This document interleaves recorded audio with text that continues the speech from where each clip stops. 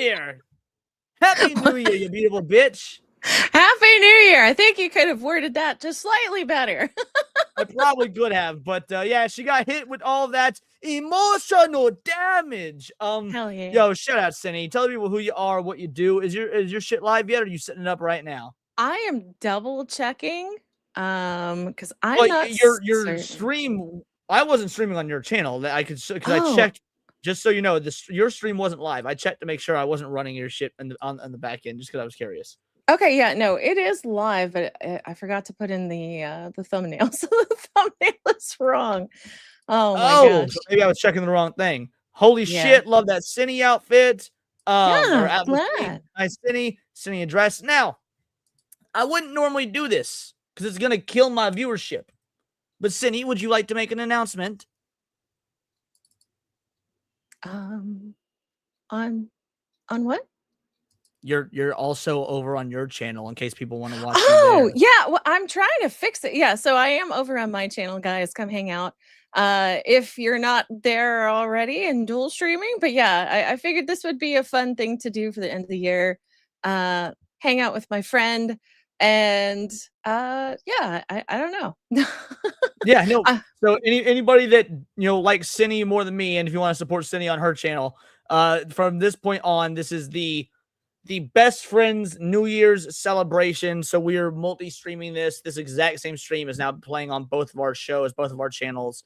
And yeah, that's pretty much it. So Cine, just to give you a quick update as to what I was doing, was going through all the videos I did in 2025, just kind of refresh the news that had happened. And then I was gonna, after we get into all the sort of refreshing the news that happened, we're just gonna get into a regular sort of video content. But yeah, I mean, anything you want to add or talk about or go over before we do?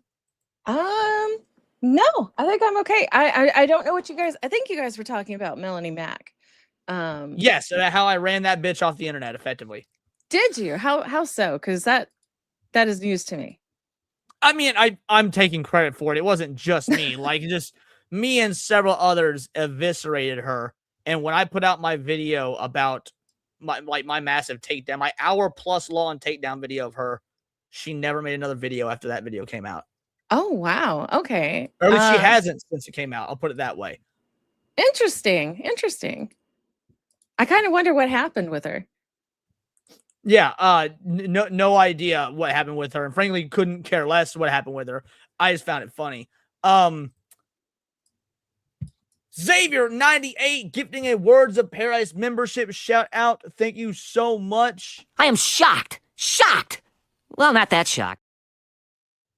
I am a little bit shocked, but not that shocked. But nah, thank you so much. I appreciate it. Alrighty, what else happened in 2025?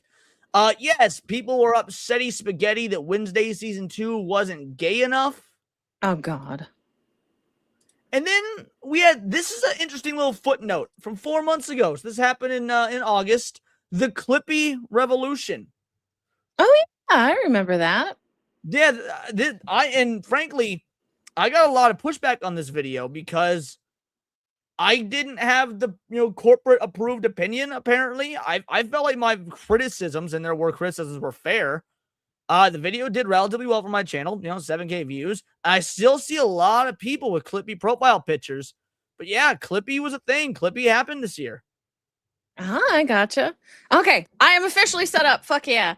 Hail to all my cuties on my side. Good to see y'all. If you want to take a moment and go through like the people on your side and say hey to them, go for it. All right, thank you. I appreciate y'all who showed up for the other stream. I seem to have messed it up, so my bad, guys. I am learning how to do this on the fly. But hail to you, Sergeant Sapien, Kage of Chaos, Nacho Ninja. You can still select chats, by the way. You still have those powers. Oh, can I? Oh yeah. You should be able to. I didn't take them away from you. Oh, and I could see my side. Hell yeah, yeah. you can see both, and you basically see both of our chats all combined into one. You should be able to highlight all of it just like you usually can. Yep, oh, there you okay. go. So if you have another stream that's showing up on YouTube, whoopsie, I'll fix that. Thank you. But hey, Valiant, good to see you. Hey, Fallen Angel, nice to see you as well. Happy New Year's, guys. I just can't tell whose is on whose side. If But it's got a little, paper clip looking thing on the profile, it's from yours. oh, okay, okay. Like, for Hey, example, Goodwin. Goodwin is, would you see over on the right-hand side how Goodwin has a paper clip that only you and I can see? Yeah, okay. I see. I That see. means he's watching your stream, and the ones that don't have those are watching my stream. Hell yeah, Goodwin, assert dominance. But yeah, hello, Goku. Good to see you. Thanks for hopping on over. And War Wizard, hello. I'm glad you guys like the dress. Hey there, Demon Carol. Is she woman streaming? I am. I am woman streaming. I'm making it up as I go. Hey, Melodic. Oh my gosh. Real Hey, quick, old man while cat. you are saying hey to everybody and giving all your intros and whatnot, I've been drinking quite a bit. It's getting warm in this. I'm going to go change shirts real quick. Awesome. Go for it. Hey, Matt Fun Cool. How you doing, little gay boy? But hey, Gaming Wolf, I know you're on Leon's channel, but good to see you, sweetie. How are you guys doing? Happy New Year's. I'm so excited. I'm pretty happy to be here. So yay. Cinevere, you've got 2 bananas, a super chat, and 5 gifties on the old stream. No, I feel so bad. But thank you so much, guys. Oh my gosh, let me go over there. And let me go check it out. Making it clear now, by the way, the gifties and super chats to make me drink are only valid on my stream. I ain't doing that for hers. If she wants to do challenges and stuff on hers, she's more than welcome to. But because yeah, Cindy, I'm doing shots for either 5 super chats or 5 gifties or more, or $20 super chats or more. So, but okay. I ain't counting ones coming through on yours because I ain't making that money. So. Sure. I have whiskey. If you guys are wanting to do the donate for Cindy to drink, it's $40 a shot. You could double it that because you're not a drinker. No. Yeah, so I'm gonna cheat. So you have to really commit if you want me to drink. But real fast, thank you, Sergeant Sapien, for the Happy New Year's. Thank you, Chimpus, for both of the bananas. And thank you so much, Ally Kusanagi, for the 5 gifties. I do appreciate you. Sorry I missed you guys over on that side. But there it is. I appreciate you guys. And Happy New Year's. If you guys want me to drink, $40 a hit. And then over on this new stream, you just got a super chat. Oh, I did? Okay, hold on. Oh, Master Goa, thank you, honey. Love the outfit. You look like you could fight the what? Hersher? Hersher of Sentience? I have no idea what that is. You would lose, but you were dressed for that battle. That would still be hot. Sounds like a lesbian fight. Get Old Man Cad's membership chat from your channel? I did not. Hold on. Now I have to go to this side. Hey, old man Cad, thank you. I've been here a lot longer. Damn it. Go put the bow back on so I could pull it. It's not Christmas anymore. You have to wait till next year. I have no idea what this is, but it's obviously it's Japanese. I know that much, but it's super cool. This is an actual Japanese viewer. Oh yeah, no, it is. Konbawa, how you doing, Shida-chan? Happy New Year's, honey. I know your New Year's was yesterday, but like, Happy New Year's. Sage of 6 Pass. Leon, did you cover the downfall of Nintendo's lawsuit against Pocket Pair? So I covered a lot of the Pocket Pair lawsuit drama. I think most of that was 2024, not 2025. But the Pocket Pair videos never did well. And so I stopped caring about it enough to cover it. I figured there's a lot more qualified people that are actually massive Power World fans that would cover it. My videos never did well on it. And so, yeah, I just leave it up to people that have more of an investment. The Pocket Pair? Really? The Pocket Pair videos didn't do well. Yeah, dude. And for everyone else, they would blow up. I released a Pocket Pair video, and it would do dog shit numbers, bro. That's weird. I had somebody who like wigged out over the fact that I liked Pocket Pair, and they're like, "Oh, you're just a shill for all this shit. You're a bad person." And it's like, I can like 2 things at once. It's possible. I did play a non-Power World game they published this year, though. Pocket Pair was a publisher for the game Dead Take, which was an interesting game. It was Abubakar Salim's second game after Tales of Kenzera Zhao, and I left a detailed review of it on Steam if you guys are curious. Also left it on X. So yeah, it was that was interesting. Huh. Yeah, no, that is interesting. People are. I'll have to. Can you send me a link to the game so I can look at it? Yeah. Just remind me after the show. I absolutely will. Yeah. Okay. Thank you. It's a walking simulator horror game. There's nothing like it, so I don't know if that's your sort of speed or not, but I mean, maybe I'd have to see it.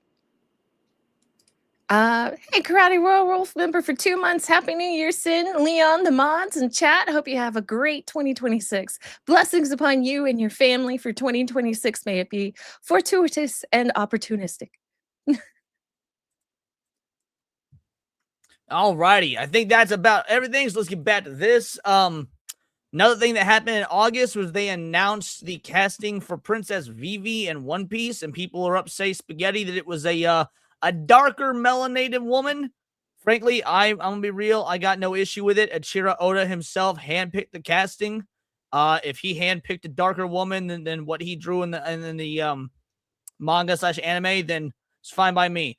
Obviously, Alabasta is a mix of Arabian and Egyptian sort of ethnic cultures and fictionalized. So that's what he wanted to cast. That's fine. Like it's gone on record that he approves or that he has final say on all casting. So it was good enough for Oda Sensei, then it's good enough for me. I mean that's fair. And I personally don't like the casting, but that's just me. I don't know. But to be fair, I didn't really watch the entirety of season 1, and I heard something interesting. It's like at the rate that they're filming these things, these kids will be far too old to play these roles. The further seasons, like for like season 3 or 4. Yeah, well, I mean, that's an issue I have with these Netflix shows in general. Is the turnaround time is so long. Yeah, I don't know why they need to rush these kinds of things because Luffy doesn't age. Minus he ages a little bit, but not as much as a real person ages. So yeah.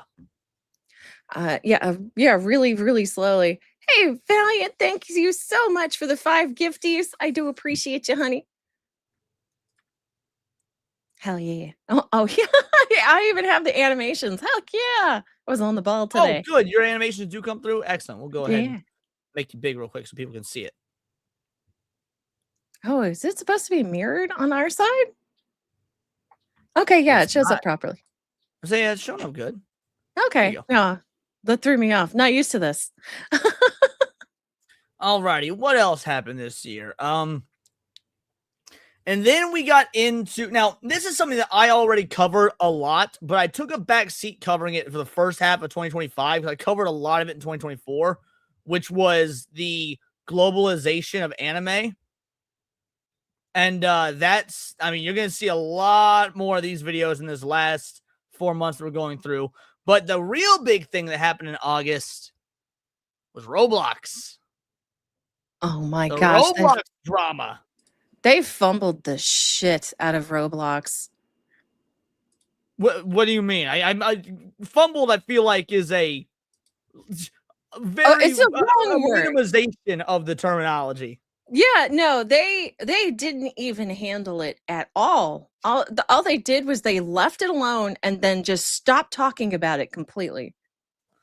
Well, it probably stopped being talked about completely because every creator under the sun had their Roblox videos censored. All of them. Like, even creators, like if you got 1 million subs and you put out, you were getting, let's say on average, 300,000 views per video.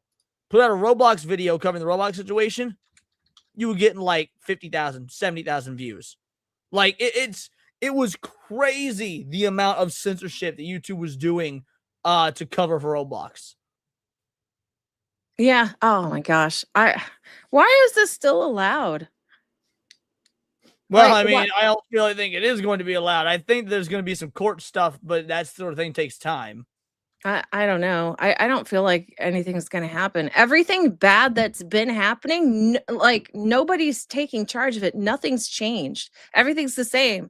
Twitch, you had all those essay allegations and, and whatnot, even if proven nothing happened. And then you have Roblox, nothing happened. I feel like with you have Yeah, all it's kind these of strange how much these platforms seem to not care about sexual abuse, huh? yeah, and then the fact that and I really do hate I'm not a fan of the government and I do hate them, but why have they not stepped in? Children are getting hurt. You have that fucking child dating app now. And it's like, That why? no apps, plural. There's several. By the way, you know that Roblox wants to start their own child dating app, right? Oh my I shit you not. That's something that they want to do. They've talked about it. I had to put my glasses down. I was gonna snap them. All right. Let's see. Oh, and then we had now my videos on this never performed well, and I don't care. I love covering it because I've always been a huge stan for Cracker Barrel. It's a very weird thing to be a stan for. But the Cracker Barrel story that happened in August of this year, the total chud victory, like unanimously, the internet banded together to eviscerate Cracker Barrel in their infinite idiocy with the rebranding. Truly one of, if you had to be like, Leon, what are your top 5 favorite stories of 2025 that are news related? This would make my top 5, the Cracker Barrel rebranding. Oh yeah. See, this was like the ultimate proof that voting with your wallet actually works because when people stopped showing up to Cracker Barrel, what happened? They fucking panicked. I wonder if when they rolled back, let's check Cracker Barrel stock real quick. Let's see. Hold on. Cracker Barrel stock. And then we'll go 6 months. Oh, yeah, no, they ain't really recovered. They ain't, even by rolling it back, they ain't really recovered. Like, this is what it was 6 months ago, which is right before the rebranding. The rebranding was 4 months ago, so right here. Rebranding's announced, shit tanked, and even though they've announced the rollback, it seems like people didn't give a fuck. I mean, maybe they'll come back. I'm not sure. How many months has it been? 4 months. Yeah, they should have started an increase, but I'm not seeing that. They're they go up a little bit and then they go back down. Yeah. I use light mode for Google. Yeah, because Google dark mode. I don't. It makes the colors clash in a weird way on my monitors. I don't think Google got a very good dark mode. Google's dark mode is fine on my phone, but on my PC, I don't like Google's dark mode. But if you notice, I'm using dark mode on YouTube. Let's see what else happened. This was another one of my favorite fucking stories. Oh yeah. We had what's a female version of William? Whatever, Wallace. Wilhelmina. Wilhelmina Wallace here. Bro, with the fucking 12-year-old girl, how old she was, brandishing the double battle axes against the Muslims. Another one of my favorite fucking stories of 2025. Again, I want to remind you guys, in the same year, we saw the bitch take the dual-wield perk for the double battle axes against the Muslims at 12 years old, and we got to see V Shoujo shut down. Oh hell yeah. It was a hell of a fight. We need more of these fights standing up for our rights, be it in another country or not, but please be safe. Because I heard the news today about Iran. Oh, all the protests and stuff? Yeah, and that will absolutely get them murked. All right, let's see. We had censorship for my favorite anime of 2025, My Dress Up Darling Season 2. Oh man, it was so good. I loved My Dress Up Darling. We had the Texas comic shops, Texas in general, with their new child porn laws when it comes to art and drawings and whatnot, which would render Dragon Ball, among many other manga, technically illegal. Let's see. We had the tourist video that you and I went hard on, Cindy. That was great. Oh yeah, that one. These guys. Now, anytime I hear like the words anime and then person of any kind, it just makes me angry. I don't care what kind of channel they are. I don't want to hear what they have to say. Yeah, the law in Texas did pass, Carrymon. Then we had the Jimmy Kimmel stuff. Now we're like 9 months ago or 3 months ago, so this is in September. Yeah, that was some good shit. The Jimmy Kimmel, I think it was October actually. The Jimmy Kimmel fallout, truly a thing of beauty. And is he still on the air? He's still on the air. It didn't even last long. It maybe lasted like what, a week? Well, right, I knew he came back, but I didn't. But then he took some time off again afterwards, and I didn't know if he came back after that. So, because nobody talks about him, and he hasn't even done anything or said anything stupid enough to warrant any more news attention. So Jimmy Kimmel is just like gone. It's not just that. Nobody watched him. Nobody cared about him. Like, this is just, it was a front. It was a complete stunt from beginning to end. Golden Apple YouTube for a 2-banger. Got some strawberry pineapple flavored water. That sounds good. Nice. That sounds good. It sounds a little gay, but at least it doesn't sound like bestiality. I fuck one of the robot dogs. Shout out Golden Apples. Appreciate you, homie. And then we get to this story. Probably the most important story of the year. The assassination of Charlie Kirk. 2025 was a pretty goddamn good year, in my opinion, guys. We had a lot of W's. We had a lot of wins across the board. But I think that every single one of us will never forget where we were when Charlie Kirk was murdered.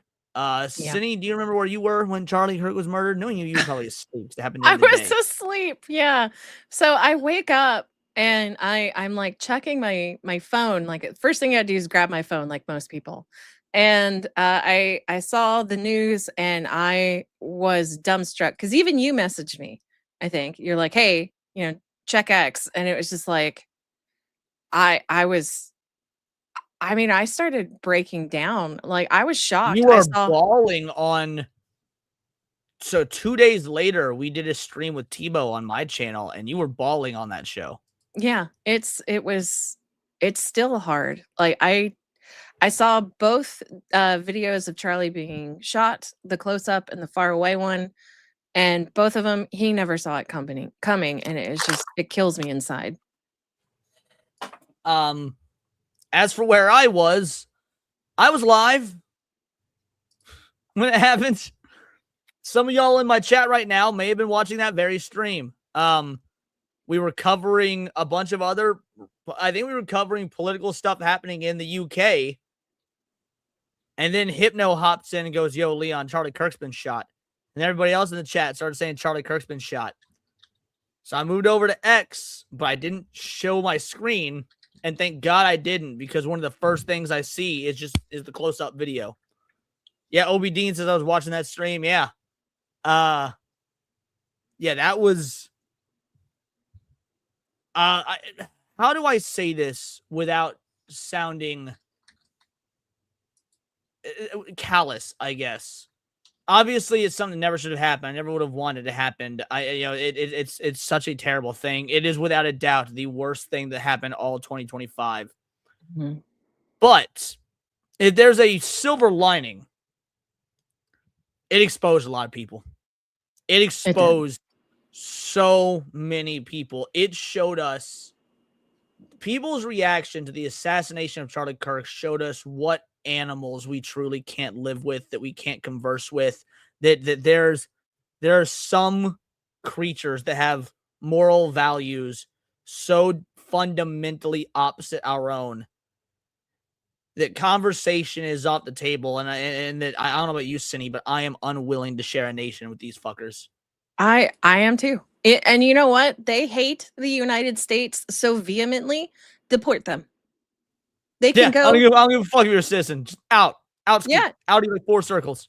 You can go find the communist country of your choice. Go help the Muslims. Go move in with the Chinese. But get the fuck out. I still feel that way. Over on my side of the chat, Melvis guy, not just on the left. You're right. Candace Owens with full mask off. I already hated Candace Owens as is. I already thought Candace Owens was a grifting whore. But it exposed motherfuckers on the right as well. Or on the right. Because again, I think she's a grifting fucking coon. But yeah. That's like I said, it is the most tragic event of 2025. I knew that we were gonna have to cover it at some point when going through everything that happened in 2025. I don't want to stay on it too long because it's a terrible story. But the fact of the matter is, all of y'all are in my chat and in Cindy's chat, and all y'all are real ones because you know how we feel about the Charlie Kirk stuff, and you're still here, so you're not fucking depraved, disgusting, lunatic monsters. I feel it. There's that word again. Look, man, we are hour 34 minutes in. I ain't got any gripes about calling Candace Owens a coon. Hey, Kata has the song, so Right, exactly. All right. Oh my. What else happened in 2026 or 2025? We're getting close to the end of the year. Can I call this out real quick? Oh yeah, go for it. Hey, thank you, Lord Comet member of 3 months. Evening, Cindy, with all my love and awesome happy new year / Eve from your favorite Scott. Here, be safe and have a happy and great one. Happy New Year, sweetheart. I hope you have a wonderful year. Based.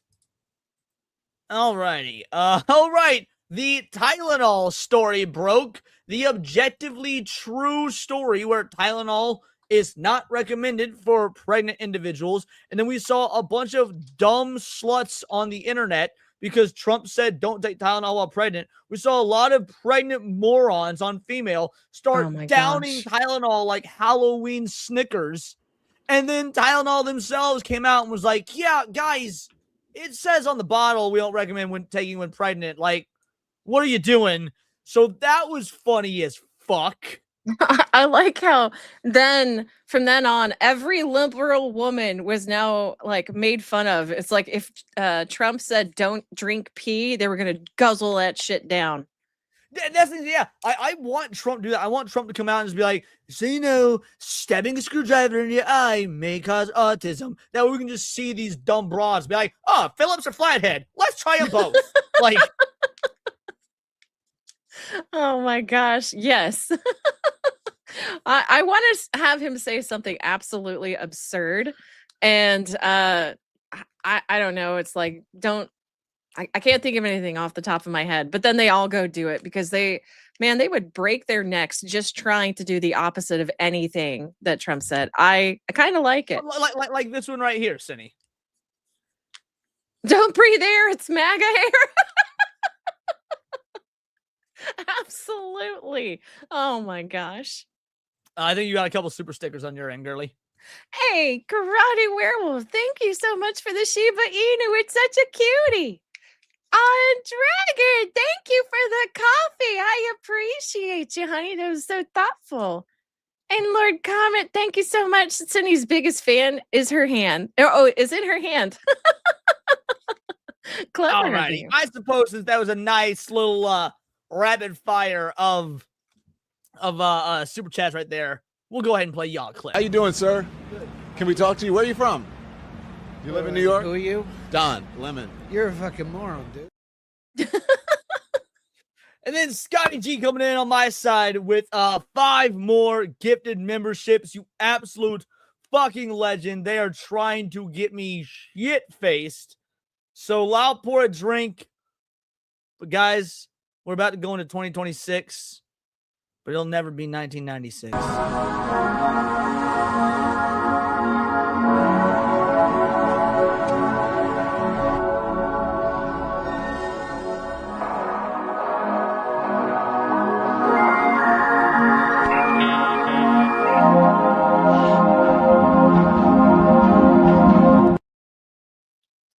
That's Kampai.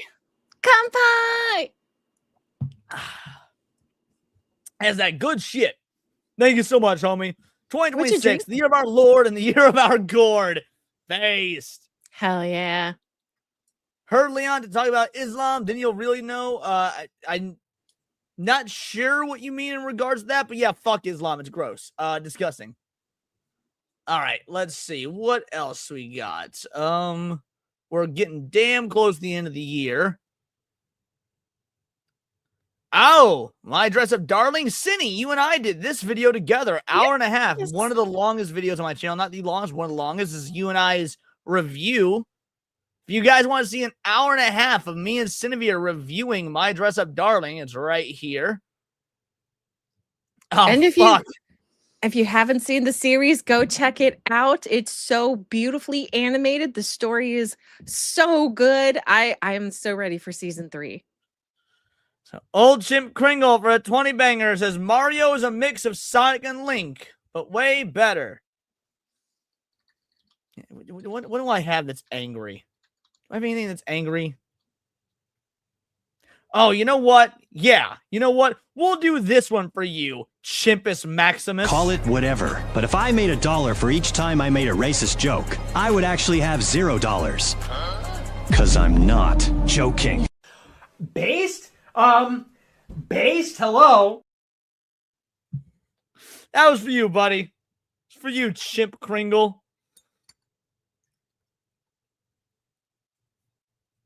Ooh, alrighty. That's like my 7th shot of the night, something like that. Oh, dang. Make sure you eat some bread or something. I can't come on the carnivore diet, but I've already had a whole bottle of water. I got another unopened bottle of water. We got green tea. And for the autism in all of us, some Tylenol. Hashtag not sponsored. Hashtag go ahead and sponsor me. Hashtag RFK Jr. Alrighty. Let's see. What else happened in 2025? I covered a lot of Resident Evil stuff. Oh my goodness. So this was a story. Morning Glory Milking Farm took over the internet for all of a month. That was a fucking thing. I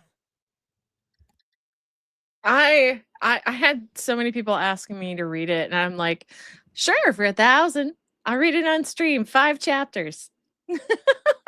That's cold. You could cut that in half. 500. I could, but should I? Because I should be capitalizing on my misery here.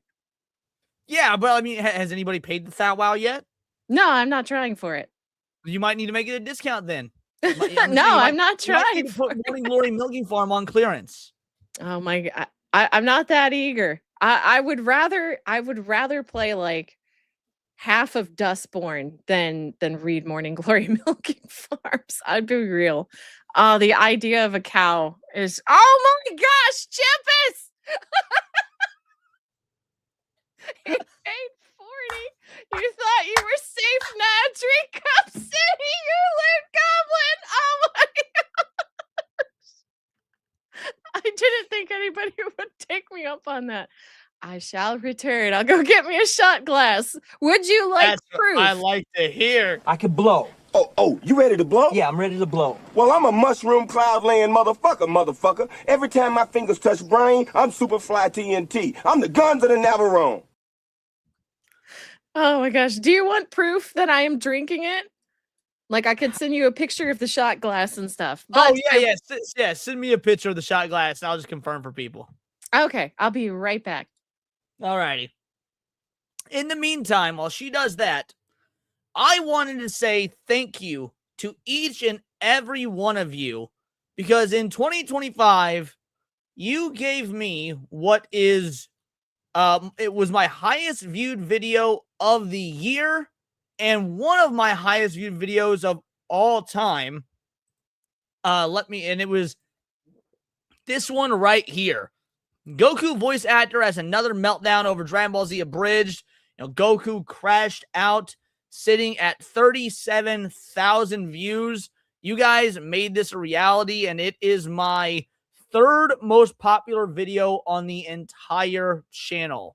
And that happened 2 months ago. So 2025 was awesome in that regard. Y'all gave me my highest viewed video of the year and my 3rd highest viewed video of the lifetime on my channel. And I have spent the last several months chasing that fucking high. Like it just kept going up and kept going up.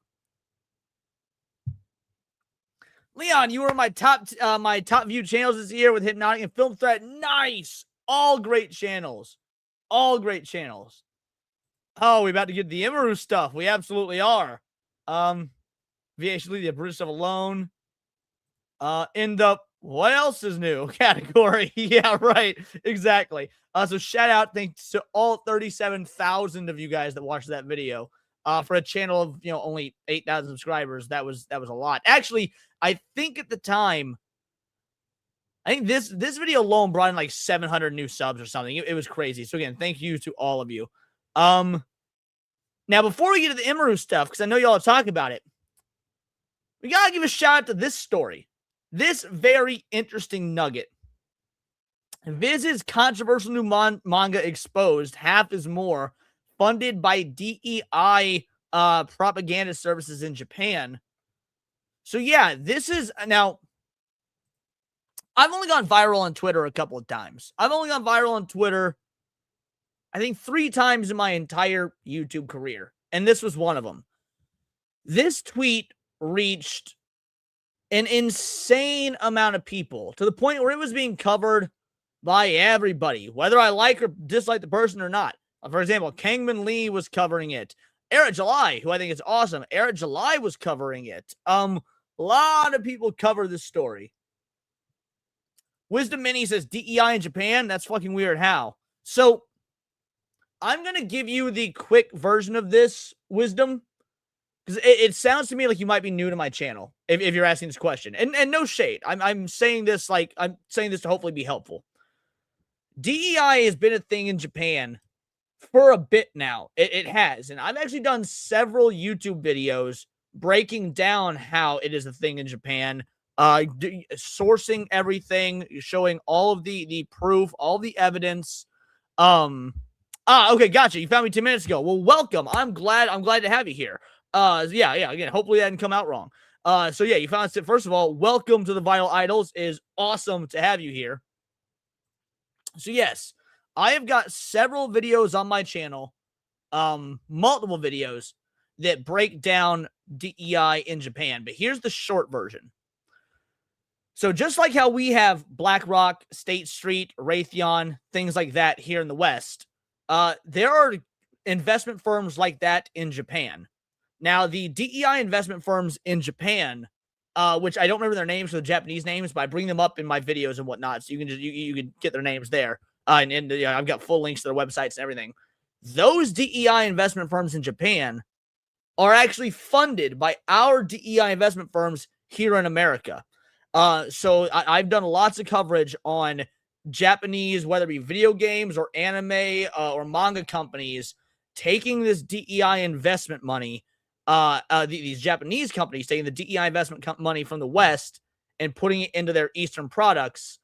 And that is why you are seeing, I'm sure you've noticed, if you're an anime fan or a Japanese video or a Japanese video game fan, I'm sure you've noticed an extreme amount of censorship, even from the Japanese stuff. Not just it being censored here in the West, but they get the uncensored version.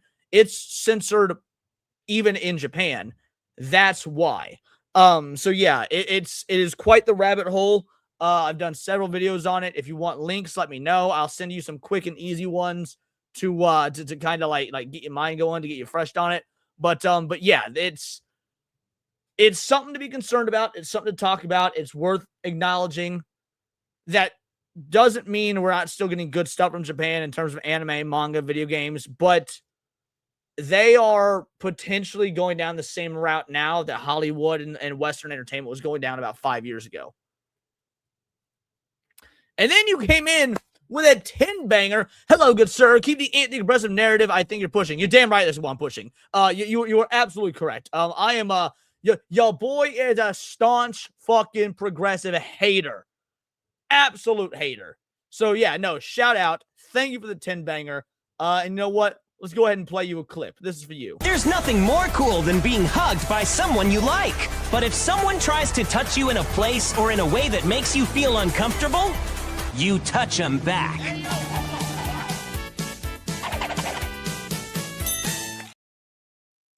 Shout out. Thank you so much, homie. Appreciate you for the super chat and welcome to the channel. Yeah, there's large backlog of videos covering anything from anime, manga, video games, hardcore politics, stuff going on in the UK. I cover a little bit of everything. So shout out. Thank you so much for the 10 banger. But yeah, this right here is manga propaganda. This what it's like being mixed race in Japan manga, it being half black. I did an insane deep dive. I mean, I did hours upon hours of research before making this video. To the point where even one of my reply guy haters was like, "Oh, it looks like you at least did your research this time." So even he couldn't say anything negative. Cindy, you're back. Let me check. I haven't sent it yet. You haven't sent it yet? I couldn't find my shot glass, so I went with the next best thing, which was a skeletal flute of like a champagne flute or whatever. You say a skeletal flute? I assumed you were more of a fan of the skin flute. Nope. Skeletal hand. Where the hell did I put my phone? Hold on. Oh, I see it. Oh, thank you so much, OBD, I appreciate that, homie. I cannot judge how much a shot is, but I can at least. Don't you judge my desk. It's a mess. I'm not judging. I'm not judging. I've seen your desk before. What are you talking about? It's messy. I have to clean it. you got a case of streamer desk going on? I have. yeah. You know what? That's pretty fair. In fact, how tall is that? I don't have a ruler. I'd say it's about like 3.5, 4 inches tall. Okay, if I do this, do you have about that much alcohol in there?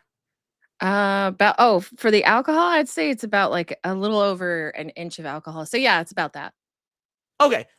It looks decently wide, so it might be a little bit more than a shot. If you end up needing to double shoot that, then you might want to take it easy. But yeah, that's a fair amount for $40. Absolutely. Okay. Hypnotic and Rapture. I'm just confirming for all of you guys in the chat in internet land. She sent me a picture of the glass with whiskey she is about to drink.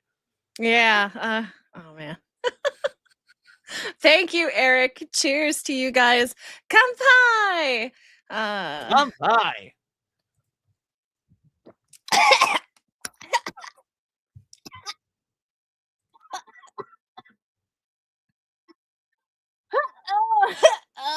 Why do you guys drink? What is going on?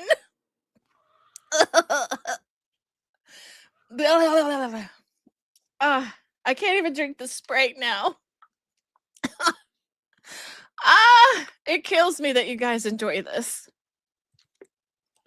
I am making that a short on the channel. Happy New Year's, motherfuckers.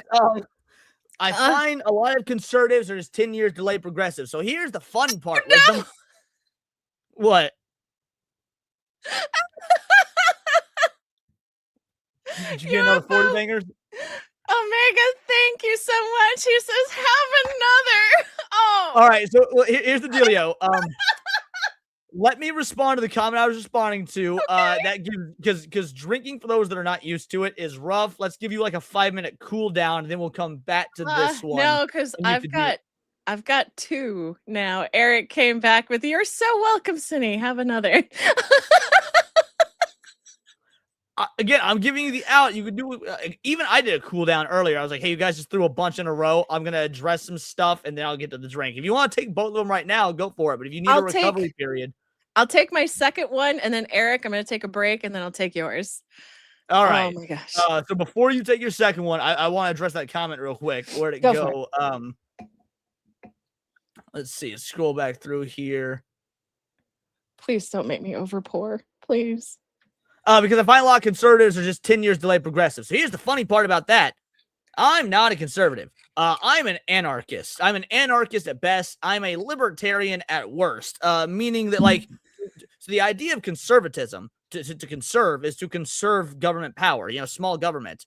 I am the ultimate small government in that I am fuck the government in fucking general. Now, obviously, that's not realistic. That world just doesn't exist. So I have to be realistic, and so I'm more libertarian in that, well, okay, if we can have no government, we need the smallest government as humanly fucking possible. And everything beyond the individual, and we come to these, sort of moral agreements and levels. So yeah, by and large, I agree with what you're saying about conservatives, but yeah, I'm more radical than most. Give me a conservative position, and I would be more willing to bet my position is even more radical than the average conservative position. Okay, I have my drink ready, and it looks like you have an offer. I was about to say, yep, Scotty G for a 20 banger says, do the drink with her, Leons. All right, we'll both do the drink, and then we will, and I'll play y'all a clip. So let me pour mine. Did you make the screen like this? Because if so, that works really well. Yes, I did. All right, where's my... I sent you the photo of the one that I took. That seems more manageable. That's definitely more along the lines of a shot. Your other one had a bit more. Here's my shot glass. All right. That's a lot. What do you mean? I put it up to the first knuckle of the skull, or the skeletal hand. Oh, maybe it's just the angle you took the picture at. Oh, that one's more zoomed in than the first one. Okay. Yeah. All right. Kanpai?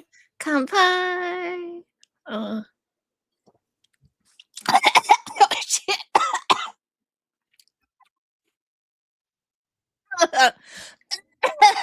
How do you guys do this?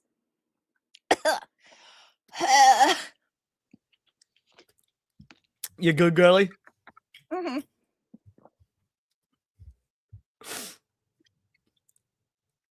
I adore you.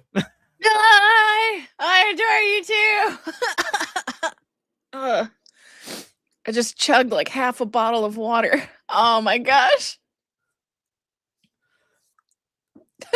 Happy New Year's, because mine was boring. Well, Jeremiah West, we're here to make it not boring for you.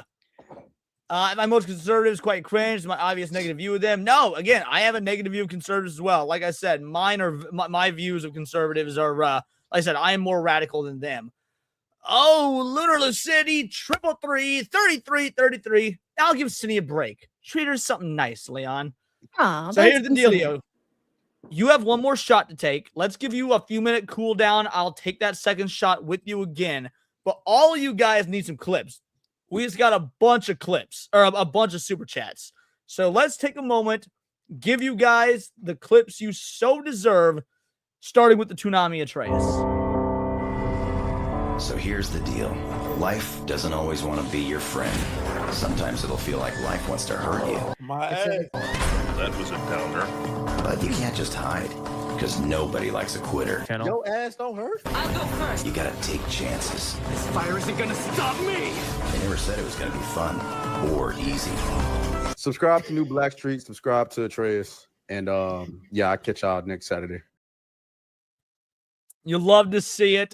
Yeah, by the way, the countdown started for some of y'all. If you were on the Eastern time zone, then it's about to be midnight for you. So we will give you guys a nice little Happy New Year's right when it hits, and I'll play that second clip.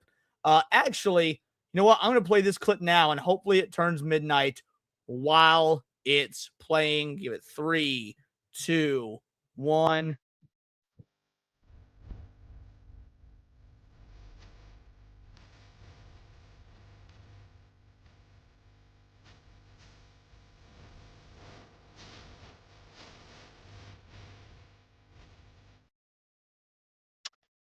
Well, turns out that I missed the mark a bit, but Fat Vance dancing to Notorious B.I.G. was the last thing you saw before Happy New Year to those of you in the East, because we are not in the East, and so it's not actually New Year for us. But shout out to you guys. Cindy, go ahead and hit your own super chats if there's any you've missed, because I know that at least that one is for you. Thank you, Eric. I don't think I missed any that I could think of. But here says definitely a spitter. LOL. Happy New Year. And then Wisdom Mandy coming in, becoming a YouTube member all on his own. Shout out to absolute legend. Thank you so damn much. Make sure you join the Discord if you use Discord. I think it's Wisdom. You will you'll enjoy some of the chicanery we get up to in there. This is for you. It's a bold strategy, Cotton. Let's see if it pays off for him. And it sounds to me like you and I have one more shot to take. I think we've had enough time. You think you're ready for one more? I will do it. Let me pour this. Oh goodness. Gotta get up to the first or second knuckle, somewhere in there. First or second moose knuckle.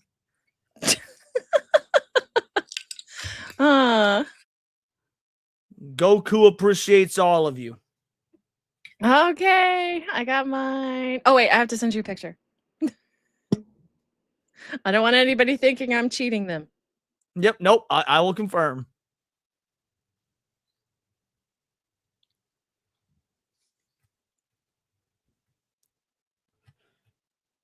Just waiting for it to come through. Oh, wait, no, that was the old one. Hold on. There we go. Well, before we take these, the Gaming Wolf says, Cassie and you guys in Words of Paradise chat have been there when I was at a difficult moment of last year. Thank you. I won't forget. We may have our disagreements, but agree to to agree to. I think meant we agree to disagree. And Gaming Wolf, absolutely. At the end of the day, unlike those that murdered Charlie Kirk, we can have differences of opinion and not kill each other over them. So shout out. That's what these communities are for. I'm very happy and hopeful to give you any sort of escapism, entertainment, whatever it may be. Same with the rest of the Bigot Army. The same with the Cult Classic Cagers, Badgers Bastards, and of course my lovely partner in crime, Cinevere. Have you given your community a name yet? Oh yeah, they're the Cinnabuns. Cinnabuns, that's right. I forgot. So yeah, the same with the Cinnabuns. So the Gaming Wolf, absolutely. So long as you'll have us, we'll have you. Shout out and Happy New Year to you. That's enough filibustering. Drink up, Buttercup. Come by. Oh, that's a good shit. Oh, it's so gross. Seriously, what are you guys thinking when you devour alcohol in any capacity? Well, you've seen the way I usually drink. I don't usually do shots. Like when you and I are hanging out watching anime and whatnot, I'm just sipping vodka. Like to me, alcohol is like for sophisticated sipping. But tonight's a special night, so I figured shots. But I didn't want to black out on the stream, which is why I got sake, which is less hard. I have somebody was asking earlier, so I figure if one person is asking, many are curious. I have Jameson Irish whiskey. Oh, Jameson's not bad. It wouldn't be my go-to, but it's not bad. You got one more super chat, and then we'll continue with the stuff that happened this year, and then we'll start moving into the actual content. Hypnotic and Rapture. Thank you so much, honey. Sweet Moscato. I don't know how to say that one. And ice wine. Riesling. I almost bought Riesling actually instead of sake, but I felt like that wouldn't be good for my carnivore diet. To be fair, even sake is not, but it's better than Riesling. And B, I didn't think Riesling would have enough alcohol content to make me a fun drunk. So just in case the sake is not enough, I have a little bit of leftover vodka from Nadia's stream last night because I figured I would definitely need it to deal with Nadia. No, I love you, Nadia, if you're watching. You were going after Tugs, not Naughty. That's true, dude. Me and Tugs went at it. To be fair, I do love Tugs. I don't know if she still loves me after last night's stream. She seemed pretty chill after we settled down. But yeah, her and I went like hard against each other last night.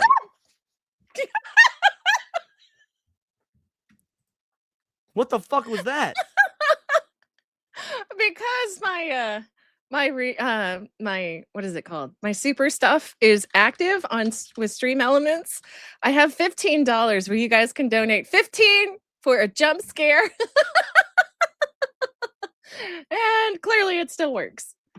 Yeah, again, Soul Assassin, I agree, Tugs is dope. Her and I got into a fucking shouting match on Nadia's stream last night because we so heavily disagreed. But I'm the type of dude, when the argument's over and the dust is settled, it's fine. Move on. We still chill. We still bros. We still homies. I hope she's that type of person because it was only like maybe the third time ever I'd streamed with Tugs. And I do really like her. So I hope she took it in stride because once that argument was done and we continued streaming together for another 2 hours, everything seemed fine. Since I don't know her super well, I don't know the type of folk she is. Because yeah, I like Tugs quite a bit. Also, Wisdom Andy came in with I'm actually looking for a place to talk about things the broader culture is afraid to speak. So yes, I think I'll join the Discord. Truth is offensive. Yeah, we do a lot of truth. I hope you're a-okay. In fact, you know what? I'm going to save it. Make sure you stick around for at least 55 more minutes when we ring in the new year, because I did save the clip, right? Because I had a clip that I was going to ring in the new year with. While I'm looking for it, I got to play you a clip for your tin banger, so thank you so much. You know what? I haven't played this clip in a minute, and I'm sure Pouty's still here, so here we go. Hey, you should have. Oh yeah, Leon definitely got jungle fever. Good dark meat. I like dark meat. Leon definitely has jungle fever. Gang. Again, nice dark meat. 40 lashes for the monkey lover.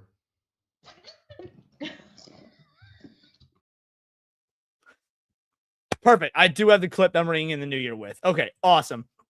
Shout out Wisdom. Thank you so much. Alrighty, let's get back to it.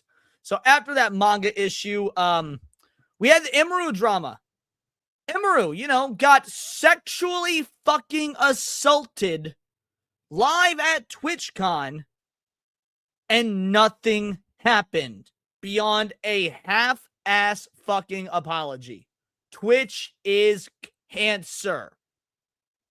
Oh, I agree. I like to joke with my chat now and again and just be like, you know what? I'll move to Twitch. And a lot of times they get people message me going, please don't. No. I mean, you're a VTuber. They would ban you within the first 24 hours simply because you got big titties, because Twitch hates VTubers. Yeah. Dan Clancy only likes the real ladies, which is okay. I don't mind. I know we are scary. Well, and so we got Matt saying Twitch literally did everything wrong regarding Emeru. Not only did they do everything wrong regarding Emeru, but within a week of Emeru being assaulted, the fucking Nina Lynn story happens, and we see verifiable proof of her sexually assaulting a man twice, actually, with back to back. Zero repercussions. Oh, Leon, she got banned. Fuck you. A 1-day ban for sexual fucking assault isn't a fucking ban. It's a vacation. It's a day off. It's a day fucking off. All right, you got a super chat, then I got one. Yep. Thank you so much, Hideki. I pray you have a happy new year, and I look forward to enjoying more of your streams if I don't fall asleep first. Well, Hideki, thank you so much for hanging out. Happy New Year to you and your family. Many blessings upon all of you. And to add to that, Alucard came in with a 2-banger saying Happy New Year. Well, it's not New Year for me and Cinny quite yet, but I do agree. Happy New Year. Shout out. Thank you so much. And a friendly reminder, fuck you, Leon. Alrighty, what else we got here? We got the news that YouTube starting in November, actually, I believe. So it started, or maybe it was starting in January 2026. Either way, very soon, if not already, is going to be censoring violent video game coverage and footage. So if you're streaming, and let's say you're streaming, I don't know, Resident Evil, you might potentially be kicked off the fucking platform, depending on how their god-awful AI decides to enforce that. And we can tie this together with another story that happened a little bit later. But yes, if you are a streamer and if you stream games, YouTube is going to be taking violent video game content far more seriously. And that is a massive worry for games like any horror game ever, Mortal Kombat. I mean, even Call of Duty, if you're playing the old school shit. It's so unnecessary. To whom are you censoring to? Children who play this at home? Like, they're censoring the games, right? Are you talking about YouTube in general censoring? Well, so they're not censoring the games per se. What they're doing is they're doing a terms and services, a TOS crackdown on streamers and content creators playing the games or making content on the games. If the video games, basically they're taking graphic video game violence into account when rolling out terms of service rule breaks. It's ridiculous. They're just getting really heavy-handed with all the censorship. Like it's just gotten worse. So many people are losing their channels. They've given half-ass apologies that mean nothing and they fix nothing. It's like they're trying to just destroy their own platform, and I don't understand the why. speaking of, real quick, I want to so Wisdom asked, let's see. Yeah, Wisdom asked how often does he stream on YouTube? So first of all, well, I'll get into the second part of that afterwards. Because I wanted to do that after midnight. I stream and do videos nearly every day. I usually take Sundays off of streaming. Monday evenings, me and Cindy here do Countercast, which is a pop culture and political show. On Tuesday evenings, we do Tinfoil Haters, which is a conspiracy theory show. Wednesdays and Thursdays, I do a solo show during the lunch hour, which is more pop culture and politics news. Fridays, I do a late night show with Cindy, and we do pop culture, politics news. And then on Saturday, we take a break from the pop culture and politics, and we do analog horror shows. So conspiracy theories and analog horror twice a week. All the rest of the week is pop culture and politics streams. And then there's videos nearly every day. And I often take Sundays off. And Cindy, if you want to go ahead and for all the new viewers, both on your side and my side, want to go ahead and show what you do, feel free. Oh, yeah, sure. So I am having a new streaming schedule for this year. I'm going to start focusing more on my channel while still hanging out with Leon and some of the rest of the gang. I stream every Sunday, Monday, Tuesday, and Thursday at 11:50 p.m. CST. Everything's a little bit different. I think I have like 2 gaming streams and I have like 2 regular just chatting streams so that I can hang out with y'all. Oh, okay. I was just like, chatting streams. Just chatting streams would do great for your channel. I think you do great just chatting streams. Just make sure to. Well, we'll talk about the logistics of it behind, backstage. Well, I am gonna like kind of cut down on the gaming streams. I do want to finish. What is it? Stellar Blade. So I want to Are finish. you gonna do like 1 gaming stream a week or something? I have 2 going Or even on less right than now. that. I have 2 going on right now, and then because I have Tuesdays are my basically my scary games. But I promised that I would also stream Stellar Blade as well because I used to have my Wednesday streams in the afternoon, and I will be bringing that back. But once I finish Stellar Blade, it will be completely just chatting on that particular day. Gotcha. And speaking of just chatting, looks like you got one more super chat. Oh, yeah. Hey, thank you so much, Bio. The new year is almost here. I am finally going to have some normal work days and nice dress. And also, what the fuck, YouTube? Agreed. What the fuck, indeed. And thank you so much. I'm glad you noticed the dress. Happy New Year's to you. I hope you have a wonderful new year and many opportunities for fortune in your future. Alrighty, what were some other news that happened? So we had a lot more anime censorship discussions, which is pretty much all this was anime and AI related, so a lot of follow-ups. Then we had this story, and this story was pretty important. The massive increase in the price of RAM due to the artificial inflation of the cost of RAM because of these AI data centers needing it. So you've got these RAM production companies like, for example, NVIDIA that are, again, promoting an artificial scarcity so they can drive up the price because they know that both big tech and big daddy government will pay top dollar for the RAM, making all of us normies who use RAM for simple things like, I don't know, our fucking PCs effectively priced out of the market. And with no sign of that changing in any way, shape, or form. In fact, it will likely just get worse. Yeah, but I mean there was like a good news type of thing. It ended up delaying the next set of consoles that were going to come out. So, hey, good news within bad news. I got to take, I guess, that with everything going on that seems terrible lately, we got to take our wins somewhere. Is the win that console peasants won't get to buy consoles? Is that the win? Yeah, because I'm not. Okay, really... I agree with you. I just want to make sure we're on the same page. Because yeah, fuck console peasants are disgusting. PC master race. Hell the yeah. only master race, but it's one of the master races. I don't own consoles except like the Switch one, and that is it. Yeah, I have a Switch one because again, I like playing Nintendo. I do like Nintendo games. I'm a fan of Mario. I'm a fan of Zelda. I'm a fan of Pokemon, things like that. Although Pokemon fucking sucks nowadays, and yeah, I'm not a fan of modern Pokemon. But point is, I want to play modern Nintendo games on the native hardware it's supposed to be played on. I won't be getting a Switch 2 until there's a new mainline Zelda game. Oh yeah, for sure. Once a mainline Zelda game is announced, then I will get a Switch 2. Or another mainline Smash, whichever. Smash or Zelda will get me to buy a Switch 2, but until we have a Smash or Zelda, I will not be getting one. I'll be honest. I'll get to your thing in a second, Eric. But like, I'll be honest. Even if like a mainline Zelda comes out, or even I don't play Smash, I will not be getting one just because I will not get to own the game, and they will brick your system over nothing, and then you have to buy a new one. They won't fix it for you. Let me put a caveat on that. Because what you're saying is true, and I agree. Like, what you're saying is factually accurate. Here's where the fear mongering comes in, and what nobody ever talks about, which is it really bothered me when I was doing coverage of this. That's been standard operating procedure ever since the Xbox 360 era. If you go back and look at Microsoft's TOS with the Xbox 360, they had the very same terms of service even back then. This has been normal ever since consoles went online. Now, is it bad and is it anti-consumer, and do you disagree with it?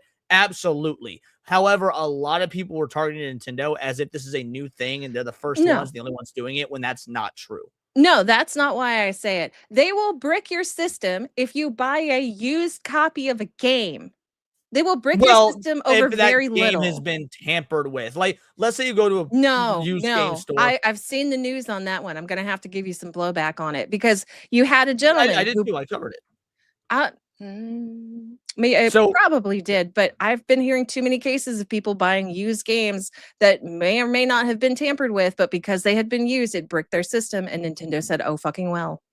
Right, and again, I agree that it's bullshit. By the way, I do agree that it's bullshit. But the reason that those systems are getting bricked, people will buy games, tamper with the games, resell the games to like GameStop or your local game store or whatever. People will buy the used games, and then the tampering comes into play at break. Now, again, is it bad? Absolutely. I'm not defending it for a fucking moment. I'm just stating that it's there is tampering going on, and that's what triggers it. Also, hey, thank you. Oh my goodness. Thank you so much, Nia. Happy New Year's to you. I have a few of y'all to get to, but I do appreciate you, honey. And then Nia came in and also threw me 10 Australian bones. Shout out, Nia, you absolute legend. One of our, at least one of my best friends on this platform. Never in my wildest dreams did I think that I would get to meet and collab with so many incredible content creators, let alone get to call them friends. And Niat is truly one of the most salt of the earth motherfuckers I've met on this platform. He doesn't really care for Cindy. That's what he told me personally, privately the other day. He was giving me all this grief about how like she's been doing so well the last year and how she's really come into her own as a streamer. And I think he was just lying to make her feel good. No, that's you. What's the word? Projecting. Projecting. Yes. Thank you. No, I'm joking. No. Niat, by the way, Film Gonna Explain, loves Cindy. Don't anybody go like brigade him or hate him or unsubscribe or whatnot. He was telling me the other night how proud he was of Cindy. I was just giving her shit just now. Niat, this is for you, homie.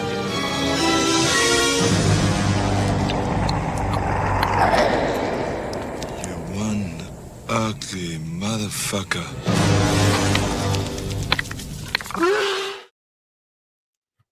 Alrighty, and Cindy, I think you got some soups to get to. I do, but real quick, Nia, you have been a true blessing and a true friend. I appreciate getting to hang out with you on every one of your streams, and I look forward to a great year from you next year as well.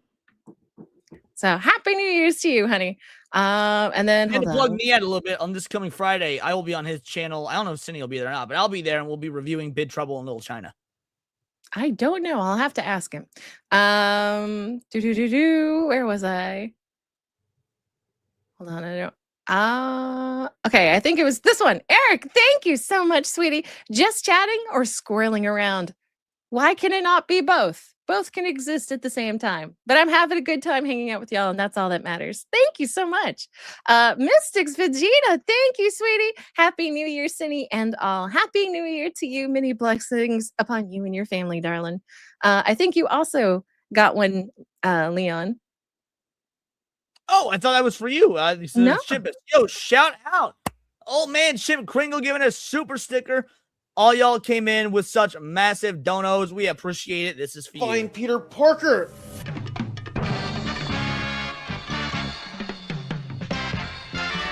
Who the hell are you? 地獄からの使者スパイダーマン You love to see it. Yes. Alrighty. Oh, hold on, real fast. I thought Last, you were but finished. Go ahead. certainly not least, Hypnotic and Ratchet. Thank you so much. Is that your computer spec? Because Yep, that's Hypnotic and Rapture's build. that is sick. Nice build, huh? Alrighty. Do I have? Nope, we gotta pull it back up. So these are more of the stories that came out this year. Let's see. More AI stuff, more anime stuff we more or less covered. Ah, yes, this was quite the story.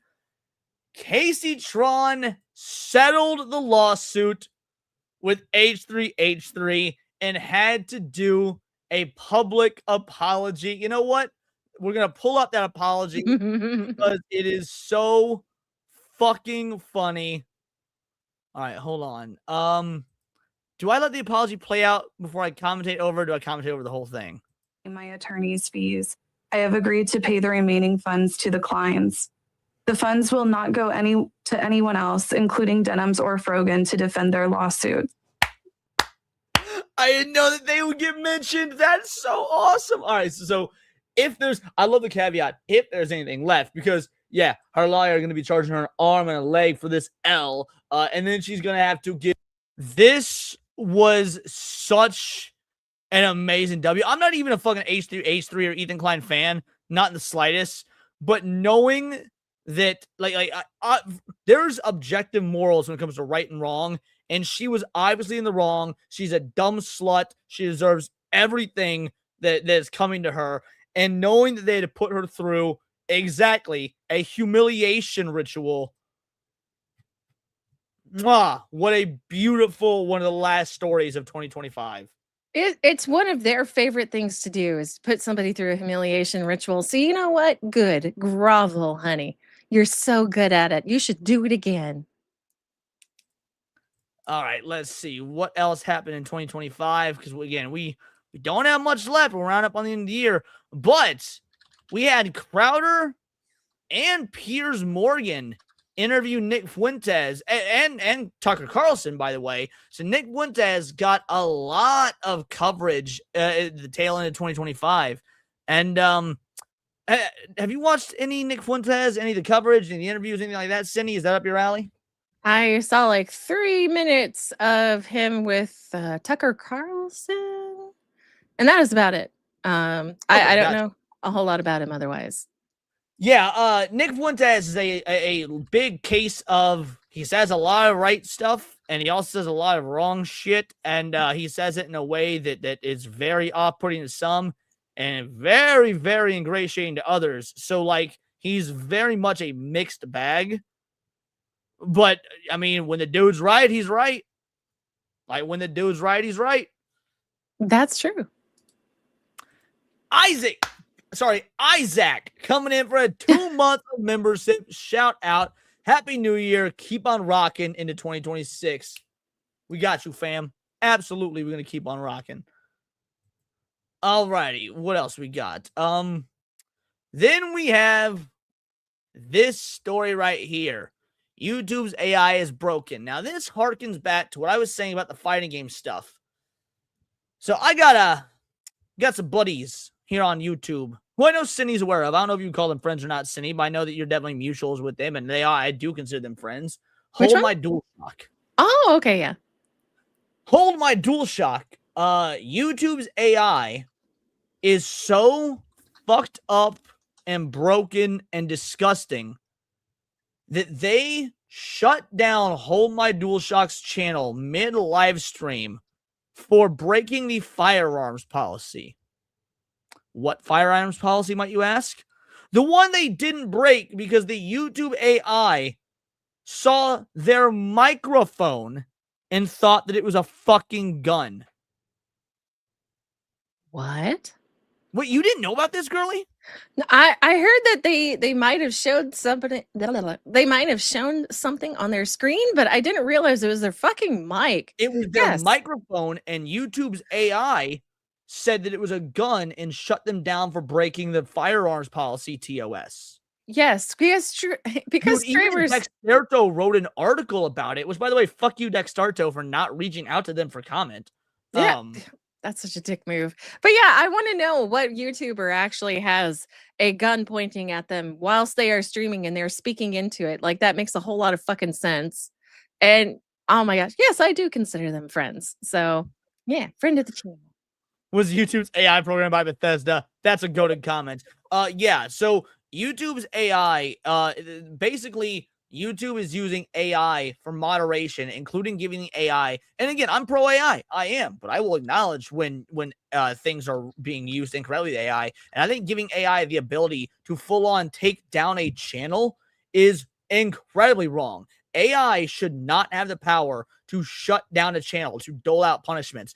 If you're going to be using AI, which I'm not inherently opposed to, it should be used to maybe compile possible flags, and from there they get sent to a real person to manually check. That's not what's happening. YouTube is allowing its AI, and they're going to continue to do this, by the way. In fact, they said they're going to ramp up on this. They're using their AI to flag and take down channels. So the Doolies had their whole stream shut down midstream because the AI fucked up. And even though they appealed it and they won the appeal, they still had a 24-hour waiting window before they could stream again. That's fucking crazy. Like I complained about this before, like many times, but people really need to stop relying on AI as a catch-all for everything. It is not ready yet. I totally forgot. The AI shut down Hypnotic's live stream for the same reason. During Hypnotic's intro, he has a clip from Foxy Moxie, and in that clip, she shows a sticker of a gun, a fucking sticker. YouTube shut down Hypno's entire Hypnocast live stream because of the fucking gun sticker. Are you fucking kidding? That's wild. No, Hypno got a 24-hour moratorium on live streaming. Oh my gosh. Did he like get that appealed or anything? Yeah, he got appealed, but again, just like the Doolies, he had a 24-hour ban on live streaming, even though he won the appeal. That's fucking ridiculous. This is like an abuse of power. The most you can have, I don't think that was AI. I think that was somebody at YouTube that made that call, not AI, which is why I didn't bring that one up. But sorry, go on. What do you mean? What happened? So Smash got a takedown for sexual content because he was reacting to Alana Pierce, and gasp, she showed her knees. Scandalous.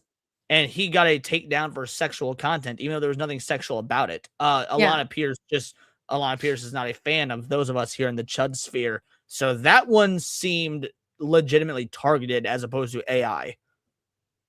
Yeah, that does sound more intentional. Oh my gosh. Yeah, this is an absolute abuse of power. These are people who just do not understand, how these things work. And they're just like, you know what? I don't want to pay other people to do this. We'll just rely completely on the AI and just fuck our whole brand. Oh, hold on. Hayden says AI shut ABF down for a week from streaming. Yeah, I forgot about that. Back. Yeah. Oh my gosh.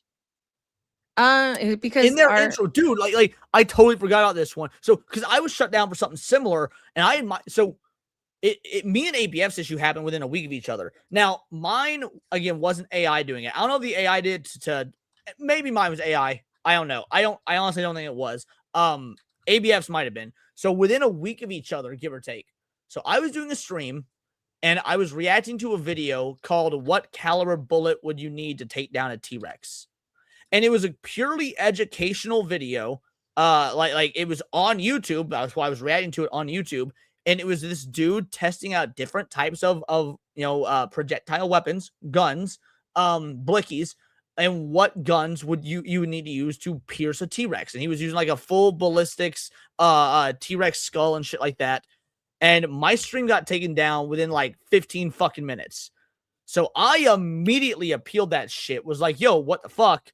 YouTube, within 5 minutes of my stream being taken down, YouTube emailed me saying, sorry, that was a mistake. You didn't break TOS, but you still can't live stream for 24 hours.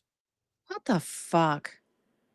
They're not gonna have... totally, an ABF within a week had the same thing happen to him because they superimposed ABF's face on a Call of Duty character. So unlike my version, which in my video, the guy was using a real gun. He really was testing real weapons on this ballistics T-Rex skull. In ABF's instance, it was just his face on fucking video game footage. What the fuck? Yeah, this is crazy. Like, they need to stop. Somebody has got to put these people in their place or something. Why isn't Google doing anything? Well, do you want me to answer from the conspiracy point of view? I would love to hear it. Because Google is a very left-leaning, damn near communist company.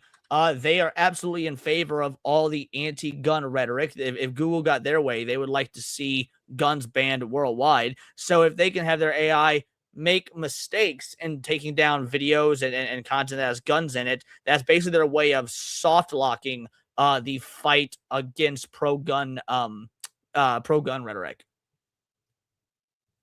We need a better platform. That's just my conspiracy theory. It could very well be what Hayden is saying. Google doesn't give a fuck. I think they do give a fuck. I think Google is actively trying to censor anything that's got guns in it. That's, oh my gosh, it's disgusting, and I hate it. God, I wish there needs to be a better platform than YouTube. You're right. There needs to be a better platform. Unfortunately, Rumble sucks. I would love for Rumble to not suck, but Rumble fucking sucks. It just needs to be overhauled and completely changed. It's terrible. Yep, I agree. All right, what else we got that happened this year? Let's see. Oh, I mean, obviously, we have to cover one of the biggest events of the year. Before we do, Leon, how does Rumble suck? So for a few reasons. So while Rumble is great for free speech, and I'm not knocking it in that regard, it's only great for free speech for the creator. So you know how on YouTube you guys have your comments censored, whether it be in live chat or in the comment section of videos? Like, creators can say a bunch of crazy shit. Like, for example, Muslims are an inferior culture and they shouldn't be here in the US. And I won't get censored for saying that. But if you guys were to say that in the comments, that comment would be hidden, removed, whatever. If you guys try and send certain things via super chat, they don't go through. You know YouTube does that. Rumble does the same thing. So, and they openly acknowledge they do the same thing. So while Rumble is great for free speech for creators, Rumble heavily censors comments and censors super chats and stuff. They do it the exact same way YouTube does. Now, that's the free speech side.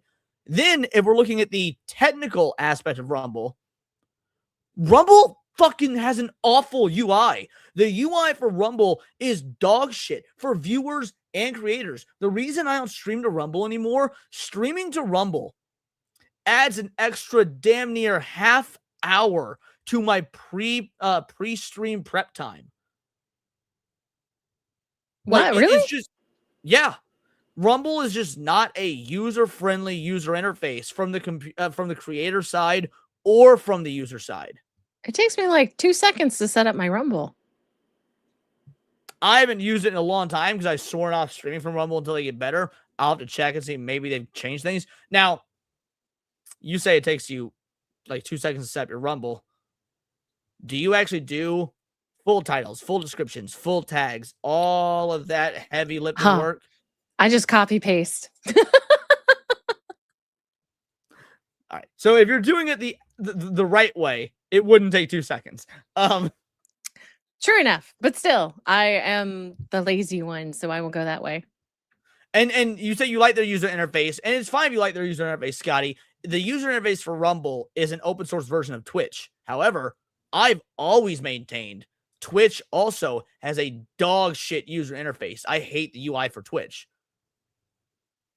That is gone. Yeah, so that used to be a thing. You had to generate a new stream key every time you went live. That used to be a thing. That isn't the case with Rumble anymore. So they've at least improved that. I think you got a couple more chats, Cindy.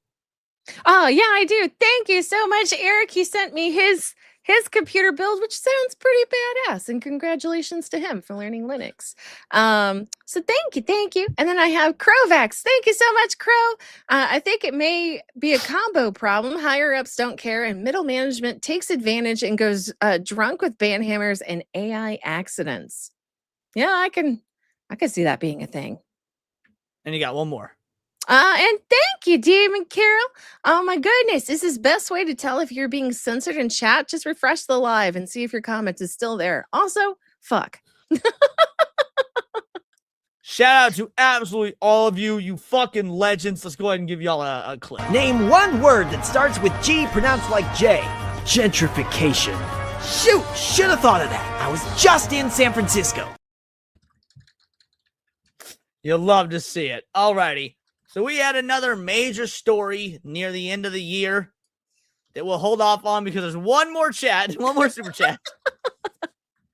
Oh my gosh, thank you so much, Bio. I thought I got lost on New Year's Eve, but then I found the odd lang sign? Odd lang sign? What is that? That one's lost on me as well, unfortunately. Sorry, Bio. I wish I could help, but that chat's lost on me. I'm gonna look that up. Odd lang sign. It's a traditional Scottish song famously collected and adapted by poet Robert Burns in 1788, meaning old long since or for old time's sake. Oh, the New Year's song. Guys, yeah, the New Year's song. I didn't know that was what it was called. Oh, okay. Well, thank you, Bio. I'm glad you found this. No, now I know it's a pun. That's a very good pun. I didn't know that was the name of the song. So yeah, legend. And then hey, thank you so much. That 20 is for you. I hate it. If you want, I'll take half a shot. I think the AI is targeted on some people's streams. I have seen that some chats are censored on some channels, and the exact same chat isn't censored on another channel. It's crazy. They don't know what they're doing with that AI. That's for damn sure. Oh my gosh! But thank you so much, honey. I will take half a shot just for you. Well, after you take half a shot, and then you get done with your coughing fit, we'll move into one of the last stories of the year. Well, he's got to tell me because I won't do it unless he says that he would like it. All right, so Hayden, make sure to type in the chat that you want her to take a shot. You don't have to, Hayden. You could do the manly thing and just be like, you know what, I pass. The manly thing would be to make the woman drink. She needs to fucking keep up. Yeah, channels are getting fucked left and right. Absolutely. There's certain words that all delete comments. I've noticed. Yeah, that's the thing on both Rumble and YouTube. Hell yeah, he said no. You have to make it for a 10 banger. Says take a hat with Cinny. Well, Hayden says no, you're okay, but I will go ahead and take half a shot. Mainly, hold on, I won't let you go alone. I'll put like a tiny bit in there. Thank you, Bio. Because I'm not making this a regular thing. It's 20 bangers or 5 memberships for shots, but since y'all have been so generous tonight, I'll break the rules this one time. Hold on, I got one from Bio. It says, because the last one was lost to y'all, why did the woman start making breakfast at 11:59 p.m. on December 31st? She wanted a New Year's toast. Take the drink. There we go. 220 bangers. I think you can take the drink, and then I could take the drink. I overfilled this more than half anyway because I'm an alcoholic. So okay. I you have to make it top blocked, Hayden. Oh my gosh. Okay. I have the thing. I'm a borderline alcoholic, and I told City she didn't have to. I appreciate you, sweetie. I really, really do. Thank you so much, guys. Well, I'll have to take another one afterwards because Scotty G came in with the 20 bangers saying, yo, Leon, keep it up. I'm head out. Happy New Year's Eve, everyone. Let's make it all a great 2026. Before you go, we'll play one more clip, then we'll do our drinks. But I want to make sure to give this to you before you get out of here because we stay transphobic up in this bitch. Now excuse me while I harass someone for having pronouns in their bio. Kanpai, Zenny. Kanpai!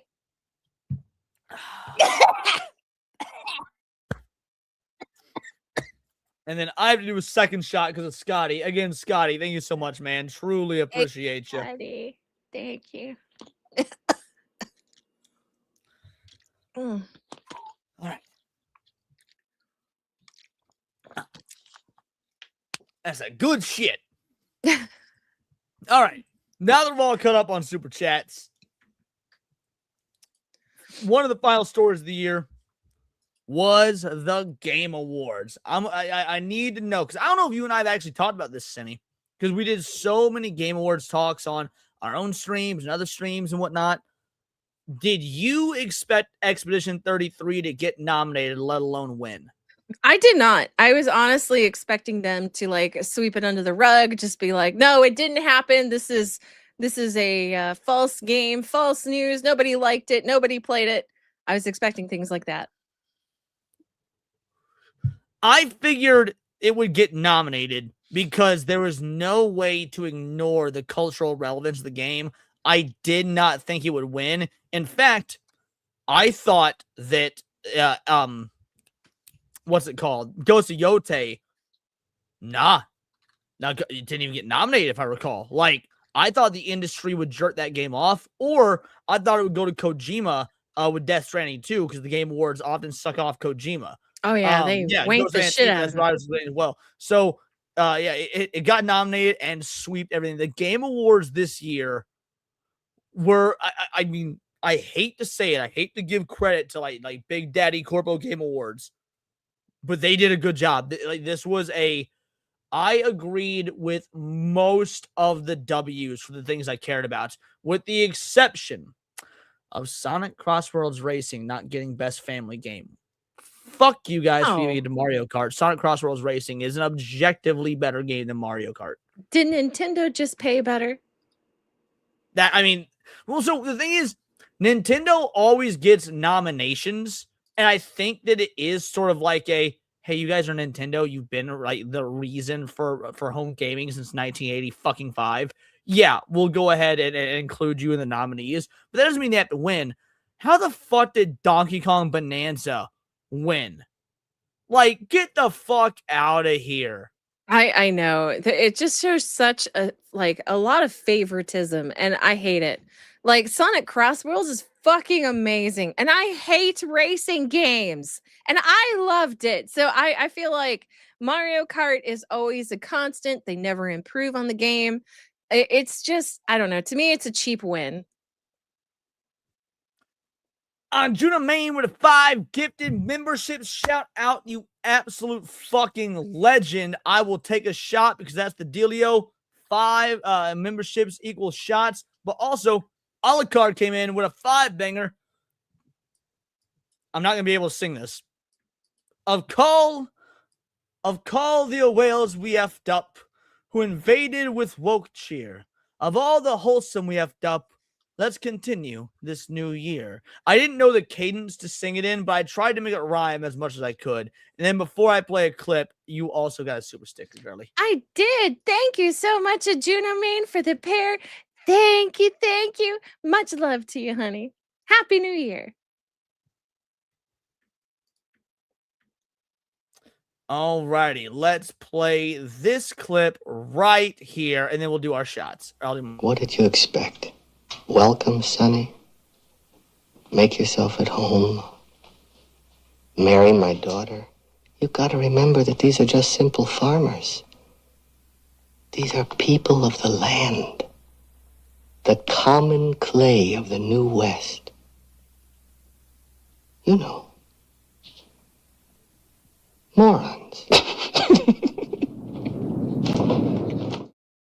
What's crazy is I could see you guys doing that. I love Atreus, man. Like, I don't know. There's something like, as much as I love all the dudes on the Bigot Army, right? I do. I love all the dudes in the Bigot Army on SNH. I have a ranking for them. I do. I do have a ranking of how much I enjoy all of them. Atreus is pretty damn near the top. I fucking love that dude. I don't know what it is about the guy. And I love Kata too, by the way. This isn't a slight against Kata in the slightest. I fucking love Kata. I've known Atreus longer. I've known Atreus damn near since the beginning of my time on YouTube. And hanging out with him and Kata IRL in Vegas this year was a fucking highlight of my year. Like, me, Kata, and Atreus got our fucking drank on. He and I, dude, the three of us went to a fucking hood grocery store to get our alcohol. And, like, you could tell they was weirded the fuck out by my skinny white ass walking in with these two fucking black dudes. And then when we asked them what alcohol we wanted out of the, because of course everything was locked behind glass walls or behind glass casings and whatnot. So we pointed out all the different alcohols we wanted, which came to like $120 worth of alcohol or whatever. Like, they took everything out of the glass cases and then they carried it all up to the fucking cashier area for us. Now, I'm a white dude from the Midwest. I'm used to just grabbing my alcohol and walking up to check out. They were like, no. We don't do that here. Y'all can steal this shit. It's like, God damn it, this is what hanging out with fucking jigaboos gets you. Like,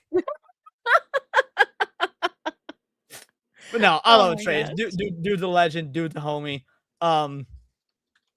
He just hit his 20K, which is much deserved. Congratulations to him. And then we got the autocorrect messed up most of that song. No, I still got what it was, though, Alucard. I appreciate it, man. Thank you so much for the 2-banger. Old Jim Kringle says good for a grand total of $6 cumulatively. Let me just give my appreciation for another man. It's a party. The more the merrier. Isn't that right, Si? My IV. Thank you so much, old Chimp Kringle. I gotta take one more shot from the 5-banger I received a minute ago. Oh my gosh. Atreus has more subs than me. To be fair, Atreus has been doing this longer than me. So yeah, he has more subs. He's also been doing it longer than me. Well, hell yeah. I'm glad he hit 20K. Good on him. Yeah, he hit 20K and he really deserved it. He'd been stuck for ages at the 15 to 18K mark. Oh, Trey's streaming right now. Well, all y'all don't go over there and don't support him because as much as I love him, fuck that, I'm better. Come by. Should we stream snipe Atreus right now? Hold on a sec. I like it. It was like an Oreo. Yeah, you had the white man in the center. He was the cream pie. He is live. All right, hold on a sec. I'm going to send him a super chat, but I want y'all to see my card info, and then I'll share the stream. Your card info? Yeah, like for the super chat and whatnot. Okay. One sec.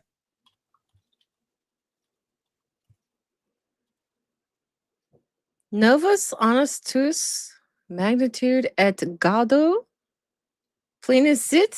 What? Is that Latin? Oh my goodness, Matt. The translator won't even translate it.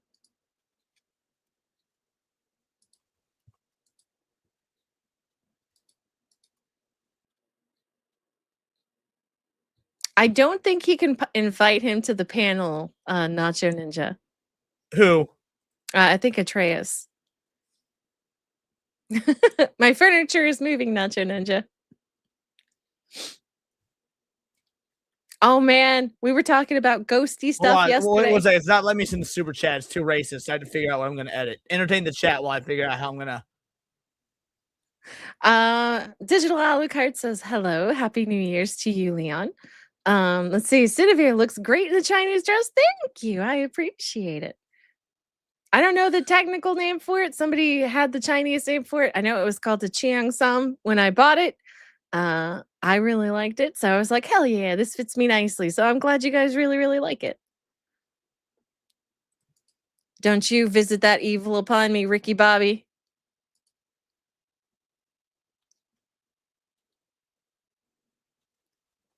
If you just use yeah, no, I was picking the next one. Demon Carol says just use if you need to break up the words. Oh, he says use the apostrophe if you need to break up the words. I don't know what words are the ones being racist. If you have to guess, put an apostrophe between all of them that could be potentially racist. Nacho Ninja says, now I have to deal with a possessed car and couch. You are a busy little goblin. Hey, Stu Pinzo, Happy New Year's. Oh, Fappy New Year's, he says to you, Leon. And Happy New Year's to you, Enzo. Good to see you, honey. Good, it's a mystery to you. It is indeed, but Happy New Year's to you, Matt. You would not have made my year the same without you in it. Glorious biggest titus. I appreciate it, hon. Oh my goodness. Happy New Year's, guys. Good to see you. We have our own New Year's for Central Standard Time in about 10 minutes. Wow, tonight just Oh yeah, we'll break into the regular content after midnight. That'll sound good. Yeah, definitely. No, bio. Don't you say that. Stop being nice. I'm always nice, Matt. What do you mean? And then we got an Iron Corgi and a Sydney emote. Thank you, Gaokun. Also, I have to deal with Matt trying to clap my cheeks. Matt, stop being gay. New Year's for me isn't for another 2 hours and 9 minutes. Oh, you're on the West Coast, huh? You'll get there. Happy New Year's to you anyway. I looked it up. The dress is called a kipow, I think. Oh, okay. There you go. Nice. Thank you. Thank you. She's chronically nice until you piss me off. And then it's definitely like a 180. Leon's seen it. By night. Yeah, how is it telling me that it's still this is not racist? Can you show it to me? You don't have to show it on screen. No, it says this is for my favorite Zaboomafoo. Suck it, Kata. Pour out some jungle juice for me. Maybe it's the jungle juice. Okay, hold on. So that might be. Hold on, because if I deleted some minutes, all right. Hello to you, dead man. How you doing, honey? Happy New Year's to you.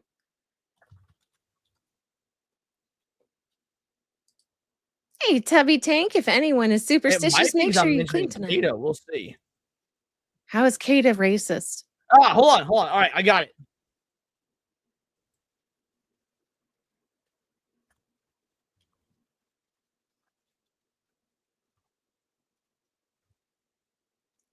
And that is a good thing. Hey, I got a raid over from Rockefeller. Hail to all the raiders. Thank you so much, Rockefeller. Happy New Year's. Did you get it? There we go. All right, let's see how long it takes me to see it. Robert Downey Jr. with some truly authentic videos. Dominic Thorne, I have seen. Let's see how long it takes him to see it. First 3 episodes of Iron Man. What happened to Robert Downey Jr.? He used to be beautiful. Long story short, Iron Man loves Ironheart. Oh, fuck you. I've never seen myself represented. This is awesome because I've never seen myself. This is for my favorite Zabumafu. Get Come on. over Kaida. Pour some jungle juice for me, homie. We're streaming sniping new BTW. Say what up to Sunny and the Vital Idols. Shout out to Leon and his chat. Shout out to Cindy. How you doing, girl? Hey, handsome. I appreciate you guys. Thank you for the $20 super chat. You have no idea how much I need it. As a matter of fact, I'm over here grifting to the max. As you can see, my Cash App is at the bottom of the screen.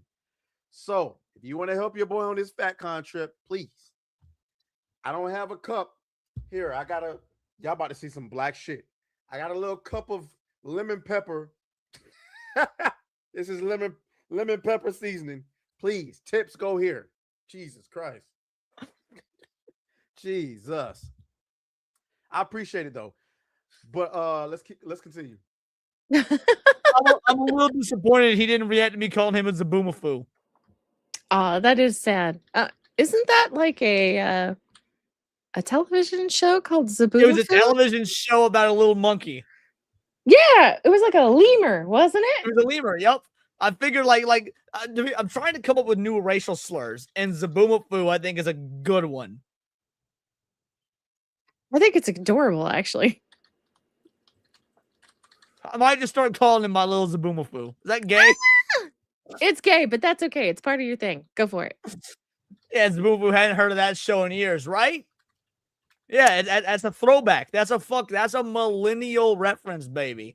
Oh, he likely doesn't know it. Nah. Because it was on fucking local channels. Like when you broke ass can't even afford cable, you just had like channel 3 and shit, and that's what Zabumavu was on. I guarantee you his black ass only had like 4 channels. Arkham. All right. Was there any supers we missed while I was doing that? I did get a few. Hold on. I also just got a gift. Where did it go? Is this real? I got a gift from Gal Carrymon. Thank you so much, honey, for Arkham, as well as the season pass for Arkham Asylum. Thank you so much, honey, as well as from Eric, called Ultimate Monkey Race. And he said, monkey out. Thank you, gentlemen. Awesome. Thank you, gentlemen, so much. I also received a gift from Eric. Let's go ahead and just pull that up real quick. For your love of monkeys, I got Monkey Splash. Oh my gosh. You got that jungle Shout out, fever. homie. Thank you so much for the gifted game. It is truly appreciated. And I got one more. It was the $100 sticker from Mr. Melancholy. Thank you so much. No, a 99-cent 100 sticker. 100 sticker is what I meant to say. Sorry, the alcohol is hitting. But yeah, thank you. I do appreciate it. Now, if I spent 100, I'd have to take 3 shots. Let's see. Is there any? Yeah, we got 4 minutes. Yeah, let's see if there's a New Year's countdown for Central Standard Time. Sergeant Sapien asking the real question: does Jungle Fever go with the bongo booty? I don't know what the bongo booty is, but I like some booty. I do like some booty. Alrighty. It's for my cat. He has bongo booty. I like to beat it up whenever I leave my room. All right, here it is. We got the countdown going. We'll full screen some shit. Cindy, I'll put you and I on top. Motherfucking giggity. So we have got 2 minutes until the new year. And then once we do the New Year's shit, I got a little bit of some stuff I want to say. Cindy say the stuff she wants to, and then now, Girly, I got about 3 or 4 videos I want to react to. You sticking around for that? We going for the long haul night? I'm doing for every single New Year's one. So at least at the very minimum, 4 o'clock in the morning, like my usual. That's my girl. So here's the dealio. While this is counting down, I'm gonna see if I can take a piss in a minute and 30 seconds. Oh no, I have to go to the bathroom too. Oh goodness. Now Leon bends over for Cindy. Oh my gosh. We already in here? Hell yeah. We are. We're in it for the long haul. Let's go. I got that bongo booty. Do you not too? Oh my goodness. You still have a half hour? Where are you from, Fable? I think I got an A in there, or forgot an A in there. Maybe. Both the word. Do you remember marsupilami? Yeah, I don't know what that word is, Sal. I'm sorry, honey. My hometown had fireworks go off at midnight. I looked out the window and then went back into my hentai game. Mildly inconvenienced as you were. Everybody loves pour the myself booty. a shot, Yeah. even though that I didn't get a super chat. I feel like I have to take a shot at midnight. I will join you for a little small sippage. Just out of solidarity. We got 20 seconds. Oh, that was far too much, and I spilled it on my mouse pad. All 10, righty. 9, 8, 7, 6, 5, 4, 3, 2, 1. Happy New Year! Happy New Year! Come by. Come by. God. and it's all over my mouse pad and everything. And Happy with New that, Year's. Happy New Year, chat. Y'all mean the world to me, and I feel like as we roll into the new year, I have a message that I want to share with you guys. I feel like this is the best way to ring in the new year. I see some chats coming in. We'll hit those in a bit, but first I want us all to go into the new year with some clarity, with some perspective, with something to think about. So this is how we're ringing in the new year with the Vital Idols.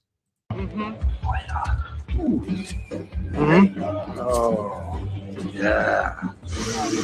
That one's gotta hurt, huh? I got a whole stack of these. I'm thinking about burning all of them. What are you gonna do? You gonna chase me, huh? You gonna try to stop me, beat me up? Why would we do that? I'm literally torching your entire belief system. It's incredibly disrespectful. I don't know, it's just paper, man. Yeah, symbols are just symbols. I mean, even that big old flag back there, it's meaningless, really. What are you talking about? Real racism, it's in our hearts, in our minds, in our souls. Can't burn that, dude.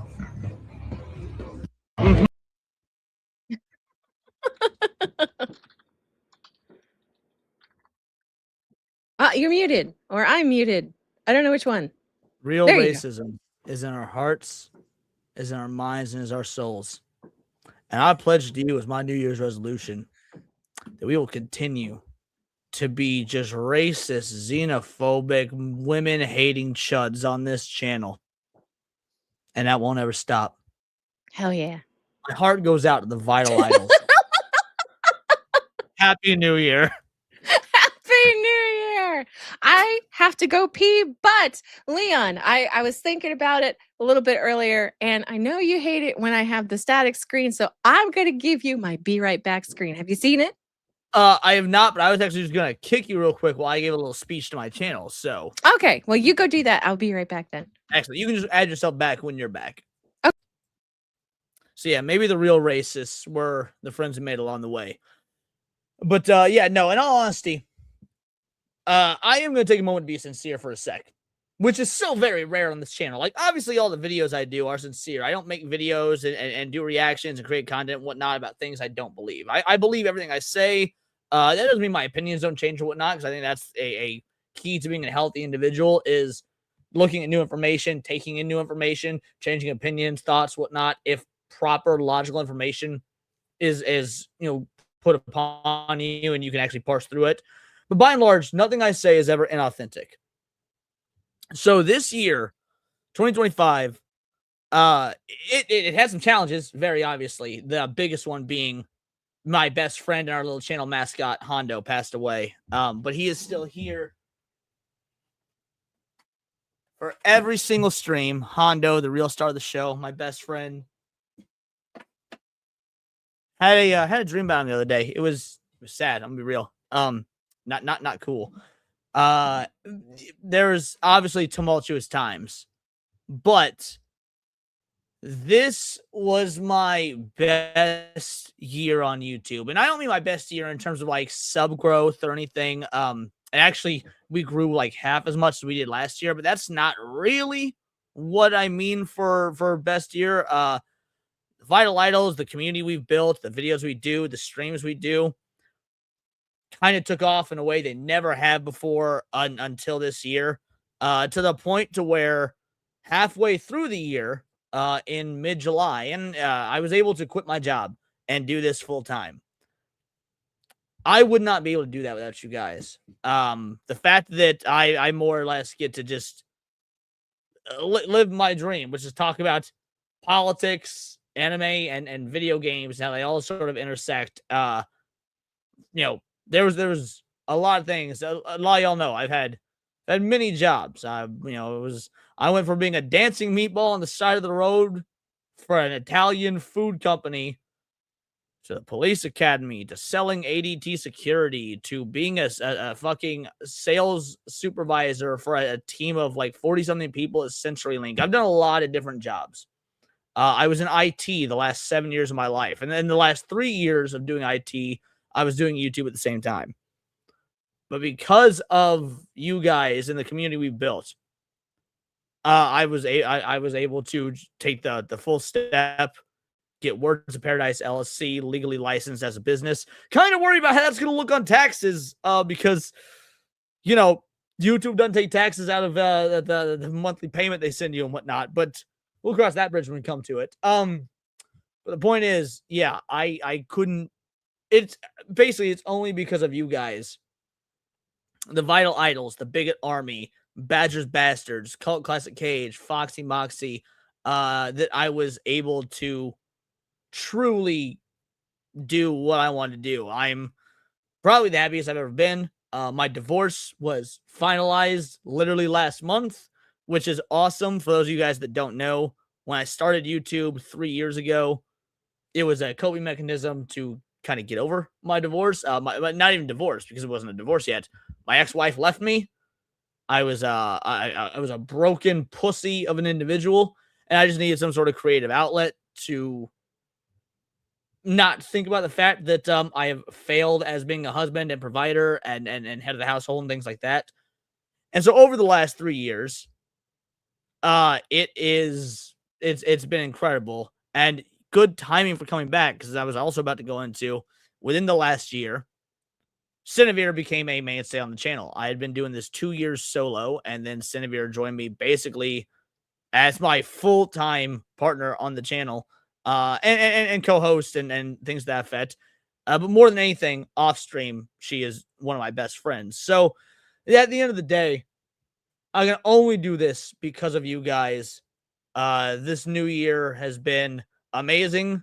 The new year, this entire year of 2025 is, I have so many people to thank, and so many people that have made it possible, whether it be you guys watching, whether it be people in the Bigot Army, whether it be Cinevere. So here's to make 2026 even better. Kampai. Bye. And thank you so much for being part of the Vital Idols. And shout out to Atreus for the raid that we just got. One of my best fucking friends on the internet besides Cinny and Hypno and all of them. So, yeah. I know that I just got really gay and serious there for a moment of the new year, but just being able to actually live my dream and go full-time on YouTube was something I wasn't expecting. And I can only say thank you to you guys so much. So, Cinny, now that I'm done being a fucking homo, you got anything you want to say for the new year? I had the best year, one of the best years of my life, just hanging out with you guys, getting to know you, Leon, making this my job, and I have been incredibly blessed, and I cannot thank you guys enough for it. So here's to 2026. Let's make it even better and do this again next year. Much love, guys. We'd love to see it. Short, sweet. I appreciates it. And we also, in that time, got a couple supers. UAF Omega came in with a 2-banger. I got Atreus to go to Zaboomafoo. He said, fuck you. So, Atreus, you didn't get the... Atreus just rated. I hope he's still watching. You didn't get the Zaboomafoo reference when I called you my favorite Zaboomafoo? Well, hopefully you get it now, motherfucker. And then we also got Randall coming in with a gifted membership. Shout out, you legend. And he says, Happy New Year's, Leon and Cinny. Happy New Year's to you. And Atreus, if you're watching, this is for you, you filthy monkey. That's stupid. You're stupid. Stop being stupid. Is this? Yeah, this is for me. Valdrain came in with a 5-banger. Minnesota wins the 2025 award for most imaginary Somali children fed that year. No figment of your imagination went hungry in Minnesota. I thought that said salami. Salami is worth more than Somalis. So I wish it was salami. It was shout out Veldrain. And then Gal Carrymon, the newest mod for the channel. We've got a few mods. We got Sexy Sonia. We've got Daxnar, best mod in the whole damn land. We've got Justice Jake. Gal Carrymon is the newest member of the Words of Paradise mod crew. So yeah, Happy New Year to you as well, man. Thank you so much for being here and being an absolute legend. Let's get another clip for you guys. And you know what? I think this is a good one. Leon, Moxie, are y'all niggas happy? Y'all happy? You proud of yourself? I hope you niggas is happy. Congratulations to all the new single moms on the channel, but I just hope you niggas are just so happy with what you've done. You got another raid, Hanson. Hey, you got another raid immediately after Atreus. Wait. So the black man raids us. Then the hot Latina with the heavies raids us at the same time. What were those two doing? What was those two doing, and why was I not invited for some New Year's chicanery? No, shout out.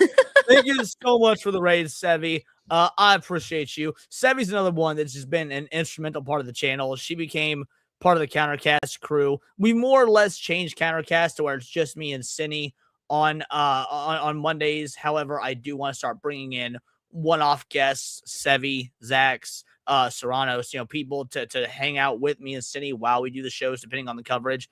But yeah, Sevi has been just absolutely amazing. If you guys have not subbed to her, make sure to do so. Any of my mods that are here, Gal Carry Mon or anyone else, if you want to throw Sevi's link in the chat, that'd be incredible. So yeah, thank you so much for the raid, girly. Truly appreciate you. It's an honor to call you a friend.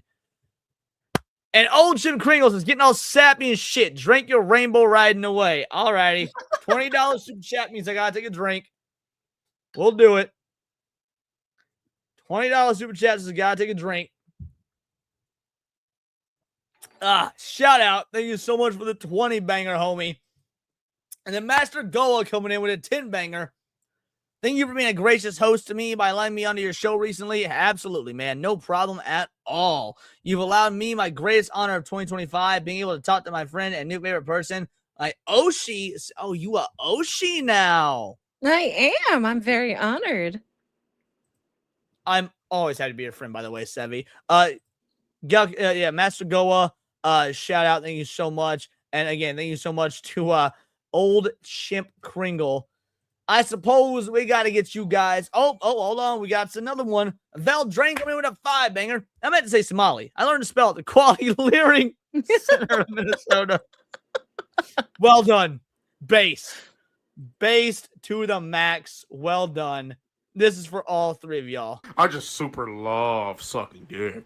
When I haven't for a while, I get neat. Now, we spent the last 3 hours going over the best of 2025. And before we got one more, Dragon Master coming in with a 5 banger. Shout out. Thank you so much. It is truly appreciated. Absolute legend. Holy shit, I'm gonna come. Is there anything else that was the best of the best or the worst of the worst of 2025, Cindy, you want to bring up before we get into some actual content proper? What the first official bits of content for 2026? I'm trying to think.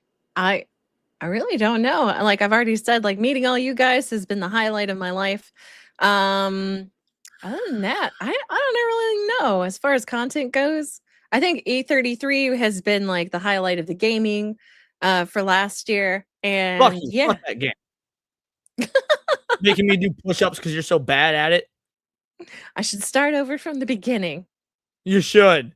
Hey, thank you, Bio. Oh, no, take care of this first and then I'll ask. He says, new game for a new year for you. Oh, I got a new game. Hell yeah. Hold on. Oh my gosh. He sent me Teenage Mutant Ninja Turtles Shredder's Revenge. Have a new game for the new year. And then he sent me the same thing, the TMNT's Shredder's Revenge Dimension Shell Shock. Oh my gosh, thank you. As well as Radical Reptiles. Oh my goodness, thank you. Ooh, wait, I did a thing. Thank you so much, Bio. I really and truly appreciate you. And the gifts, hopefully that didn't like equate to $40. So I don't have to drink. Oh my gosh, I'll check. I have seen the Chinese E33 like, but I haven't looked into it too much to know what the entirety of it's about. I've just seen like that one quick video that's been, there's like a 30-second video that's been coming around on X. So I would need to look into it more, but I have seen it. So we've been going over 3 hours. Now it's time to kick into our first official content of 2026. And I think it's going to be a great way to start the year. Let's start the year with some misogyny. Women ruin video games. Cindy, what do you think? Would you agree? I agree. Yes, women did in fact ruin video games, and they should quit. They should just get out. Let's get into it. It's actually so sad how badass video games used to be. It is. And I'm just going to say it. What? These were games that were made I'm just going to say it. I'm just going to say it, Destiny. Guys for guys. Are you ready for That's Admiral right. to turn his gamer brain up to 11? This is when gaming used to be good. Hey, Absolutely. Absolutely. Video games used to be made for guys, by guys, about guys, and that was it. The only time in a story. Bring back Duke Nukem. And I mean the real Duke Nukem. Don't bring it back in no sort of pussified bullshit way. Bring back the real Duke Nukem, you fucking cowards. Real quick before you go on, I got half a shot that I said I would take because Bio did in fact get me a bunch of games. So I got a half a shot, and as well as Alfredo Chudrizo, member of 4 months. Happy New Year's to you, Leon and Cindy. Thankful to be part of both your channels, and here's to a better year for both of you. Felice. I can't read that. Nuevo, which is Happy New Year. Okay, Happy New Year! I'm glad you didn't know how to say that, because it means that you don't give a fuck about any language that isn't English, because, English is the only language that matters. It's the white people's language. Hell yeah. But somebody said I was going to get fucked up. I'm actually already starting to sober up. It sounds to me like somebody needs to donate to her another 40 bangers so you can take another shot. And while you guys do that, Melissa Lord coming in with a 2-banger. Go Canes 2014-4. I want an Orange Bowl natty home game. When I say go Canes, how much you want to bet YouTube's AI is going to think that's cocaine? Is because she was wearing a fucking bikini. That's it. What? That's right. Games that are made to just be slop that's enjoyable to everyone. Yep. Bruh. Not to knock any particular type of game. What? Okay. I hate Destiny. What? Not to knock any particular type of game, because I think all game genres are beautiful. I've played. Oh, shut the fuck. Did you say you hate Destiny? Yes. No, I love Destiny, dude. He's fucking retarded. I'm going to take this why I shot. love him. No, don't get me wrong. That's why I love him. I get so much content out of how fucking retarded Destiny is. I don't ever want him to, by all means, when the next political assassination happens, go ahead. Talk about how much you fucking hate him and how much he deserves it. You are going to make my channel grow, and you're going to give me money because you are so fucking stupid. Granted, I'll give you that. He is a great content farm, but also he just makes me so fucking mad. I want to rage out. So that's what I don't like, is because I don't really like getting angry, but also I don't really like drinking this. So Destiny is the milkable lolcow. Yes, Destiny is the morning glory milking farm of content creators. oh God. I guess you just took your shot, huh? I did say I was going to take my shot. Games across a ton of different genres, but my brother in Christ, you grinded mounts on World of Warcraft for like 20 fucking years. This was not our destiny. Times change. They used to make such good cinematics. Dude, man. So I didn't get into playing WoW until around the time of me and my ex-wife splitting up. So about 3 years ago. But even before I played WoW, I fucking loved the cinematics. My buddy Paul would come over and he would just like put on cinematics for WoW. There was this one like incredible music video they did. Dude, I was invested in the lore well before I ever played the fucking game. Also, we got a couple gifts that came in. This one was for me. Let's see. Update. The name has been changed to Quality Learning Center of Minnesota. We have found the appropriate white male use of the scapegoat over this. Yeah, I saw that they actually did go through and change the name after getting exposed like that, which is fucking hilarious. And this was for you, girly. I'm pouring it out now. Thank you, Eric. He says, you're not done yet. Bad Cinny. It's never done. You know, Steam is good for your health and content. Yes, I did. Thank you so much. Oh, I got it up to the first knuckle. Oh, all right, boy. I'll play a video, then you take your shot. Pleasure doing business with you, Emperor. Oh, Croaky. This is for the broken window. What broken window?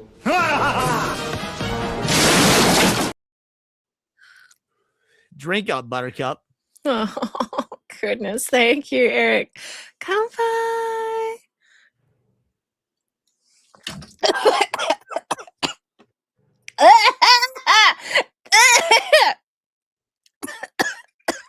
It hit the back of my throat.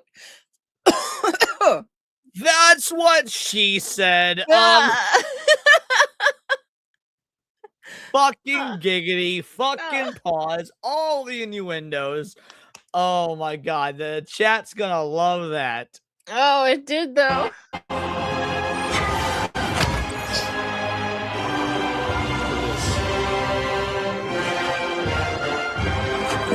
We will never be slaves! Yep. Yep.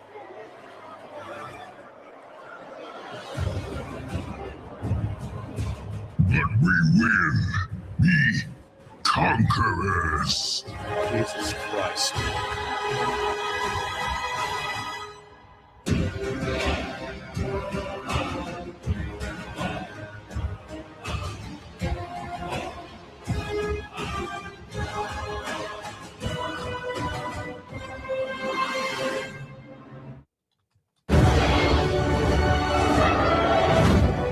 I hated this shit.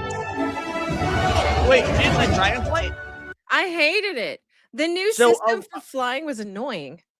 So around the time, because this shows how late I got into WoW. Because I played a few MMORPGs. My problem was that they were so addicting. I was worried about becoming addicted to them. Because I played like RuneScape and stuff back in the day. I played EverQuest. I played Perfect World.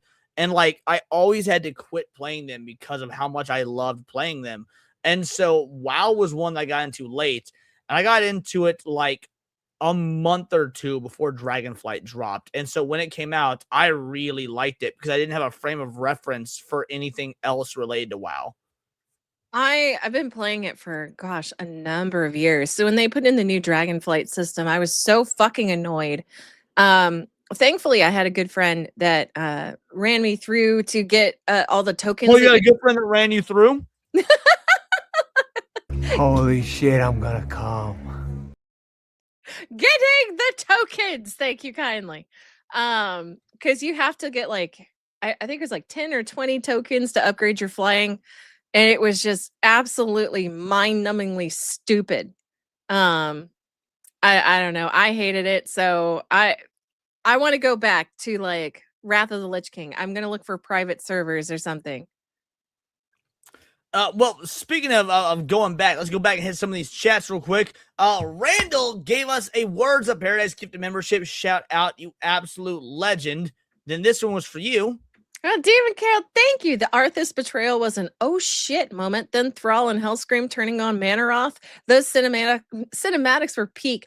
I've seen the Wrath of the Lich King opening so many times. I don't think I can count them. I would just watch it on repeat. I would get chills every single time. It was the best cinematic WoW has ever had. And even in Warcraft 3, it was so fucking good. And I love that you could stand in Undercity and hear the exchange between Arthas and his father as an echo. It was deep, it was emotional, it was fucking amazing. WoW used to know what they were doing. Or Blizzard rather. Say, yeah, emphasis on you used to. And then last but not least, we got Scrap Game. Remember 3 months is Happy New Year's. Check Steam DMs, both of you. Sent some gifts. Let's see. Received an inventory item. I just checked. It says received unread message here. Yo, Thank you so much. Gifted Warborn, deployed for battle in the variable armor, a technologically advanced suit of war with turn-based tactics and quick-fire clashes. Dude, thank you so much. Absolutely appreciate it. Sent a code for that. I will redeem it after the stream. Truly a legend. Thank you so much. Cindy, what about you? Thank you. I do appreciate it. I did see the pop-up.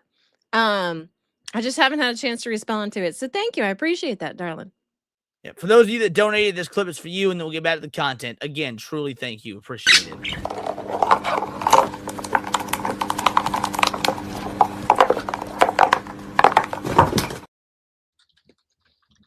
Alrighty, back to the video. The world is healing. Fuck you. But her fate is yet uncertain.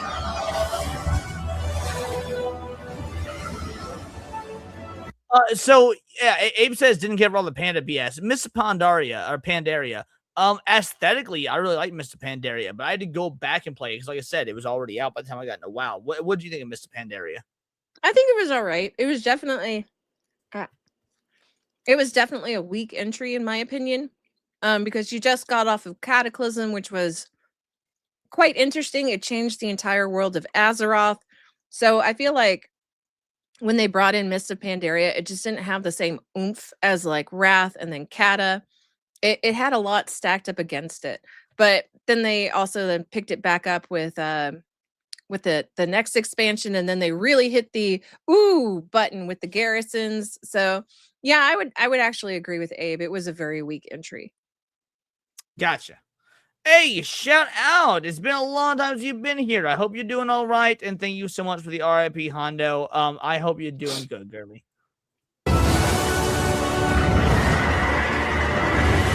Together, we shall be Azeroth's protectors once again. Here, the new age of dragons shall begin.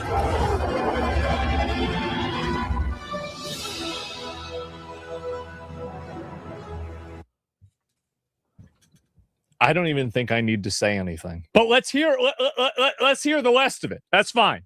That's okay.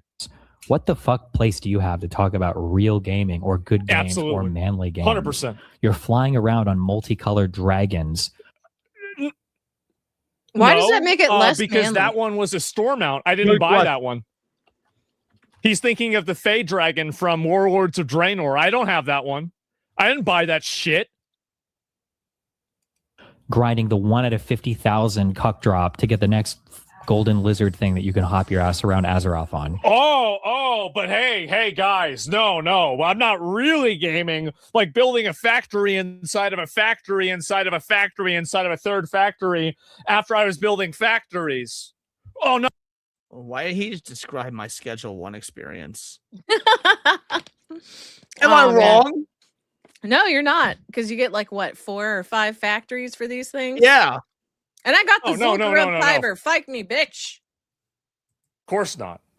No, that's real gaming. Oh yes. Give me a fucking break. Holy shit. No, no, that's not how it works. This has happened to every single video game. That women have gotten into video games and they've made them for women, and I don't like this. This makes me fucking mad. According to the entertainment software, this is I'm sorry. But by the way, Asmongold is correct about every single bit of this. Again, Cindy, you are a woman, and last I recall, you loathe that women have gotten into the gaming industry. I mean, I know that a lot of people would call you a pick-me, seeing as not only do you hold that belief, but you're a big titty demon goddess VTuber. But maybe, just maybe, I dare to wager a guess, women just fucked up the gaming industry. No, they did. And you know what? I can argue that if somebody said, oh, it's pick-me behavior. Well, you're not a gamer. You're a fucking tourist. And second of all, it's pick-me behavior to call me a fucking pick-me because you're appealing to all these fucking wokies, okay? Period. Oh, yeah, exactly. They want to be picked just by the other people within their camp. Also, why is being a pick-me a bad thing? Like, shouldn't women want to be picked by men? Like and to be fair, vice versa, dudes should want to be picked by women. All the dudes, you need to put in the work to do so, work out, pump some iron, shit like that. But shouldn't women want to be picked by dudes so you can get married and raise fucking kids and live a nice happily ever after and shit like that? Yeah, but you're talking about confused women that think that they have to be the Maybe not money all women are bringer. confused women. I will give you that, but these ones are extra confused. Like they're extra debuffed with stupidity. Like it's amazing. And they need to get out of the fucking video game space. Go back to playing, what is it? Fucking the fucking fruit Candy Crush. game. Candy Crush. There you go. Go back to that because that's where you belong. Great. Oh, it's such a perfect thing. Okay, listen. Go ahead. Don't. There's this concept called the male gaze, but don't waste. Of course, it's the male gaze. I love hoes. I love sluts. I love looking at sluts. I want them dressed like that in video games, and I'm not sorry. And you do too. We all saw those documents. You like them more than I do. You're trying to farm them right now saying this. Now, to be fair, Destiny does love sluts, but he allegedly, for YouTube purposes, loves them underage, unlike Asmongold. So I would take the Roach King over Destiny any day. Nasty fucking vermin. If I were a woman and I had to choose between Destiny and the Roach King, I would 100% choose the Roach. It's not even a fucking question. And like, there's multiple reasons for that. For one, there's a pattern, there's a history of these like feminist lefty dudes being absolutely like atrocious individuals, beating women, berating them, like just doing everything to get in their pants, saying all the like feminist talking points. But also, bro, nerds give the best dick. Like Revenge of the Nerds back in the 80s or late 70s or whatever proved this, because like, oh, jocks think about the sports and football and stuff like that. All nerds think about is sex. Like, dude was effectively able to get away with sexual assault because he was a nerd. Yeah, Roach King all the way. Oh hell yeah! Not only that, but you know where they are at all times. They're playing a video game or hanging out with their bros, so you don't even have to worry about them. True. So I don't know. Women are retarded. I know what you're doing. It's not going to happen. Time with it, because when you see it, it's everywhere. Okay, this concept that everything in the world, especially What's wrong with? Yeah, I want the chicks to be hot. Yeah, for sure. Yeah, because I'm a guy. I want hot chicks. especially as a white guy, everything is made for you. And Yeah, of course I want it to be made for me. Why wouldn't I want something to be made for me? Fuck. Like, yeah, I'm a white guy. I want things made for me. Sure. Yeah, definitely. No doubt. Who do you think plays video games? What was the most popular character made in Baldur's Gate 3? Oh, that's right. Human, male, European, warrior class, longsword weapon. Now it's time to game. Okay? Base longsword weapon. Because I'm gonna be real, dude. I'm gonna be real.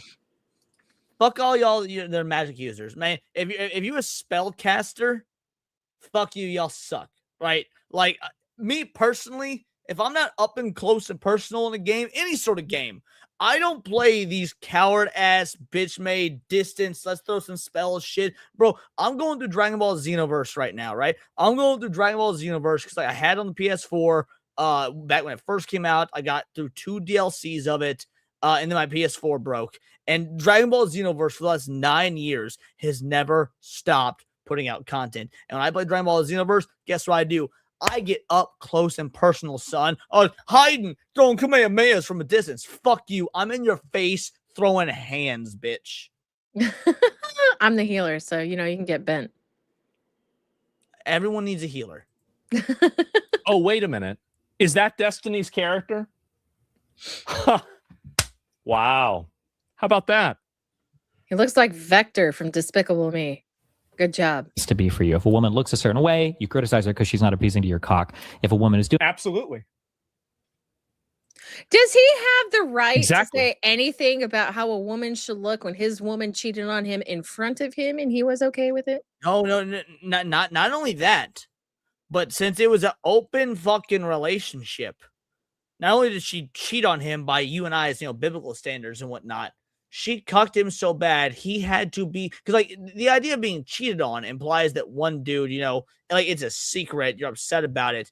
No, he had to pretend to be happy about the fact that she was getting railed by another man's cock, multiple men's cocks. So he's got a lot of bitterness for things that he allowed in his own life. I see projection at its finest. Uh-huh. doing a certain thing, it's not okay because it's not appealing to you. Like for a white man, especially, this is like enough of a criticism. That's it. Absolutely, it is. I want things that appeal to me. I'm not sorry. So does every gamer. I do. I want things to appeal to me. What's wrong with that? Right? Women, like the fact that women are in video games now, they're making video games for women. Yeah, and I know. And they're going out of business because they don't buy them. That's the Bingo, bango, bongo. Like, mind you.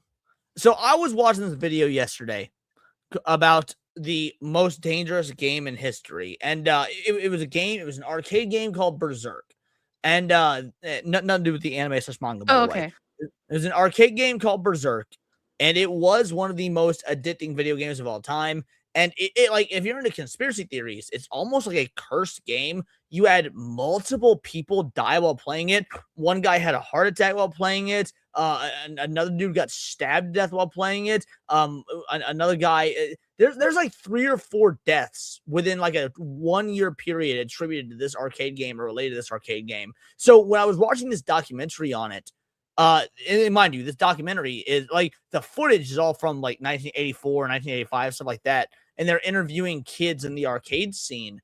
And at least half the people being interviewed were women.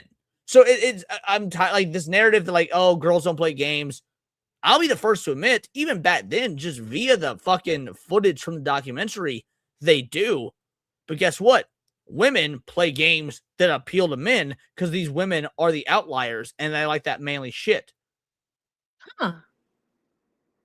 You say, huh, but are you any different? You've been playing games your whole life. Did you play the games that the boys played or the games the girls played? Oh, no, I played with the games that the boys played. So it's just Bingo, like, bingo, bongo. I just didn't really think about it. So I was just enjoying myself. whole point. They got to make video games for me again because I buy them. Fuck yeah. I'll play That's a the whole game point. made That's my by whole man. point. See, that exactly. What does everything in the world have to be made just for you? Like, ideally, yes, but I'll settle for the things that I like being made for me, continuing to be made for me. Yeah. Like, I'm not going to go into Sephora and say, hey, guys, where's the chainsaws? Y'all got all this eyelashes. So as far as doing a Berserk episode 10 full of haters, on like the second or third episode 10 full of haters ever, we covered the Polybius stuff, and a lot of the urban legends about Polybius tie back to the game Berserk. So we've more or less already covered it. Otherwise, I would. In this gay shit. Where's the swords? I'm trying to buy a hammer.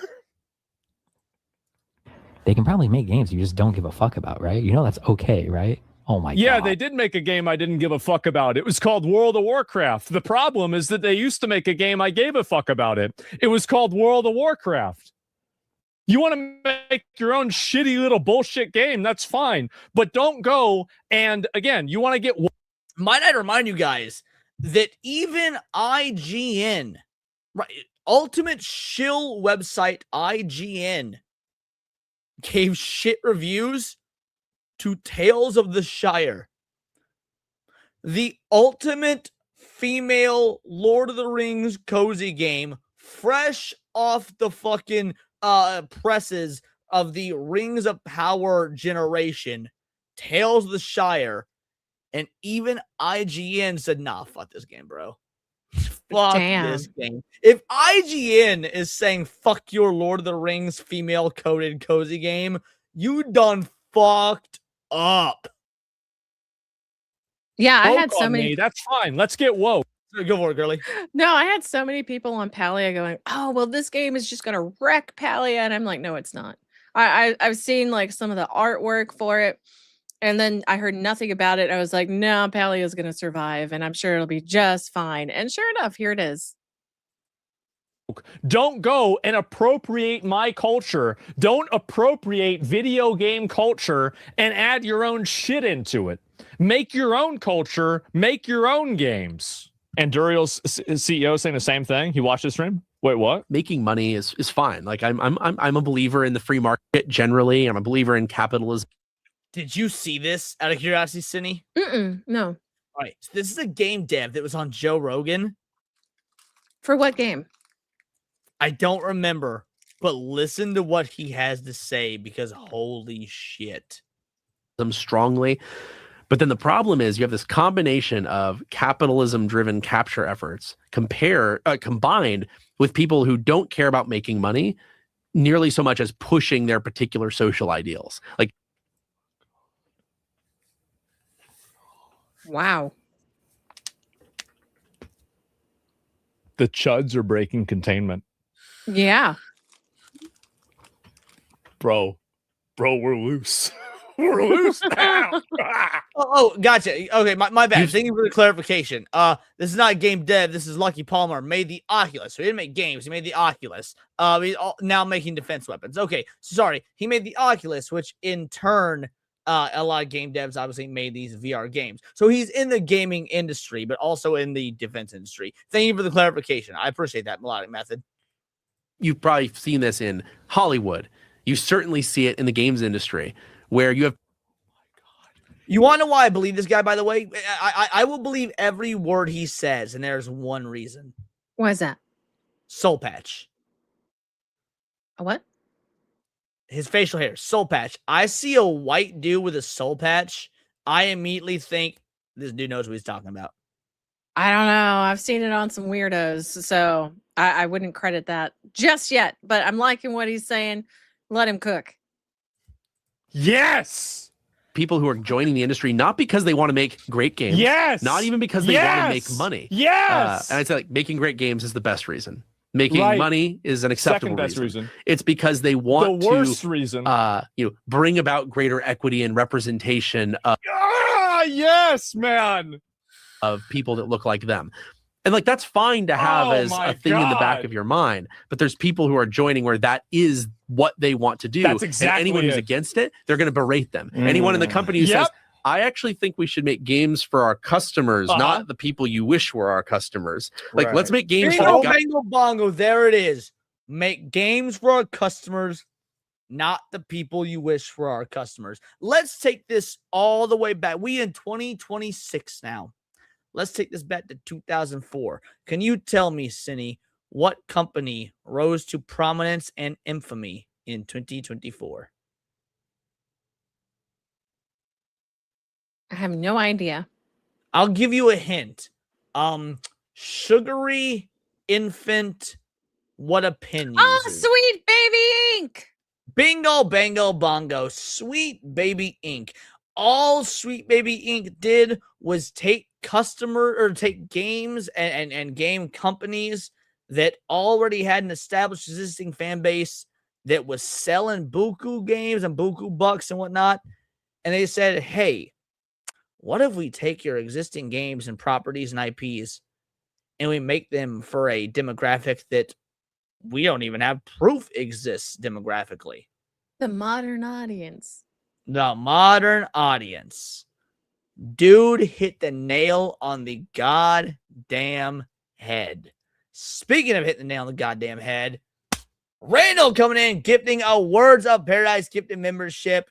You absolute legend. I truly appreciate it. This is to all y'all liberal white women out there that pretend to be gamers. This goes out to you. If you don't like it, don't watch it. Peace. And if you don't like my politics, don't buy my book. Problem solved. Plenty of games out there for you to buy. If you don't like this, don't buy. There it is, son. Guys who buy our games. Yes. Not the moms Yes. who wish were buying our games. And people like that are being ejected out of companies. They are. And nobody wants to do it because of toxic positivity. Who wants to be the guy that is the person who's the inhibitor that says, maybe we shouldn't make this character non-binary. We already have 3 non-binary characters. You're going to find yourself in HR tomorrow for a microtransaction and out on your ass next week for being racist.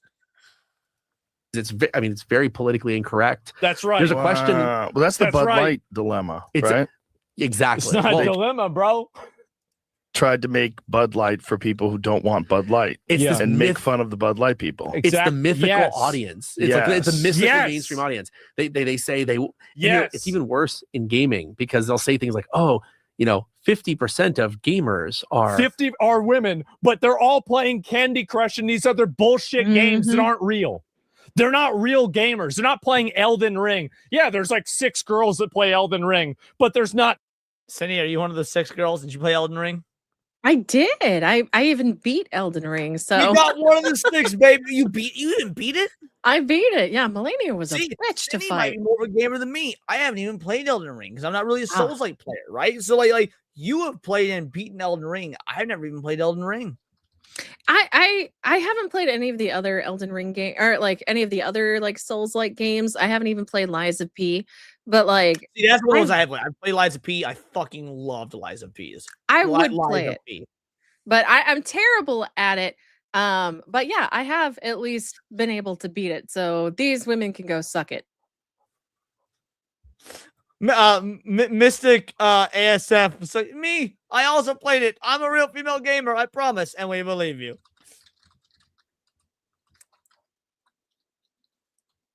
By the way, the reason I didn't play Elden Ring Aeon Fall, so at the time that Elden Ring came out, my PS4 it broke. I had moved to to PC gaming, but I was running on a rig that was 7 years out of date, so my rig couldn't play Elden Ring. So I'm not actually opposed to playing it when my new PC build is finally finished, which we're almost done with. It's right there. I will likely play Elden Ring. I might own it. I might have had it gifted to me. If not, someone can feel free to do so. But yeah, no, that's the reason I've not played Elden Ring is because it came out like at an interval where I just didn't have the ability to do so. Exactly. And you're like, what? That obviously isn't true. It's not true. And what it is course. it's something like there's a lot of stay-at-home moms who've played Candy Crush a few times. He is so happy. We're feeling vindicated. Oh my god. And like there's a lot of them.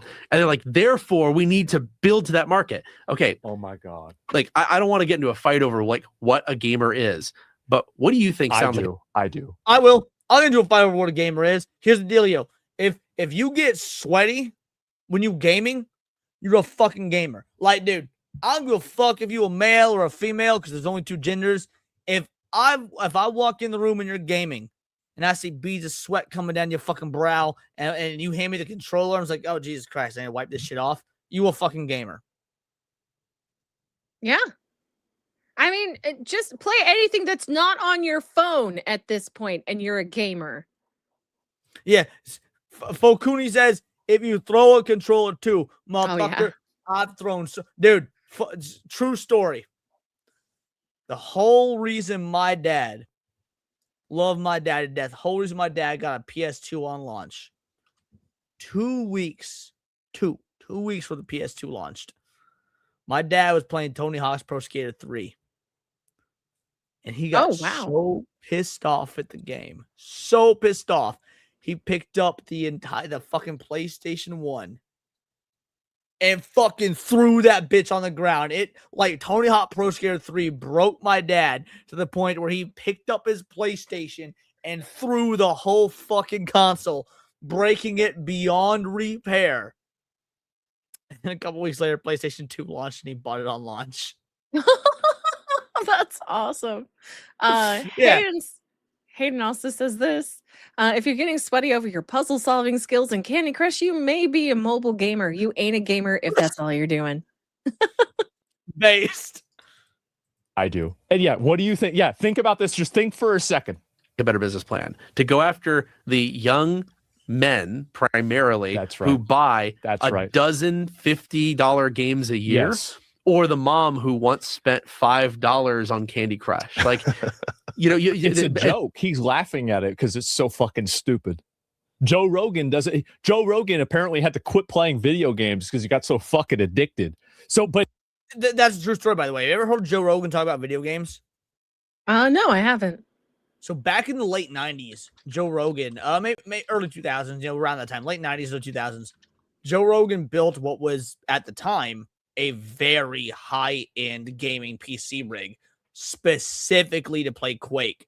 and he was playing so much Quake. He wasn't going out to do his comedy shows live. He wasn't working on his material. And it got to the point where his agent was like, motherfucker, you need to be out there like working. Otherwise, I can't book you shows and whatnot. And like Joe Rogan eventually had to give up video games because he was so addicted to Quake. Oh my gosh. Yeah. Even he knows this shit. And there's kind of, and if you say that, if you put it the way I just put it, they're like, that's so sexist of you. Why don't you want to bring in new audiences? I saw this when I saw this when I was in Silicon Valley. What I called it was, I said there's too many people who drink Starbucks and not enough who drink Mountain Dew. And you know, oh, fucking based. So this is the part where I get canceled. I don't like Mountain Dew. I'm a dark soda guy, you know, Pepsi, Coke, Dr. Pepper. Like Mountain Dew, it tastes good, it does, but it leaves this weird film on my teeth that like I don't like the feeling of. So I don't do. But in general, I get what he's saying, and I agree with what he's saying. But Mountain Dew itself, that's just too much for me. We got Oligar with a 5-banger. Once I got so mad, I threw my Toy Story 2 disc and broke it. So, first of all, I'm going to play a clip real quick. You can't keep getting away with it! Funny story about Toy Story 2. Anybody that knows me knows that what I think is the greatest movie trilogy of all time, first of all, is Indiana Jones and Evil Dead. But, discounting Indiana Jones and the Evil Dead, it's not Lord of the Rings. It's Toy Story. Lord of the Rings comes in fourth. Toy Story is, I think, the most perfect trilogy films ever made. But back when there was only 2 of them, my little brother, who was like 3 or so years old at the time, fucked up our very first family DVD player because he wanted to watch Toy Story 1 and 2 back to back. So he put them both in the disc drive and closed the disc drive to try and watch them. And that was how we ruined our very first. Mind you, by the way, this is like the early 2000s when DVD players were expensive as fuck. So, needless to say, yeah, that sucked. But yeah, so I had a Toy Story 2 story as well. So shout out, thank you for sharing, homie. I look over to 2-banger, the game disc, not the movie disc. I know you meant the game disc, but like the movie disc ruined our DVD player. So that was funny that we had a similar story. Look, you say agree, disagree. Here's the dealio. Top 5 movie trilogies of all time. Indiana Jones, Evil Dead, which is Evil Dead 1, 2, and Army of Darkness, Toy Story, Lord of the Rings, Star Wars, the original trilogy. If you want to go top 10, the Dollar Trilogy would be in there as well somewhere. I can go into others, but those are the top 5 for me. And then this one's for you, Cindy. Okay. He says, I'm calling you out. It's Porky's 1981. What do you mean? Did I miss something? Porky's is a sex comedy from the 80s. I don't know anything about the second or third one, so I can't speak to that being the greatest trilogy because I've only seen the first one. Okay. Yeah, I haven't seen Porky's. Thank you, Bio. Oh my God. This is our guy, man. This is our fucking guy. Wow.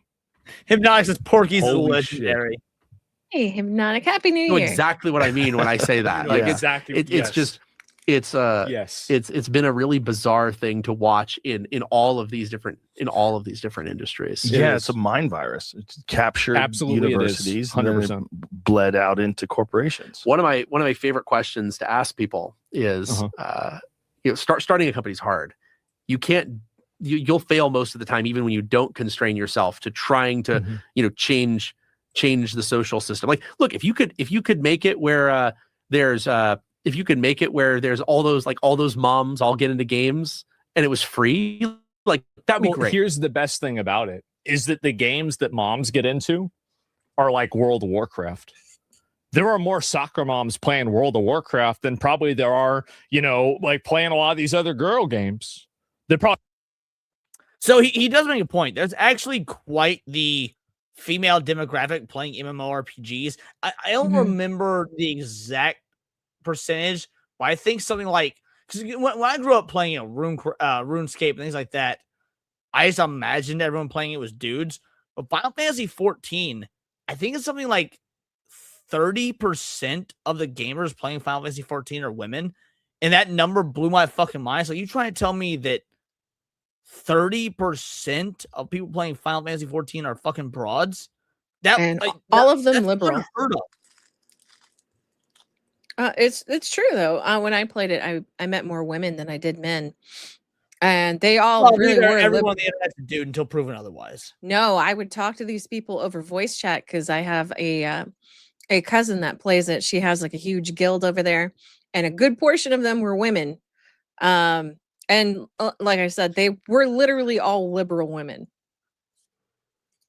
I mean, the idea they're liberal women doesn't surprise me at all. I can't imagine conservative women playing just video games in general. It was crazy. I would love to see the statistical breakdown on that. But like, I don't know. There's all these stories. I'm sure you've seen them. Like mother arrested for neglecting their child because she was playing World of Warcraft. Well, yeah, but you have that. You have that with a lot of games actually. But yeah, I do remember that story. Oh, did you hear about the streamer? The streamer chick who had her child was dead in her house for a month? Yeah, no, I watched the video coverage on that. The woman who's a streamer, her child had been dead for literal weeks. She was living in the fucking trailer. Her and her husband were both arrested. Yeah, I saw that story. That's incredibly fucked up, and what a way to enter 2026. Sorry about that. Sorry about that. No, you're good. Call of Duty, even there's that. Yeah, this is the thing on plain sight. Yeah, they won't admit. Everybody knows this, but it's not. It's a trade-off, right? You have to take resources you would have put on your customer, your real customers, and put it towards them. There's One question I ask people is just ideologically: opportunity cost. Imagine your job is to build a corporate building for a company, and the company, you know exactly who they are. You know how many men there are. You know how many women there are. We don't have to say how many there are. Like, we're not, don't make it about one gender. Are you going to make it 50-50 instead of make it based off of the amount that there actually are? That's what he's going to say. Versus another. It's just, there are lots of men, there's lots of women. I won't pick a number. When you're designing this building, should you have the number of bathrooms that would best serve the actual gender makeup of the company, that would allow them to use the bathroom and get back to their desk without waiting in line? Or would you do anything else? Like, would you pursue a different strategy? And if it's different, it's like, what would your strategy be? And many. All right, hold on. I got to address the super chat. Lord of the Rings brought us one of the most legendary movie scenes of the 2000s in Clerks 2. Lord of the Rings brought us one of the most legendary movie scenes in the 2000s in Clerks 2. There's only one return, and it ain't of the king. It's of the Jedi. Also, shout out to Randall, which is very ironic that Randall sent this and we gave it a Clerks reference because Randall giving a gifted Words Paris membership. Shout out to both of you. You absolute fucking legends. Let's go ahead and give y'all a clip. It's broken. Can you understand what he's saying? I'm not a protocol droid. I'm pretty sure that beep is down. I sense Count Dooku is above us. Oh, yes, you're right. Beep is up. I think. What is that Shout out from? to you guys so much for the donos. What were you saying, Cindy? What is that from? Is that an actual line? It's from Star Wars Revenge of the Sith, and I just replaced me and Badger's faces with AI. Ah, okay. Well, I knew that part, but go ahead. People say, well, I would build it, perfect 50-50. And if they say, well, I'm doing that because it's, the easiest way to do it, I'm like, okay, that's fine. But if they say, well, how about that? I would hope that I would I want to create an environment where it should eventually be 50% men and 50% women. I say, okay, so wait, you have a company, 90% men, 10% women. You think the men should have to wait in line 5 times as long at the bathroom because of your someday ideology that might make more women want to work at this company? And it's one of those really interesting dividing questions where it's basically, do you want to solve the problem that allows Do you want to solve the problem, or do you want to feel good about not solving the problem? That's it. 100% is Palmer Luckey. Yeah, I know who this is. Yeah, this is the CEO of Andurial. He's the one, by the way, whose company, Mod Retro, got taken out of the Indie Game Awards because he was like a totally, basically, okay, so they were selling a Game Boy. But I mean, it's not a Game Boy, but it's basically a Game Boy. It's a portable video game system. Can't say Game Boy. And they're selling this portable video game system, and the proceeds for that portable video game system went to veterans. I don't know if it was homeless veterans with some mental thing, but it was a veterans charity. And the money went to that, and it had the Andurial branding because Andurial is a defense company, and defense, and there's veterans, and so you can see how these things fit together. Well, for that reason, the Indie Game Awards took his product off the market. And I think it was Indie Game Awards. There was some other place that was like doing a what was the website that was doing this too? I don't know what it is.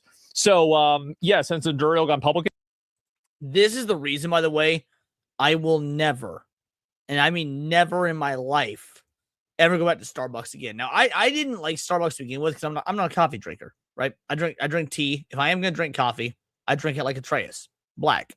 But like, I remember this is probably it must have been during the Obama administration, maybe. A bunch of soldiers wrote in that were stationed over in Iraq, wrote Starbucks a letter saying that they were overseas, they hadn't had Starbucks in ages, they missed their coffee, and that they would love if Starbucks would send them some of their coffee and whatnot, so they can enjoy Starbucks while overseas. And Starbucks' public message was, we refuse. We don't support the war in Afghanistan. We don't support the war in the Middle East, nor anybody fighting in it. And it was that moment I was like, fuck this company. I will never in my life support them again. So knowing the indie games did a similar thing because, oh no, a portion of this dude's proceeds went to went to veterans. Yeah, fuck everything about that. Yeah, no, I think that's a fair response. I have no idea if they have or not. But my point is that, psychos, absolute psychos. So they're so retarded that in their virtue signaling of how much they care about people, they've ended up now rescinding support for something that was directly funding and helping veterans. That's it. And so these are Gamergate didn't go far enough. Well, that's why I'm here. Yeah, I know. That's my best. The two fat retards, I remember them. Here's the problem, though, is that I don't know how many, but I know that it was at least, in fact, 3 fat retards. It wasn't just them. There were more. I know. Does this succeed, or are you trying to achieve totally parallel social aims at the expense of the business? And companies are hiring a lot of people who think about it that way. Yep, they don't see their role. They are hiring activists rather than workers. They are hiring, believers rather than creators. Is to come in and make the company better, or to make a better product for their customer. They see it as to come in and affect that change, even if it tanks the company in the process. That's right. Because that's why they're fucking parasites, because they don't care about the host. All they want to do is extract as many virtue points and as many social points out of it as possible. And then they leave it to fucking die, like they've done with so many video game franchises over the years. They are a cancer, a parasite, and they need to be rooted the fuck out. That happened. How did that happen? Dude. Here's the reason why I love referring to women as parasites, because, like, think about it. They really are. In the modern era, is there anything about the average woman, and not including you guys that watch my show, because you guys are based and would never do this, by and large, like, oh, you're a woman, so you get married, you wait 10 years, you become a bitch, you divorce your dude, you take all the fucking money, you take the kids, you live the rest of your life on welfare from his resources. I mean, that's by definition what a fucking parasite does. Yeah. They leech the life out of you. I think it happened. It's because the people that work at these companies are a bunch of skinny, little nerdy losers like me that have no chance of ever getting a girlfriend. And so the only way that they can make any woman pay attention to them, their mating strategy is subservience. It's subservience, obedience, and blind obedience to anything they say. I'm going to do what you tell me to do. I don't need to think. You're going to think for me. You're going to tell me what to do. So it is a simp mentality. It is a simp mentality that all of these guys have allowed these toxic parasitic people to come into their communities and come into their culture and change it. And none of them. But it makes sense though, because like if we're talking about the concept of like the stereotypical nerd and whatnot, they didn't get the cheerleader in high school. They didn't get any girlfriend in high school by and large, and so now they're adults and they're making money and they're in the corporate world and they're like, oh, I can flex my fucking nice apartment, nice car, and whatnot. They're going to use those resources to try and attract the broads, but they're attracting the wrong sort of broads, and so they will do anything and bend over in any direction to try and just get these women's approval, because the approval they didn't fucking get in high school. That's true. And that's the sad part about it, is because at that point, they haven't accepted themselves yet. They like the fact that they make the money. They have the means to get these women, but they still haven't accepted themselves, which will actually really hurt you in the long run. So guys, love yourselves first before you can love someone else. I will disagree with Sydney. If you're a woman and you're not a based woman who watches Words of Paradise, hate yourself, because I mean you I was talking about the men. Oh, you mean the men? Yeah. Dudes, also hate yourselves for allowing yourself to be this bitch made for women.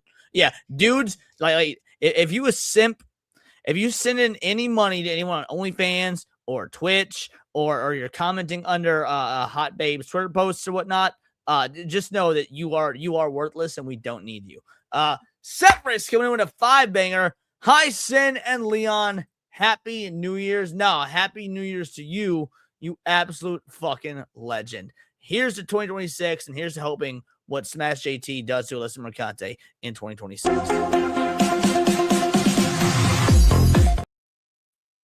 Shout out. Thank you so much for the 5-banger. And this is for you. Oh my gosh, thank you, Eric. What F these ho-ho-hos? Oh yeah. Absolutely. Want to speak up against it because they're little fucking simps. That's the reason why. It is the simp economy. I don't know. I'm not saying iDubbbz. A lot of people in chat are saying iDubbbz. I'm not saying that. That's what other people are saying. That's common. I think that probably there's a lot of theories. I can give you mine.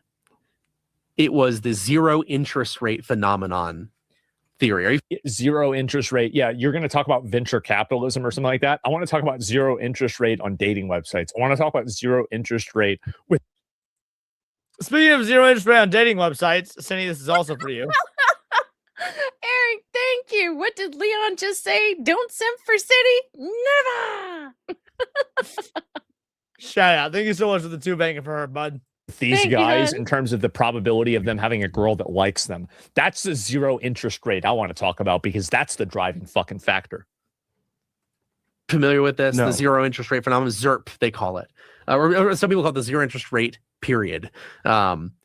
So ZIRP was this period of time that we've really seen over the last 15 years up until very recently. A lot of investment. Where money was basically free to borrow. It was crazy. So fucking ridiculous. Yes. That's where you've seen so much economic growth. Yes. You've seen a lot of it artificially propped up. This in is the a tech and separate media issue, but industry. yes, he's right. I think a lot of like these streaming plays have been propped up by ZIRP. Absolutely, 100%. When interest rates are extremely low, They're and money all is losing money. very cheap to borrow, people will spend tons and tons of money. Speaking of cheap, Cindy, you got another one. Not cheap. Thank you, DV Wild. I came to Cindy's channel to drop some support because Leon said not to simp. But here's a little simping from the hot V, or for the hot VTuber lady. Well, thank you, darling. I truly appreciate you. Simp away. I appreciate you being here. Disavow Dis a fucking vow. Oh, it's such a beautiful number. 69. Simp. The economy appears to be doing very well. You have the growth that looks good on the stock market. And so companies don't need to ever tighten their belts. This is something that, like, I'm so glad he's saying this. Like, I don't want to watch the whole thing, right? But, like, I might watch more parts of this. I'm so glad he's saying this. The GDP is fake. The GDP is like, oh, wow, the number's high. Okay, can you afford your... Not only is GDP fake, but I remember reading this study in... Shit, it must have been 2014, 2015, something like that. 70% of the money in the world is imaginary. Is it? Well, because it's all tied up in things like stocks and credit and assessed value. Like, of all the actual, physical resources and physical money in the world, only 30% of it is actually physically real. Oh, wow. And I could be wrong with that number. Don't hold it to me. I read that, like I said, in like somewhere between 2013 and 2015. But I wouldn't be shocked if that was still true. And this is also for you. Bio, thank you so much, handsome. Just to say F you, Leon. I do what I want. Hell yeah. And a friendly reminder, f you, Leon. For sure. Car payment? No, you can't. Oh, okay. Well, then it's maybe not so good, huh? How about that? So people, like, this is what they do. They use these artificial indicators to confuse the average American into thinking that their life is improving. It's not. It's getting worse. Your life is getting worse. The majority, over 90% of the wealth gains after COVID were by the top 1% of the population. Oh, but the graph. Fuck the graph. What about your life? Put down the fucking gravestone. Fuck the graph. What about your life? Well, I mean, if you're in the ground, it's a gravestone. Like, what about your life? You got yet another. I guess I should just roast people for sipping more often because you get an influx of super chats coming in. I did, but he brought up a good question. Sephirus says, off topic, Cindy, did you and Leon see the lefties on Twitter we're after Caleb Hammer from Financial Audit? Yeah, so I don't know what you, Cindy. I was just going to make a video on this, but the problem is that it is so extensive, so massive. Doing a video on that would be a huge undertaking. And I was like, because I don't like to make videos about things where, like, I want to be decently informed, but also have the ability to learn more. And I was already following the Caleb Hammer story, and it was so fucking funny and fun to follow on my personal time that I didn't even see the value in making a video of it at that point because it was so much fun just for me outside of the YouTube realm. Oh my God. Yeah, somebody said that he's a lefty. I heard that he was leftist. But it was the fact that okay, correct me where I'm wrong, because I hadn't heard about this. But it I don't think wasn't. he's leftist. No, I think Caleb Hammer's an absolute moderate, if not like slightly right of center. But go on. I really don't know much about him. I've only seen a few of his clips. But my point is that what they didn't like, in my opinion, was that he was calling each and every one of these stupid retards that went on to his show and then argued their point that, hey, even though I don't have the money, I'm still gonna spend it. And he called them retarded, which they are. So if they are. So if they don't like it, how about you fucking change the way you're doing things because you're retarded? Couldn't agree more. Yeah, no, Caleb Hammer is, again, if he is anything politically beyond moderate, he is a slightly right of center moderate. And even if he's like socially left of center, I don't know if he is or not. Even if he's socially left of center, he is financially right of center, without a doubt. But yeah. I agree with Sergeant Sapient. Caleb's just a dude. He is. I he's really enjoy his content. funny dude. I don't do much with it on YouTube. I like react to a lot of it or whatnot, but just is something to put on while I'm editing or playing video games or whatnot. I like his content a lot. Oh yeah, no, he's feisty. I like that about it. He's funny, and he actually tries to help people, which surprisingly or not, is more than they do. And again, think about how many midwit, below average, barely average intelligence people that don't really understand statistics, numbers, and any sort of data collection method. They don't really, they're not think, these are people that think in terms of abstractions, but they can't think about real life. It fools them. And the reason why it fools them is because it appeals to their ego, the ego that they're not a retard. But unfortunately, in believing it, they reveal that they are. And higher and higher and higher. They can become grossly inefficient. They can pursue things that don't make money. Absolutely. And they're still doing okay.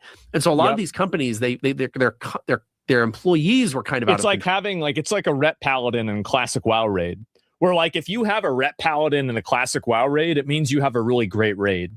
It's like the reason why with these fun fact, because you describing midwits. I used to be midwit, and it almost like kind of fucking hurts to acknowledge this, because for a long time I was very much like the milk toast fence sitter type. It was like, oh, where some people are right on one side and some are right on the other and whatnot. And I would always try and find like the most middle of the road way to go about shit. And then over the years of seeing where the world has gone, it's like, oh no, there's no fence sitting. You choose a fucking side. Otherwise, you're a midwit. And I existed in that midwit space for far too long. In fact, watch early episodes of me on Saturday Night Hypnosis. You will see midwit Leon far more than you'll see. At this point, I'm a fucking radical. You are, because you're not it doesn't matter if you're a radical if you don't follow their line of thinking to a T. Like you cannot. Oh, it's not even that. I will openly say I'm a radical at this point, and like give me a left or right wing topic, and I guarantee you I have a very radical answer. Just in general, like whether it be marriage, whether it be voting, whether it be economics. At this point, I've got a very radical opinion. Yeah, no, you do. And apparently, if you use the word retard, you're also a radical racist or whatever. Oh, yeah. I'm definitely radical for calling out retards, but sometimes retards be retards. I mean, like, look, if we go in and scientifically cut off that extra chromosome, I still wouldn't do it because these retards give me content. This is for you. Oh, Master Goa, thank you so much. Now, he said he was joking, so here's hoping that is true. He says, now I know why Cindy hates me, simping for her. Simping is the devil. Never simp. Simping is evil. Stop it. Get some help. No, but shout out. Thank you so much, homie.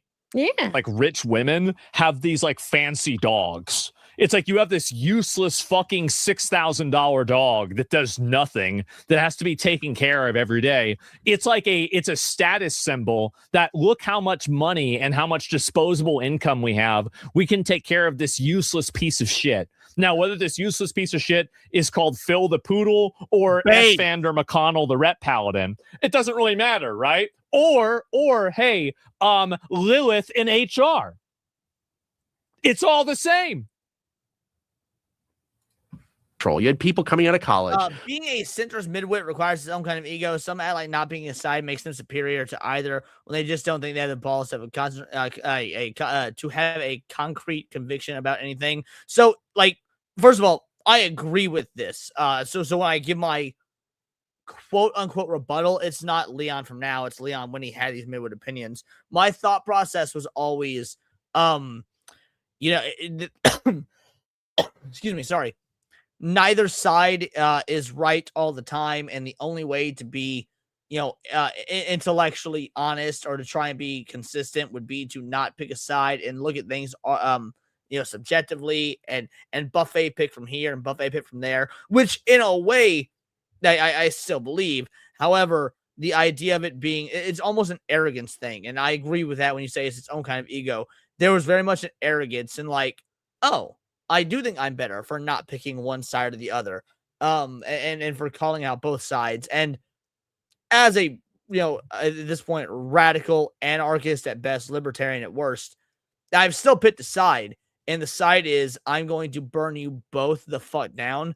But when it comes to the like policy prescriptions I have, they're fucking radical. Like. So yeah, I agree with this this mentality 100%, person. Who believe their job was to change the world by using the money of these corporations. That's right. And the corporations didn't push back on it because they would be accused of being bigots and committing hate crimes. And they said, you know what? The stock is going up.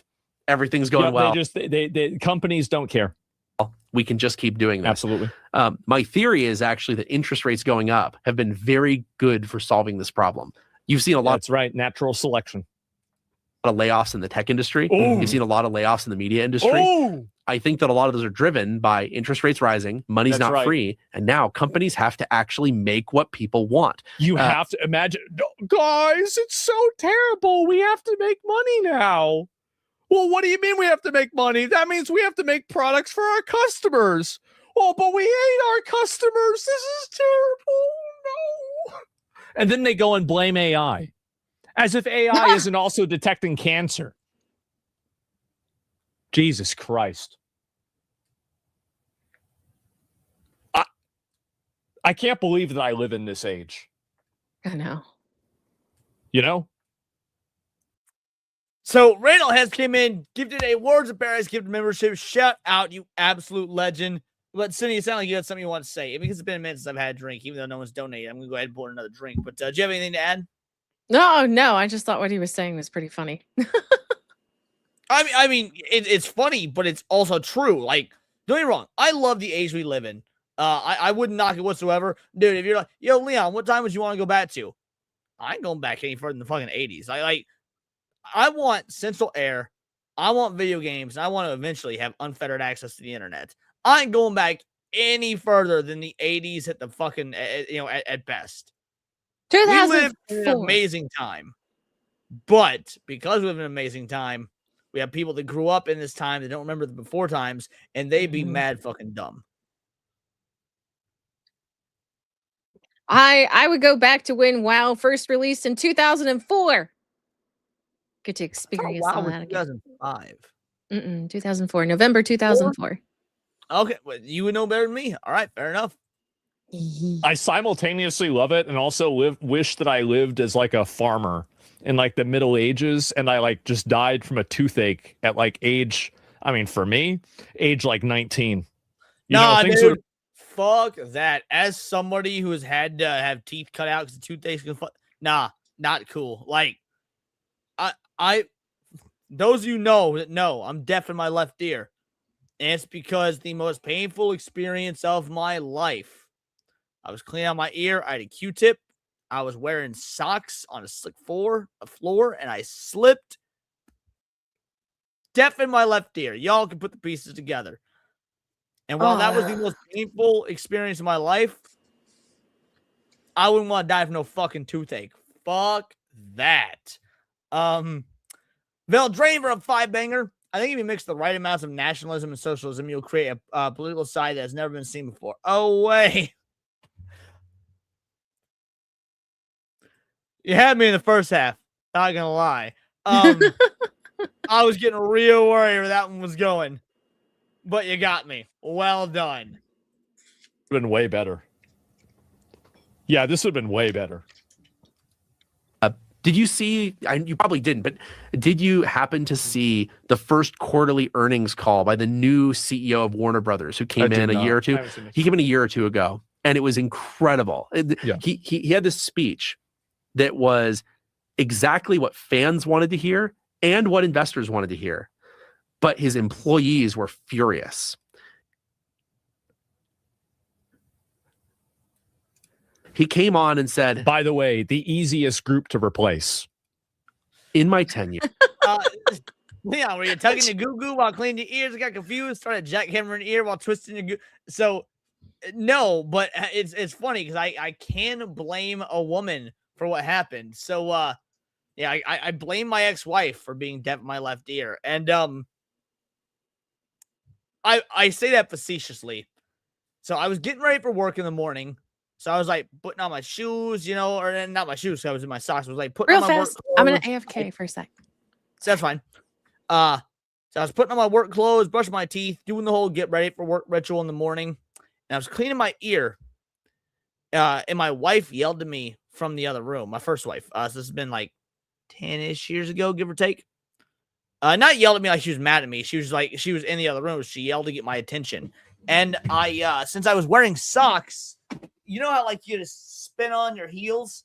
So I spun on my heels so that I was facing the direction of the door so I could hear her better. And when I spun, since I was wearing socks and on a slick floor, my feet gave way and I fell while the Q-tip was still in my ear, and I hit the ground and it shoved it in, and I screamed in pain, the worst pain I had ever experienced in my life.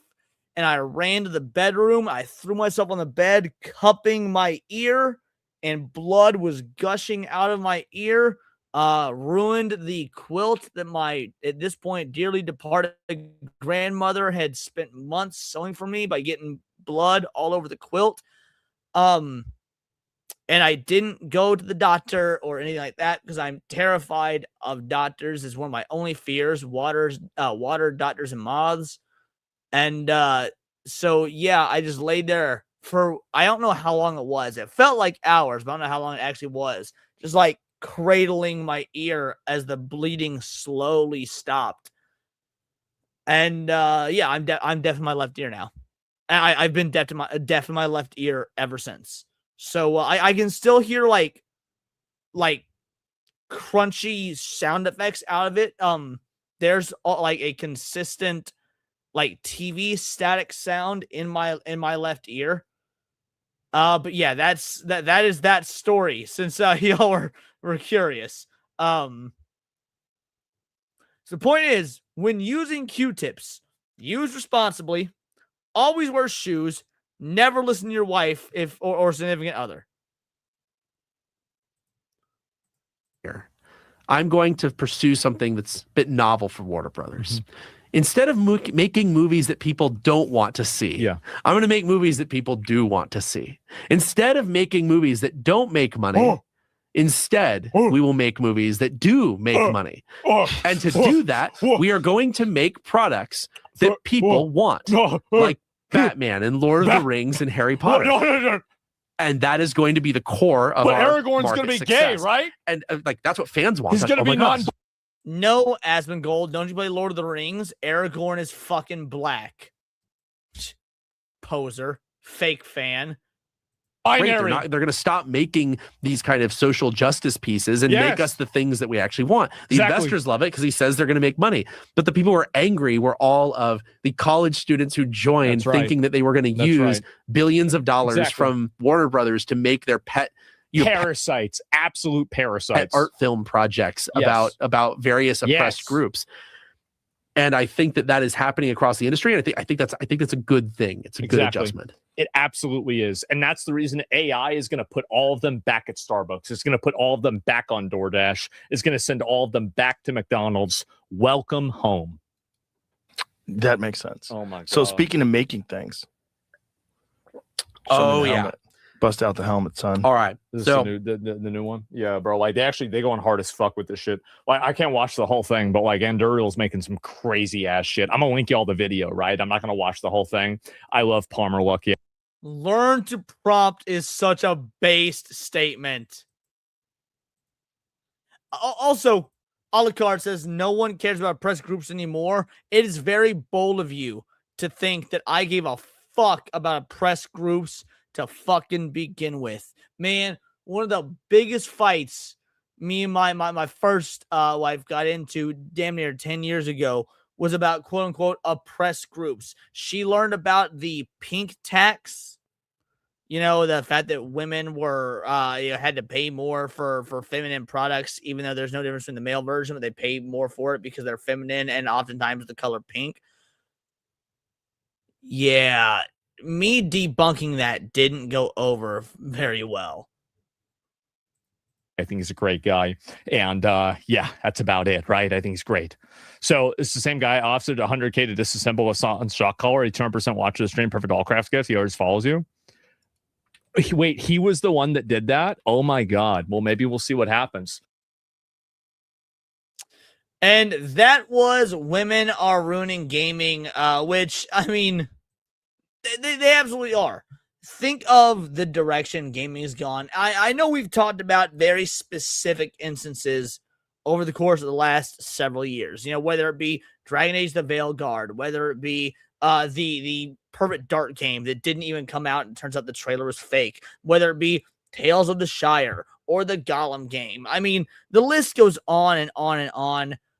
Gaming is and has been for years been just in the shitter, for lack of a better word. But I think we're seeing some dubs. I do. Obviously, the industry is it's lagging behind a little bit because of development processes. Anytime you see a cultural shift like this, when you got a product like video games, like movies that take several years to complete, there's gonna be a little bit of a delay. But I'm gonna be real, even during Biden, the cultural zeitgeist was shifting. I mean, Trump winning in 2024 was a given.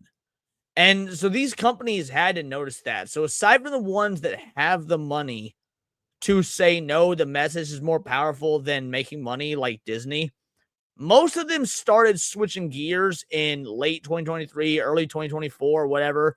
And the games we'll be getting in 2026, 2027 will reflect that. But Cindy, what do you think? No, I think you're onto something. Like, hopefully it gets so much better than it is now. I missed a good portion of what you said, so I'm not sure. But I'm why do you think women ruin gaming, basically? Oh, well, they would have to actually game and understand the essence. But to me, it just felt like they were along the lines of men can't have fun, so we must ruin it for them and make it all about the women. Well, speaking of the women, Demon Carol for a 5-banger. This is on your chat, Cindy. Hey, Damon, thank you, honey. Ugh, the pig tax. Let me guess. She believed in the pay gap as well. Fuck that shit. I don't know if she did or not, but it wouldn't surprise me. I don't recall. Oh, we were talking about my first wife and how she believed in the pink tax. So I don't know if she believed in the wage gap, but it wouldn't surprise me if she did. But since I don't know, I won't speak to it. Okay. But with that, it is 1:30 a.m. our time. I think we'll go for another 30 minutes. That way we can give the West Coasters a Happy New Year's. What do you think? Does it sound good to you? Yeah, sounds good to me. I went and I didn't know how long we were going to stream, so I have a bowl of pork belly. Oh, you lucky fuckers. I haven't really eaten in 2 days, so I treated myself. Well, you entertain the chat real quick while I go and take a piss, and then we'll do one more react video. Okay, awesome. Guys, you get to see it firsthand. I'm putting meat in my mouth, and it is delicious. Pork belly is so good.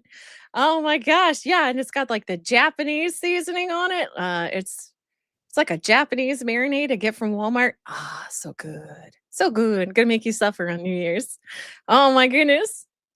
Yeah, thank you, Folk Kearney. I had like a tummy ache for like 2 days. It was rough. I couldn't eat anything. I tried, and it was very, very difficult. Leftover barbecue gator? Ew. I'll have to take your word for it on that, Cal. You're having deep dish gao? Oh my goodness. Miso marinade? I've never tried it. It was I don't know what it's called, but yeah, there's like a Japanese marinade that is very, very good. I want to get their spicy one and see how that tastes. I relate to tummy troubles. It's so rough, Aeon. I hope you feel better. How you doing, Cindy? I am doing okay. Happy it's the New Year's. Grateful that you guys are all in my life. I do appreciate each and every one of you, and I know Leon does too. He got sappy earlier. It was quite sweet, so make sure you rewind it and catch that because you won't see him be like that too often. I get like that quite often, though. You know, it's being the woman that does it. Deep dish counts as a pizza? Is it a pizza or a cake if it is like deep dish? Fried gator is all I know. Can't imagine barbecue gator. Have you tried it? Deep dish pizza is just a casserole? Gator is one of my top 5 favorite meats of all time, by the way. Whoever said they've got gator. That would be Cal. Yeah, I love gator. Gator, like, incredible flavor, incredible texture. I've been cooking gator for the last probably 10 years. I fucking love it. Gator's incredible. I would try it if you made it, but otherwise I don't want to. Gator, I highly recommend it. Again, it is a top 5 of all time favorite meat for me. Huh. I'll have to take your word for it. All righty. We got one more video to cover. And I'm excited to do this one because Cinny, it's not me and Cinny stream unless we cover something anime related. Why are people okay with erasing Japanese humor in localization? I love making fun of localizers. Cinny, you got anything to add before we start? I'm sick of localizers and need to give it back to the fans or people that at least cared about the medium. Yeah, or even AI at this point. Yeah, for real. I'm sorry. Can we all agree that if you are a localizer for anime or video games, you're probably not a comedian. You're probably not funny. If you're actually funny, if you could tell some really good jokes, you shouldn't be a localizer for anime. Like, we all know, it's no secret that the pay there sucks. Go be a comedian. Go write a book. There's so many better places that you can get paid so much better. But no, I agree with everything he said. As somebody that took a couple of years of Japanese and at one point could speak conversationally, I would still never in my entire life want to be a localizer. But then again, these localizers don't actually speak the language. So what the fuck do we know? Alucard with a 5-banger. I'm black and I've never felt oppressed in my life, and I was raised in the ghetto. Absolutely based. You love to see it. This is for you, considering you're Call it whatever, but if I made $1 for each time I made a racist joke, I would actually have $0. Cause I'm not joking. Based? Based? Hello?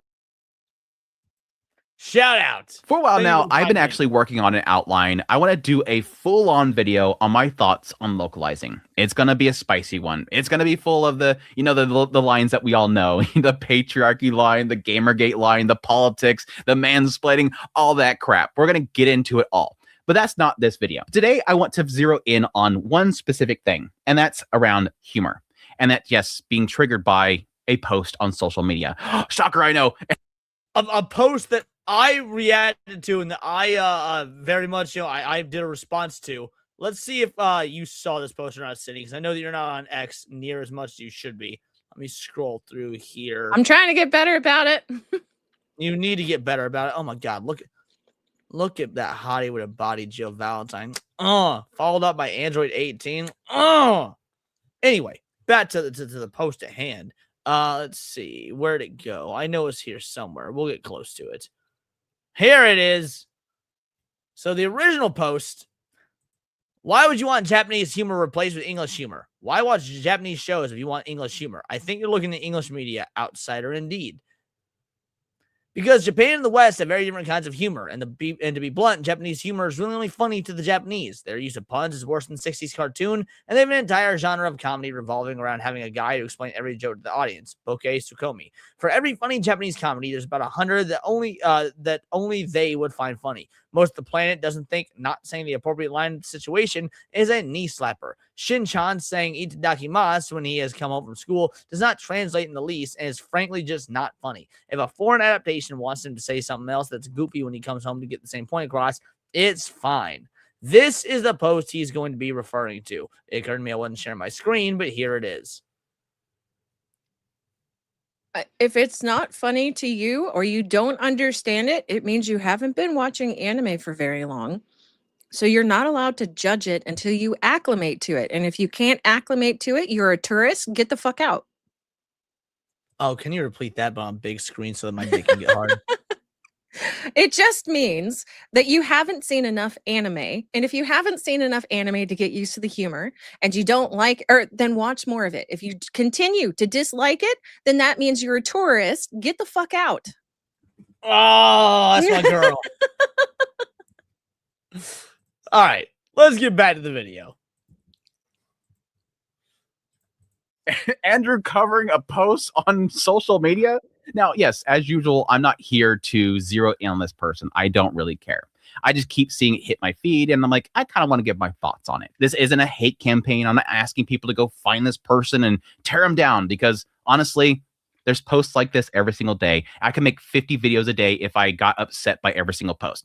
I think there's logic in here, though. There's a little bit of logic in here that I want to kind of dispel. And that's really around essentially what localizers do with the product when it comes to us. And the fact that, yes, technically Japan has different humor than we do. I know, big shocker, right? Different culture. They have. So I want to address this comment real quick. Aeon Fall says, I like dub because I eat while I watch anime. So here's the dealio. I have a very unpopular opinion on this. In fact, it's an opinion that even Cindy doesn't like. I like both. I like dub and sub. Why do I like both? Well, for one, because I go to a lot of anime conventions. And out here in America, anime conventions don't often, not always, sometimes they do, and it's super cool when they do, don't often have Japanese voice actors as the guests. And if I'm going to be getting my action figures signed or conversing with the guests or whatnot, I like to be familiar with their work. Also, some anime are better dubbed. It is what it is. It's true. Some anime are fucking better dubbed. Cowboy Bebop is better dubbed in English than Japanese. I've seen both. Beck, Mongolian Chop Squad is better fucking dubbed. Carol and Tuesday, better dubbed. Why? Because these anime are about fucking music, and all the music was written in English, which means the whole show flows better when you watch in English. Now, is that a minority? Yes. Most anime is better in the original Japanese dub with the sub. But I like being familiar with their work. I like knowing whether it's good or not. I think the art of dubbing something is that it is an art, and it's just an art that a lot of these modern anime companies fucking fail at. But I do like both. It just depends on the anime. Now, to be fair, I do not judge if you like both. I personally get secondhand embarrassment listening to dubs, so I can't enjoy them like you can. I have only ever watched it in Japanese, even if I can't really speak Japanese. So to me, it's odd, and I can't adapt. But I mean, more power to you guys if you enjoy it in dubbed. Now, Anfell also says, this will be the last thing, then we'll get out of the video. DBZ is better dubbed. Considering the Dragon Ball franchise is my favorite franchise of all time, I heavily disagree with this take. I think that Dragon Ball is exponentially better subbed. And even if it is quote unquote better dubbed, I like the Ocean dub better for a lot of the characters. Now, to be fair, a lot of characters didn't show up in dub because the Ocean dub only went up to like the Namek Saga or whatnot. So like we didn't get like Android 18, Dr. Zero, Cell, stuff like that. But for what Ocean dub did compared to the Funimation dub, I like the Ocean dub better. But no, I will always watch Dragon Ball with the original Japanese dialogue. I have an even hotter Different take. funnies? I would never guess. Go for it. Team 4-star abridged over regular Dragon Ball. You mean regular English dub or in general? In general, probably. All right, well, we're going to go ahead and just do the rest of this without Cinevere. Do you realize you were over here talking mad shit on tourists, and that might be the most touristy thing you could have possibly fucking said? I honestly, I could care less if it's the Japanese or the dub. I find it more funny. I like the pacing on the humor a little bit better. I don't know. Dragon Ball Abridged isn't bad. I think Dragon Ball Abridged, what sets it apart from all the other Abridged is that it does a spectacular job that you can watch Dragon Ball Abridged having never seen Dragon Ball, and you actually do get the full legitimate story with all of the context. It is just also a comedy instead. And like that's what sets it apart. So I am a fan of Abridged. That being, and there are going to be jokes that go over your head if you're not familiar with the source material. Absolutely. Mm-hmm. But is it the best dub? No, not at all. The fucking original Japanese dub, that's the interpretation of what Toriyama wanted, is the best. But I do like Dragon Ball Abridged. I'm not knocking it. I'm not knocking the original either. I think it's still good. I find the humor in Abridged really appealing. Fair enough. Yes, I would never guess that when I consume a Japanese product, they're going to laugh at different things than me. You think that when you grow up in a different country, you find different things funny. That's so weird. But that's really kind of the forefront of this whole entire issue. But no, let's kick off from the very beginning here. They basically were talking with some individuals online about specifically localization. And by the way, I am going to. I don't want to keep this whole thing to be like stuck on Dragon Ball. So it's probably the last thing I address. But I disagree with this. A bridge ruined Dragon Ball inspired Goku being regressed in Super. That is incorrect. That's factually incorrect. But it's something that I forgive people for not knowing. So here's the deal. Here's the real history of it, because it's something I'm very passionate about. I'm quite the Dragon Ball fan. If let's break the immersion and turn on my lights for a moment. Notice the giant ass Purunga right next to it's a Broly, right next to it's a Goku. Half the anime statues behind this are Dragon Ball, and out in my living room, I have a giant Dragon Ball shrine. I literally have a Dragon Ball shrine in my living room. Needless to say, I'm a fan. It is my favorite anime / manga. It's not Dragon Ball is my favorite IP of all time. The English version of Dragon Ball that most people grew up with here in America or in the West in general heavily changed the character of Goku.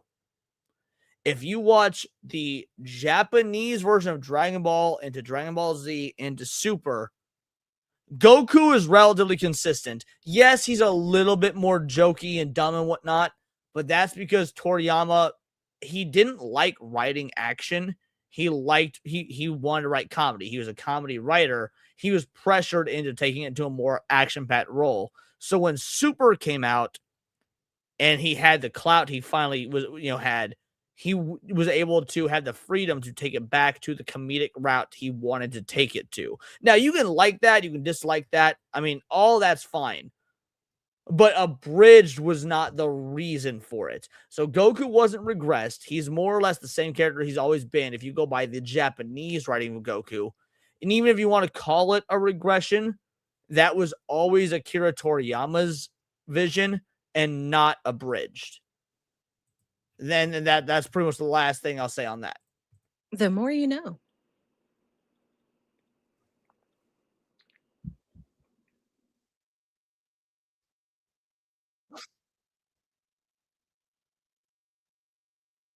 Are you playing the video? What'd you say? Are you playing the video? Oh shit! I didn't realize I didn't have a share. Yeah. And to be blunt, Japanese humor is really only funny to Japanese.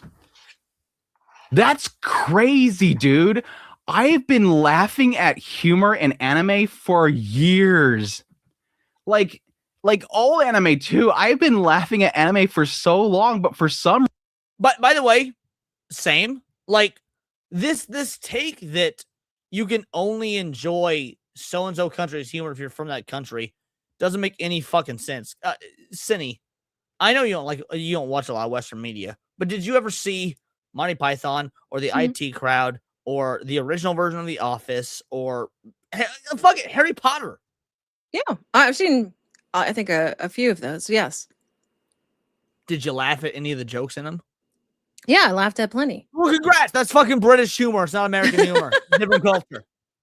I mean, like, I've been laughing at the Chinese jokes for years, so that's why I say it's Mr. Bean is a great example. Rabnad. Sorry, go on. No, Sam, my bad. that if you can't understand the Japanese humor, or for the most part, then you are in fact a tourist. I hate to tell you. Fokuni, I don't like the IT Crowd, but the reason I don't like the IT Crowd is not because it's British humor. It's because for the last 7 years prior to doing YouTube full time, I worked in IT. You'd be surprised how much the IT Crowd isn't jokes. It's fucking reality. Reason I'm not supposed to be laughing at. Confirmed, Andrew's a full-on Japanese. I'm Japanese, guys, because I laugh at Japanese humor. That's crazy. Their use of puns is worse than a 60s cartoon. Yes, they do a lot of puns. And they have an entire genre of comedy revolving around a guy to explain every joke to the audience. Boksukokomi. Yeah. They love the straight man routine. They love that. For every funny Japanese comedy, there's about a... Hello, ITV. Try turning it off and on again. All right, so the most you can have, you won't understand. I want to put this in perspective for you. Hello, ITV. Try turning it off and on again. I can walk people through running diagnostics on Linux systems. I know all the commands. I can walk people through programming Cisco routers. I can work with incredibly vast networks of switching networks. All of that I am trained to do, and I did for 7 years. Turning it off and then on again fixed 90% of the issues. It almost hurt to be in IT because all my knowledge and skill sets and training, and this right here was 90% of my job, and it worked almost every time. That is sad. I think you can tell how broken I am just from like the glaze in my eyes while saying that. I don't blame you for wanting to go to YouTube full time. Right? And to be fair, I loved IT. I did. I actually really loved IT. 100 that only they would find funny. Speaking for you, I guess, most of the planet doesn't think not saying the appropriate line for a situation is a knee slapper. It's fine. Shin-chan saying itadakimasu when he comes home from school does not translate in the least, and it's frankly just not funny. So watch it in Japanese. Here's where we're sort of getting into this like divide in where I think a lot of people think compared to what this individual thinks.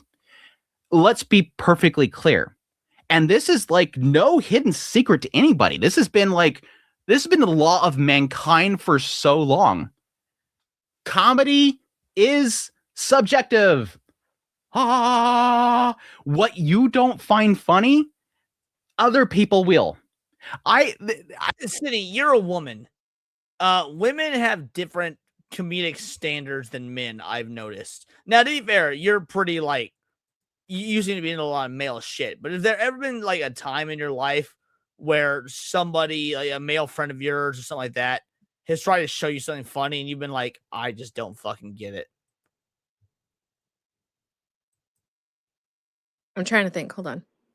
Like a lot of times it's physical comedy. Like dudes will laugh at other dudes getting hit in the balls. No, Do you find that funny? okay, yeah, that's actually fair. I saw a little bit of Jackass and I didn't understand the humor. It was just guys really hurting themselves.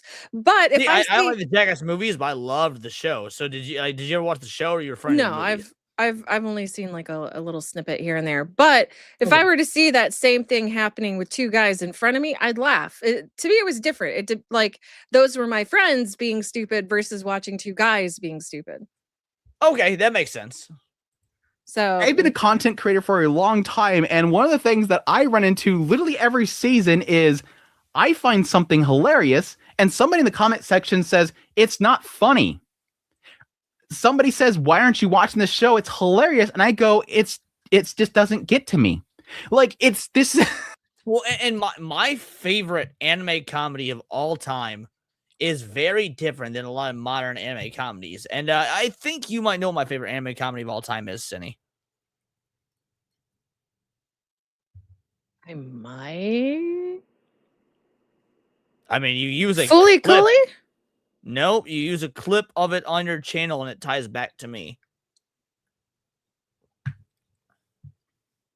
I have no idea. Golden Boy. Oh, it's a good one. It's a good choice.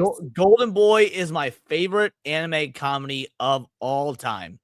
Oh, yeah, I almost forgot. I had That clip. shit translates hilariously, whether it's Japanese or English. However, not everybody in either culture is going to find it funny. It's a very particular type of comedy. It's sex comedy. Yeah. That I mean, like Waiko said, overly cautious hero. That also has kind of like sexual humor. That's just the good stuff. That's hilarious. I've only seen the first 2 episodes of Overly Cautious Hero. I actually need to watch more of it. I have it on the first list. airing, but I never watched anything more than that. I have it on the list. I think the problem this poster has is they don't realize that different people find different things funny. Some people will get tired of certain jokes. Some people love it every single time. The memes drive me crazy. I keep seeing memes in my feed And it's like, dude, guys, it was funny the first time, but everybody else seems to keep finding it funny. Bung! Wow, big shocker. People find different things funny. The idea of Shinchan coming home and saying itadakimasu, something that's typically said when people go to eat. Maybe it's me being a snob, but it's itadakimasu, not itadakimasu. The su is silent. You just say itadakimasu. A lot of the times the U is silent, especially if it's paired with an S. Yeah, exactly. That is correct. And so, I don't know. Like, I'm not gonna judge the dude. He seems like he knows his anime, but for him to get that thing specifically wrong, it rubbed me the wrong way there for a moment. I am so jealous of his collection. Holy shit. Yeah, it's a real nice collection. In Japan, that's funny to me. That sounds odd. It's off the wall. It doesn't make any sense. So the logic doesn't make any sense. That's why it's funny. You just don't find it funny. If a foreign adaptation wants him to say something else that's goofy when he comes home to get the same point across, it's fine. And this is where Andrew wants to make this video. And again, like I said before, I don't have any problem with this person. I just really don't care. Like, at the moment I finish. I do. I have a major problem with this person. Mind you, again, the person he's calling out is anime outsiders. And yeah, outsiders is the right term. I have a problem with this person because this person is a fucking tourist. And Cinny, how do we feel about tourists? Get the fuck out! Exactly. You and I have done many a video together, as well as me done several solo. I'm sure you've done several solo, and if not, you really should. Tourists are the bane of the modern day anime experience. So sure, maybe this dude who we're watching, what's his name? I don't even know who this is, like Otaku Spirit or something. Yeah, Otaku Spirit. He might have a problem with this guy. I do, because it's people like the anime outsiders on X, and like those young Gen Z dumb fucks you and I reacted to several months ago who are like, oh, we watched the first episode of every anime or whatnot. Those tourists are actively ruining the fucking medium. Why? Because they make money. Oh, anime is popular now. Who should we appeal to? Well, let's appeal to people who weren't fucking anime fans. Mm-hmm. What is the difference between appealing to not anime fans and appealing to women who don't play video games? It doesn't work, by the way, so stop. That is actually a spot on comparison. Just making this video, I'm gonna move on with my life. This person isn't harming me. I don't care. No, he what was is. the first anime you both ever watched? The first anime I ever watched, I believe, was simply called X. Clamps X, 1999. Oh, it's so good. It was so good. Like, okay, for like my very, very first one, I can't remember what it was. This anime right here. It was just simply called X. Yes, Yeah, I love Clamps. I was too young to understand it. The first anime I could watch and like actually understand was Dragon Ball, but I'm pretty sure this was my first anime. If I watched anime before that, I did, like, obviously probably like Pokemon. I probably watched Pokemon before this, but I didn't know the term anime growing up. My dad was already a weeb. My dad was a weeb since the 80s, and so I grew up with the term Japanimation. I didn't even know the term anime until like 2013 because we would call it Japanimation in my house. But anyway, go on. Macross was like the first thing my uncle brought over, and then eventually Sailor Moon, and then it aired in the US and stuff. So yeah, that's it. But yeah, J-Mac, real quick, he just dropped 20 gifties. Thank you so much. That means it's 2 shots for me. Yay! I will do the shots with you, even though they weren't on my. Yeah, fuck it. I'll do the shots with you. All right, give me 1 sec. Let's go ahead and minimize this real quick. So you said your first was Macross. Sorry, I meant to move this. Yeah, your first was Macross. Yeah, my first was, again, to my knowledge, my first was X. Maybe I watched Dragon Ball or Pokemon or one of the simple ones before that, but like X was the very first one that I watched and I knew was like, oh, this is wait, hold on. What year did Appleseed come out? Because I also saw Appleseed really early. Oh no, that was 2004. Never mind. Appleseed was 2004, so I was already a ways in the anime by that point. I was probably like 10 or so when I saw that. Alrighty. I'm gonna hold myself accountable. I'm gonna take pictures, even though I know J-Mac is not gonna ask because he didn't probably know about it. All right, you ready? Ready when you are. Kampai. Kampai! And you need to do what? You need to do what? 2 shots? Before you do your second shot, he sent you another message on your stream, girly. I breathed at the same time as I drank, and it burned. Oh, that's a rookie mistake, girly. It was an accident. Oh, thank you, J-Mac, so much. I'm a few shots in, but fuck it, we ball. Hell yeah. J-Mac, I'm glad to hear you're a drinker. I've actually never known that about you one way or the other, whether you're a drinker or not. So that's awesome. Yeah, you have a few shots in. And then we also got Veldrain for 2-banger on my side. My first anime, Fatal Fury, the motion picture. I didn't know Fatal Fury had a movie. I will need to. It's got 3. It's a 3-part OVA. Yeah, I've seen them all. I'm adding that to my anime watch list right now. I did not know that Fatal Fury had an anime adaptation. Yeah, right here, Fatal Fury, the motion picture. All right, Angel song is very catchy. I have just added it to my want to watch list. Yeah, I did not know this was the thing. Just remember, it's very, very 90s. There's a part in it that like it's a fucking bad thing. 90s is my shit. There's a part in it that I didn't understand. Like he falls in love with this lady so quickly. But yeah, thank you so much, J-Mac. Happy New Year's to you and your family. Oh my goodness. Oh, it was we'll do one more OVAs? shot and I'll play J-Mac a clip. So Okay. You have one more shot to do, right? Yes, I forgot to take a picture and then there it is. Got you a picture. All righty. Kampai! Oh, God. It did not get better this entire time. It did not get better. You're such a pussy. I love it. It's so bad. J-Mac, this is for you, brother. And Veldrain, this is for you as well. And mind you guys, I'm reusing clips because I pretty much ran out of clips at this point, but that's all right. This is for you. There's nothing more cool than being hugged by someone you like. But if someone tries to touch you in a place or in a way that makes you feel uncomfortable, you touch them back.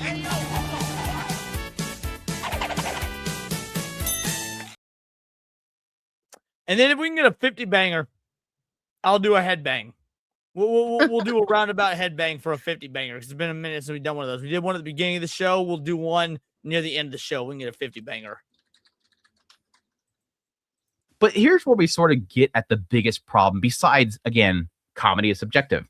What you find funny is going to be different for everybody else. And that's where I think this person has a problem, is that they don't find Japanese humor funny because it's not their kind of comedy. When it comes to localization, the purpose of the localizer should never be to change the product in a significant way.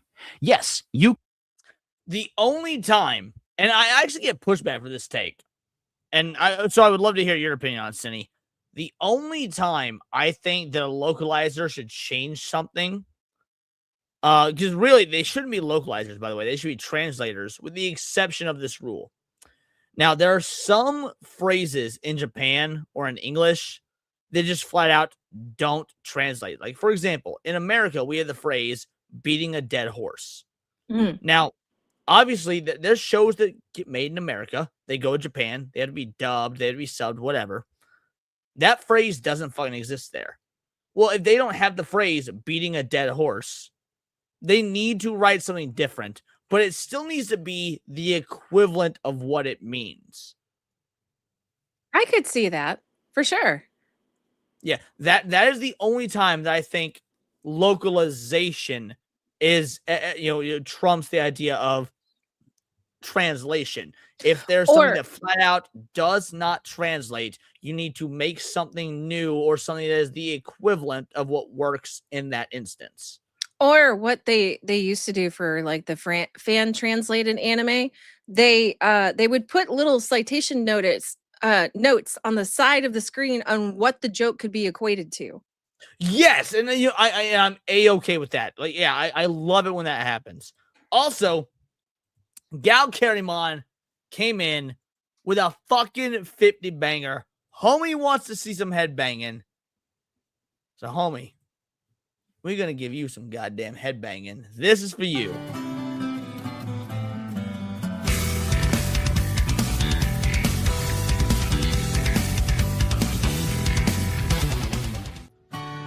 Bingo, bango, bongo. You'll love to see it. The head banging is real. You unlocked the chest. Wait. There it is. You unlocked the chest. There it is. Shout out. Thank you oh so much for the 50 banger. You fucking legend. We'll also go ahead and give you a clip. 50 is a lot. Like, I don't think humans were meant to see sissy hypno inflation compilations. But hey, by the way, did you know that I suck dick as a man? I lick the ass of other men. But really quick, I lick the balls of a man. Did he ever have like a comeback clip? If he has, he hasn't debuted it yet, and he is waiting for his time to strike. Veldrain for a 2-banger said, second anime Ninja Scroll, third Rama 1/2. Both excellent answers. Now, those I have seen. While I had not seen the Fatal Fury anime, I've seen Ninja Scroll and Rama 1/2, and I love both of those. And then, Cindy, this one was on your end. Oh, thank you, Eric. It's a banana. I am not surprised whatsoever. Oh, real fast, if you don't mind me calling these out. I got a couple of games from yeah, go for it. He got me Code of Princess X or EX, just a cute side-scrolling beat 'em up with online. It's not a hentai, it just has princesses in bikini armor. Hell, fuck yeah to the bikini armor. Oh my goodness, thank you. He also got me Trail Out, as well as Trail Out Steel Wheels. Oh my goodness, thank you so much, Master Goa. And Motor Rush. I don't know what Motor Rush is. I never heard of Motor Rush. It's part of Trail Out. Nice. This DLC adds motorcycles. This is now we can find out if Cindy can drive. I'm not so much of a fan of racing as I am of explosions and destruction. This game has plenty of that. Best wishes. Thank you, Master Goa. Oh my goodness. I have no idea of you driving on account of, you're a woman and all. I know, right? Even I'm hesitant, but I'm still grateful. So I thank you. Can't do a 1-for-1 translation. It just doesn't work. It's broken.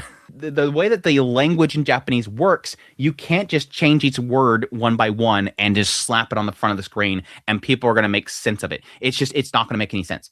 There has to be some adjusting for it.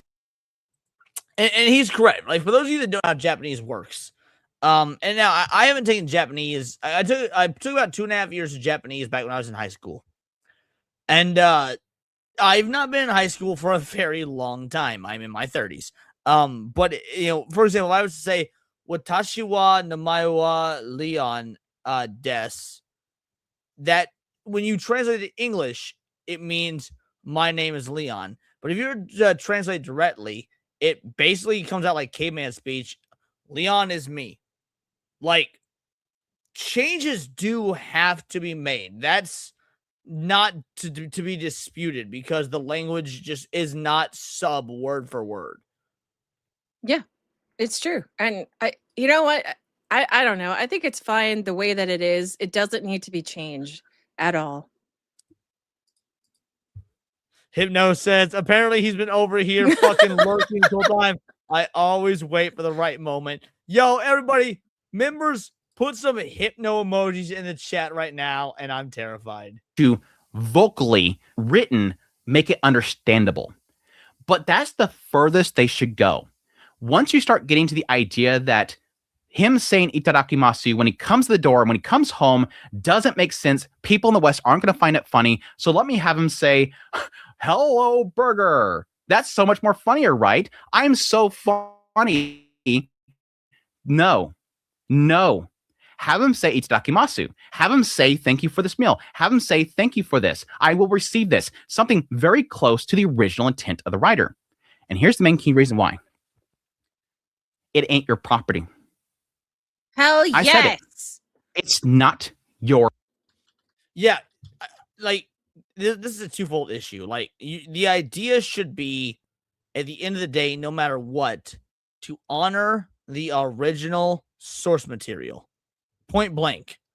If the creator, if the artist, if the writer, if the author, if whatever had an intended joke, you roll with that fucking joke. And if you cannot do your job, you should be fired like anyone else, unless you're a weatherman, that cannot do your fucking job. There's a video I've had on the watch list for a while, and it hasn't fit into an episode I'm running yet. But I'll probably do it sometime soon. Called "Why Localizers Deserve $0." I look forward to this. Oh, you and me both. Joke. It is not your show. It is not your character. It is not your IP. It is not your product.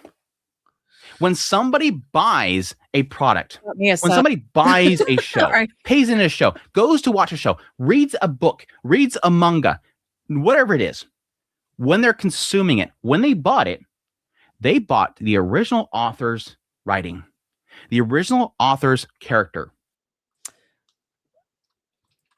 Veldrain says KMFDM Ultra Anime ad was fired in the 90s. I don't know what that is. I'm curious. We're gonna look it up right Kill now. motherfucking Depeche Mode?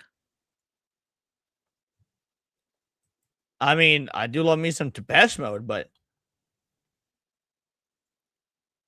let's see.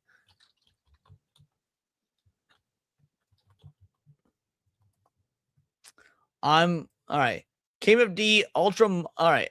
I imagine this is the one manga video DVD trailer. Let's take a look at this.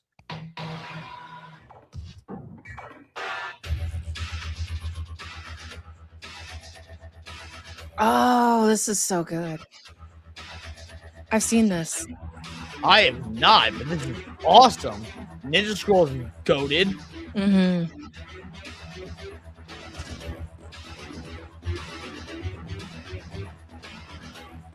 Oh, they're an industrial techno group. Okay.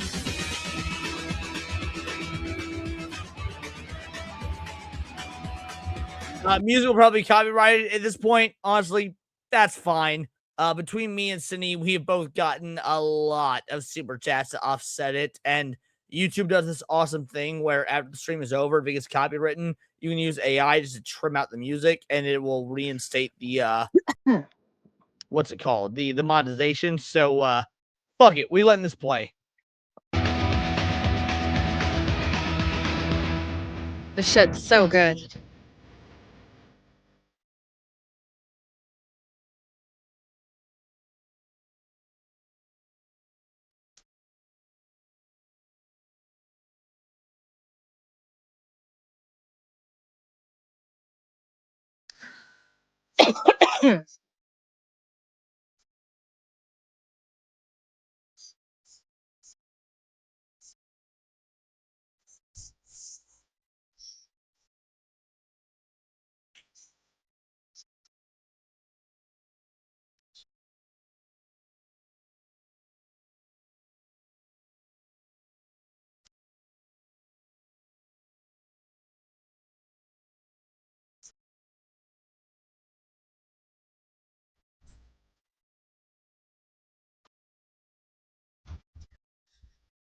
Bro, Mad Bull 34 is so good.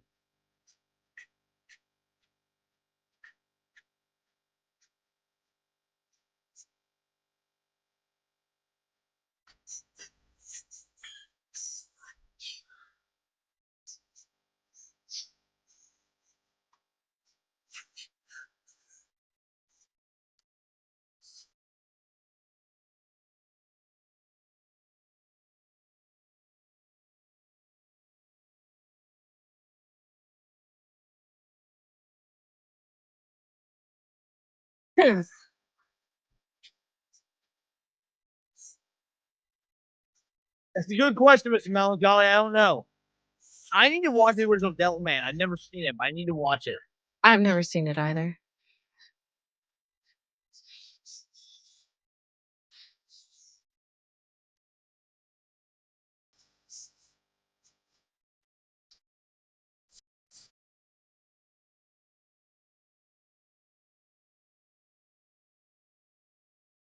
Giant Robo is pretty good. It's not great, but it's pretty good. I've seen Giant Robo this week.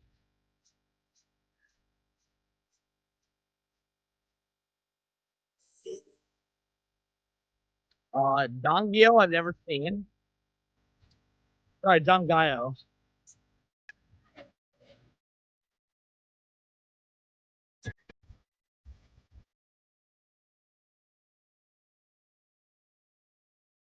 Division Hong Kong, I'm not doing that.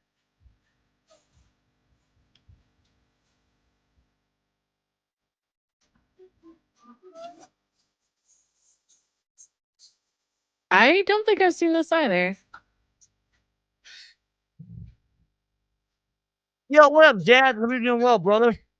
Hey, Jad. Ghost in the Shell, not only one of the greatest anime movies of all time, but in my opinion, this is a top. I've got the pushback. I consider this possibly the greatest sci-fi film of all time. And for those that push back on that, I will say, okay, fair enough, but it's top 3. Ghost in the Shell is top 3 sci-fi films of all fucking time. You haven't seen it, have you? I thought we've been through this like 20 times. We have been now. through this. Yeah, we'll need to fix that.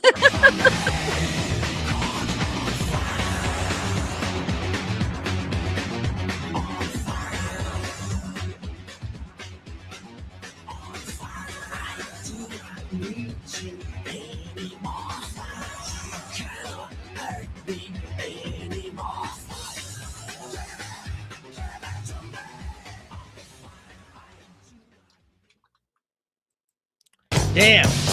That 4 minutes. Oh, I love that song. Oh, I love that song so much. See something in Discord? It kind of has the sound of this video. Let's do it at your leisure. Abso-fucking-lutely, my man. That's what I love to hear. Yes, that sort of music is right up my alley. So yeah, thank you. I will. Alrighty, back to the video. Here we go. And when the localizer comes in between there and says, I'm funnier, I'll make a joke that these people understand, that's where we tread into a very bad area. When somebody in the West, when somebody localizing it thinks that they're funnier, and this person's sort of giving that sense there, and again, I don't necessarily think they're malicious here, they're giving that sense here where this isn't funny, so the localizer should make it funnier. Japanese isn't funny, so we should make it funnier. This is only funny for Japanese people. I disagree. No, yes, there's a sense here where a lot of like, what do you mean? He says, I don't think they're malicious. I do think they're malicious because they maliciously want us to change, or like want the Japanese to change what we enjoy, what they enjoy, just for their enjoyment. So no, it is a sense of maliciousness. Well, I agree and disagree. So in the modern context, I do agree. But let's go back to the 90s, like with Dragon Ball, Sailor Moon, Yu Yu Hakusho, Tenchi Muyo, stuff like that. I purely mean this person who's talking, not the guy that's talking about the other person, but I mean the other person is being malicious. There is no, I get that. What I'm saying Okay. is the reason I both agree and disagree, as I think that nowadays they are 100% malicious. I think that back in the 90s and up through like mid 2000s, they weren't being malicious so much so as they didn't think it would sell in America, so they had to change it for sales purposes. But now that the anime is mainstream, yes, any changes are malicious now. Yeah. So I don't agree with what he's saying. I feel like he's just trying to be considerate and not rock the boat too much, but he absolutely should rock the boat. Well, I don't even know if it's him not rocking the boat. I don't know this creator. I don't know really anything about them. I saw the title of the video, thought that this could be an interesting discussion. I don't know how much he's dug into like what you and I dive into when it comes to like the concerted effort to change and alter and destroy, non-American, well, American media as well, but non-American media from the Western standpoint. So like, he might be genuine when he says it's not malicious. He might just be ignorant to the idea of how malicious these localizers really are. Yeah, that might be the case. I could be jumping in the gun on that. Really goofy stuff from Japan gets lost. And yes, it's a lot of it's like referential. A lot of it's straight man stuff. A lot of it is manzai, that kind of stuff. It's stuff that just when it comes to a Western person watching it that has not been like enveloped in Japanese culture, it's going to completely whoosh right over your head. I understand that. I grew up in the age of like fan translations where like the only way that you can consume anime was somebody had to do the translation and they weren't paid for it and they were just doing it because they wanted to spread the love of anime. And you would download stuff in a lot of cases and you'd be watching a show and then the weirdest like pun comes up on the screen and there's a fan translation note. There's a little note up there that says, translation note, they're saying this because of this. Oh, this is a playoff of this word in Japanese.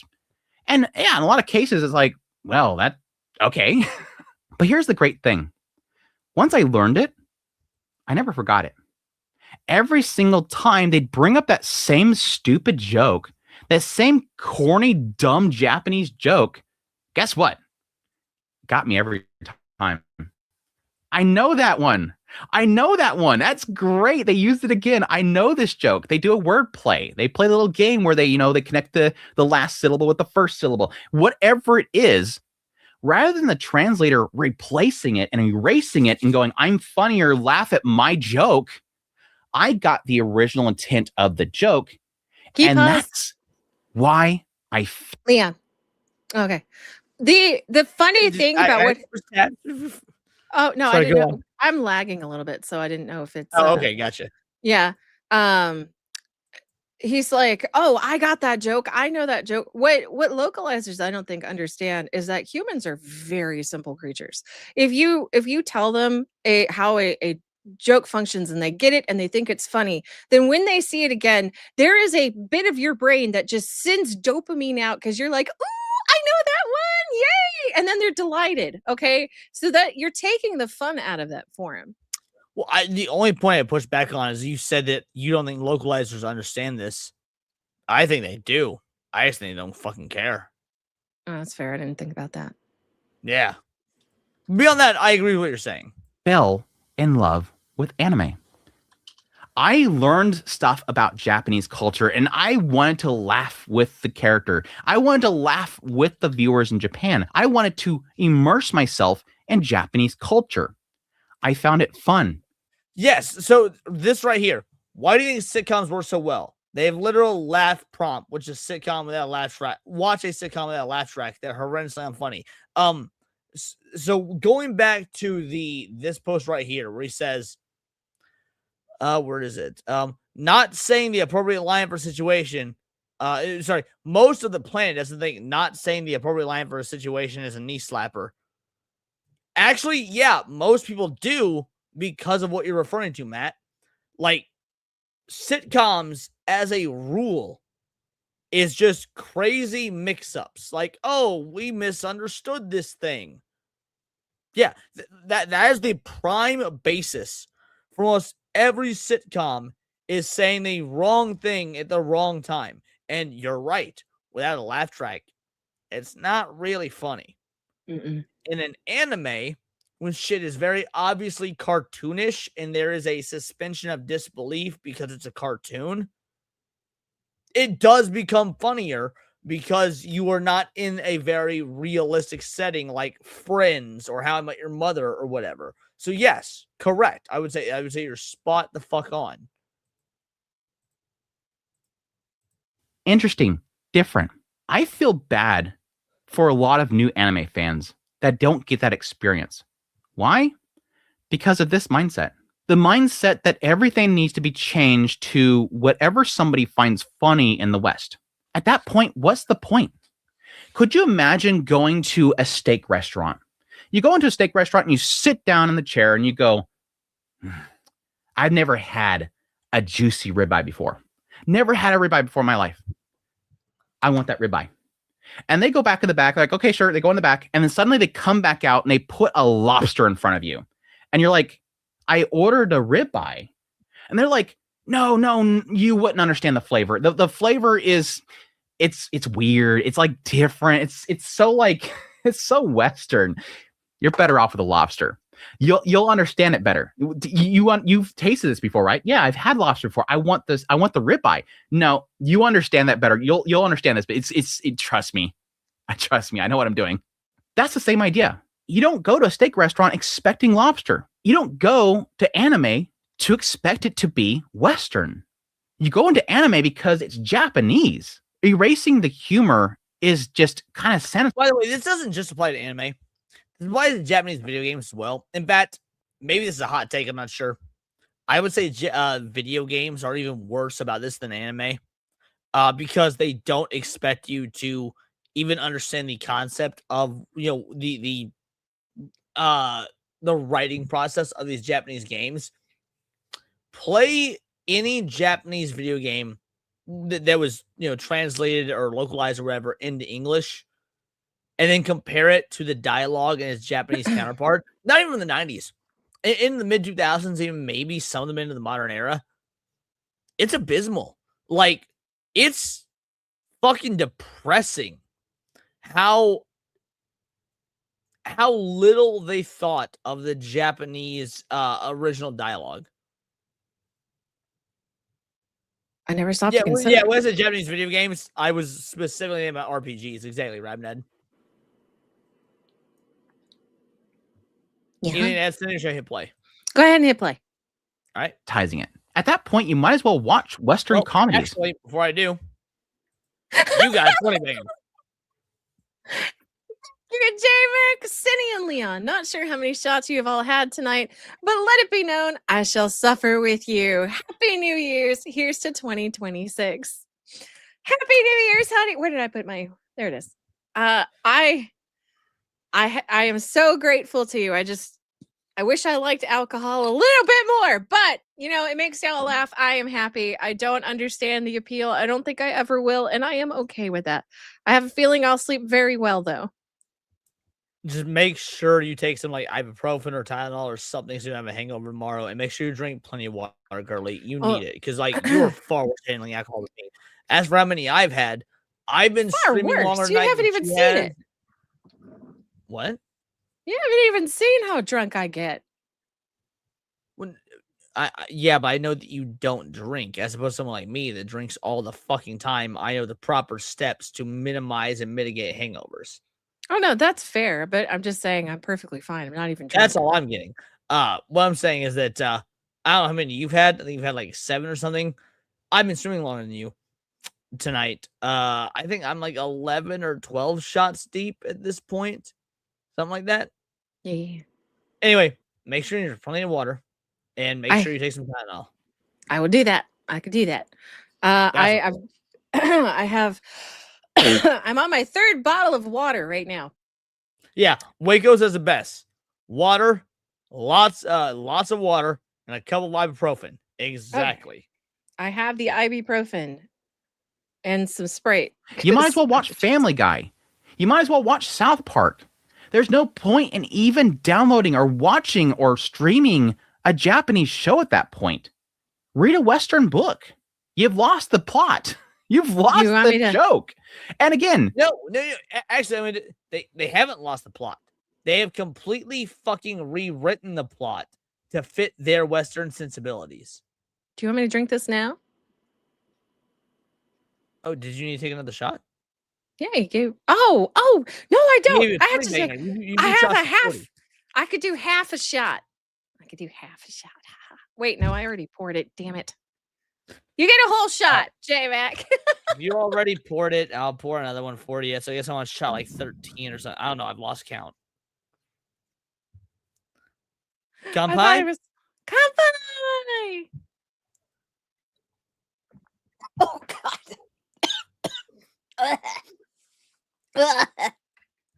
Yeah. You good? I'm good.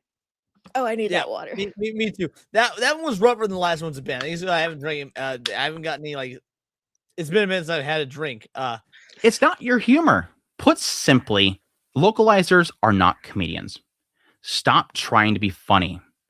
Don't put your own jokes in there. Leave it to the original intent of their author. If their jokes fail, it's the writing's fault. Your job isn't to write jokes. Your teachers didn't like it when you stood up in class and said a joke. We don't like it when you insert yourself into the Japanese stuff. It's the same thing. Stop it. To be fair, my teachers didn't like you when I stood up and told jokes because I was the class clown and they didn't like how fucking funny I was. And I would break the class's concentration because my jokes were fucking golden. I could believe that. I really could. Dude, when I was in 9th or 10th grade in English class, we had to like give a speech of what everyone to give it on. Like it was free writing, make a speech, and then just like write your own, whatever, but you gotta give it to the whole class, public performance sort of thing. My speech was, I have a dream. And I crumpled the paper and threw it at the teacher. Oh gosh. Miss Chafee was not happy with me. But it was funny as shit. She kept me after class. She told me, Leon, I'm really impressed with you. I was like, what do you mean? She's like, you're normally so quiet in class, but you stood up there and told a joke. And I was like, do you just not fucking know me? Oh, goodness. Your job is to bring the jokes to us. I can't tell you how many times I run into where I hear the Japanese and they're saying something that I'm familiar with, and I want to laugh at that. But too often the subtitle distracts me with some stupid joke, some stupid Western meme. I am so goddamn sick of these localizers thinking that having a meme is funny. Having a character say Slay Queen is funny. Having Pog in the freaking translation is funny. Stop putting Twitch chat in my freaking subtitles. You're not funny. Being funny isn't just Cinny, when we were watching My Dress Up Darling together, what was a very common criticism I had? Oh gosh. I was actually thinking about this the other day. I can't remember what I had, but yeah, they were changing some of the dialect, what they were saying, in order to. Correct. There was many a time, and mind you, I love My Dress Up Darling season 2, favorite anime of 2025, but the subtitle version, I want to watch the direct translation because the subtitle version, it was very obvious when they were switching stuff out for the American dialogue. And it was like, oh, that, like, I guess, to My Dress Up Darling's credit, what they did still technically fit the moment, and it was not out of place for Maureen, but it was still very much like, I don't think this is what she said in the original Japanese. Like there was that blunt question there. Yeah, she is. I think it would be closer to say she's more Valley Girl if you want to put her with an American spin. But yeah, they really kind of butchered a lot of what she was saying, and it was very obnoxious. Yeah, and again, it did fit. I'll give the localizers, as much as I hate saying it, I'll give the localizers for the sub credit, in that it was within the realm of what works for the story and characters. But it was the dialogue was still off. Like, I can't picture a girl in Japan saying this. I can picture a girl in America who is aesthetically similar saying these words in English.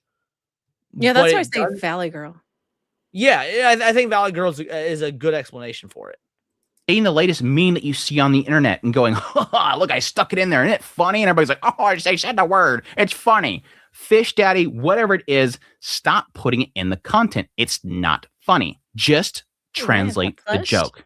If the joke's not funny, the original author's not funny. But I want to round this video up with my main criticism of this mindset. This isn't your property. That's the main key thing. I am so sick of anybody trying to excuse the idea of some. Would you call Marina Gyaru? Yes. Would you? I think so.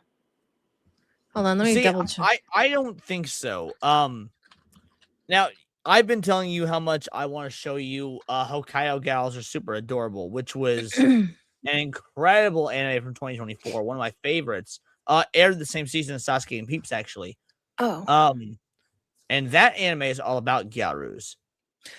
And there are a few minor but distinct differences between like her and Marin. So I wouldn't actually call Marin a Gyaru. But they're like they have similar crossovers, but I don't think it's the same aesthetic. She's called a Neo Gal, which is basically a watered down version of a Gyaru. Okay, gotcha. Yeah, I like this dude too. I might need to sub to him and watch more of his videos. Because I'm liking this guy. He got a sub from me too. Oh, right on. Marin is like a modern Gyaru, I believe. Interesting. Yeah. So yeah, I again, Cindy, you'll like Hokkaido Gal is super adorable. I'm looking forward to it. That'll probably be my next pick after you and I watch Love After World Domination. Okay. Somebody feeling they are funnier and have any right to change what a writer does with their character, what a writer says. This is, I think, the reason why a lot of people get really upset whenever politics is put into stuff.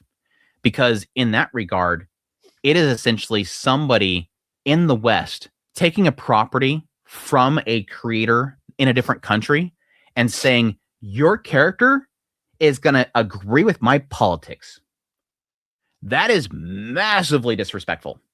And that gets into the realm of the comedy as well. And the idea that you're literally making their character tell your joke so that you look funny. And I think that kind of blows up in a lot of people's faces whenever you see a post online where somebody's like, aren't I funny? Well, someone said in the comments that those jokes date it. And yeah, that's like not I'm sure that the Japanese direct translations use like I don't know how common it is, but I'm sure you will find anime that use like of the time pop culture references.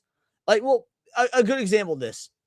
So I don't know in Digimon the movie that came out in like late 90s, early 2000s.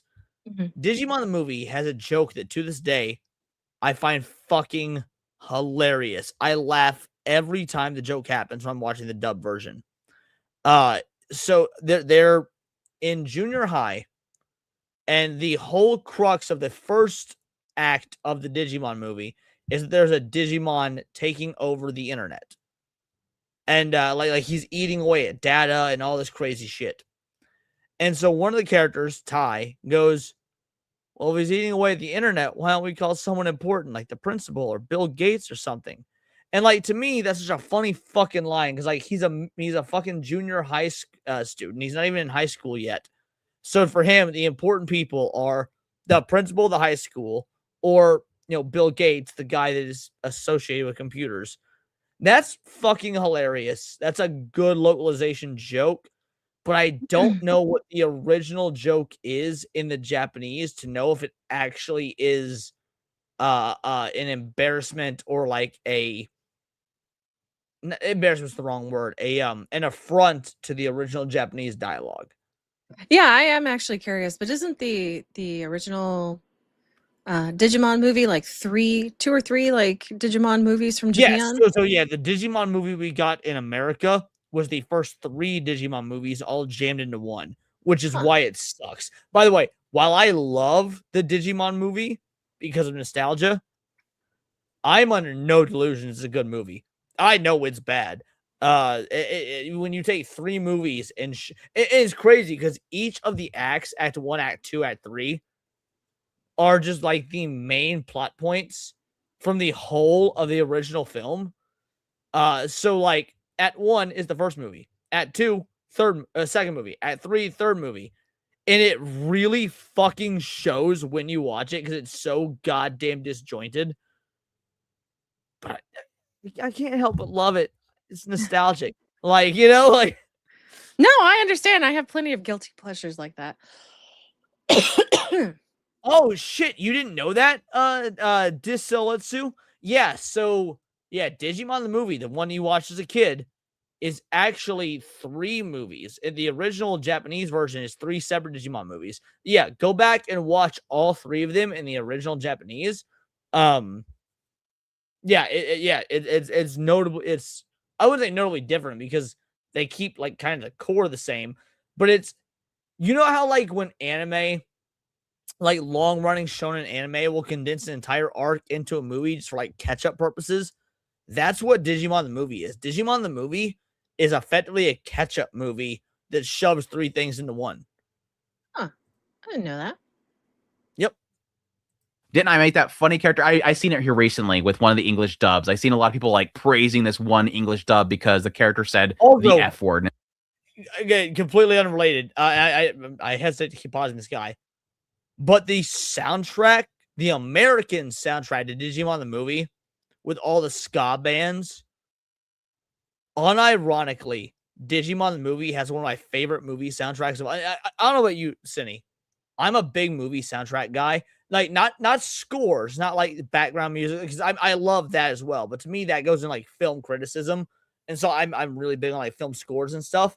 But that's separate than film soundtracks. And like Digimon the movie has one of the best American film soundtracks of any movie ever. We're talking Less Than Jake, Real Big Fish, Bare Naked Ladies, Smash Mouth.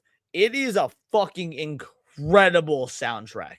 I don't know. I really liked Queen of the Damned. I still own the Queen of the soundtrack. Damned might be the best. It might be the best film soundtrack of all time. It's so good. But yeah, no, I do agree that the soundtrack for Digimon is fucking amazing. Tubby Tank says, Digimon, Digital Monster, Digimon are the champions. So here's the dealio. The movie makes it a rap, so that's the chorus. But then you got a rapper being like, the Digi dudes will Digi rule with Digi ability and Digitude. Like, it's so fucking awesome. Yeah, the Digi rap at the beginning of Digimon is awesome. Shout out, what up, Stupids? How you doing? Veldrain with a 2-banger. Best anime live action adaptation. My vote is Battle Angel Alita. Battle Angel Alita is a very good adaptation, but I'm gonna give it to One Piece. I think One Piece edges it out by a slight bit. I really love the One Piece season 1 adaptation. I don't know. I had to watch it in Japanese. I had to watch what in Japanese? One Piece adaptation. Well, I mean, even if you watched it with a Japanese dub, I'm more thinking like the way that they were able to capture the visuals and like, I don't know. One Piece is something that should not have worked on even on a visual level because One Piece is so fantastic. Oh no, I thought you were talking about the live action.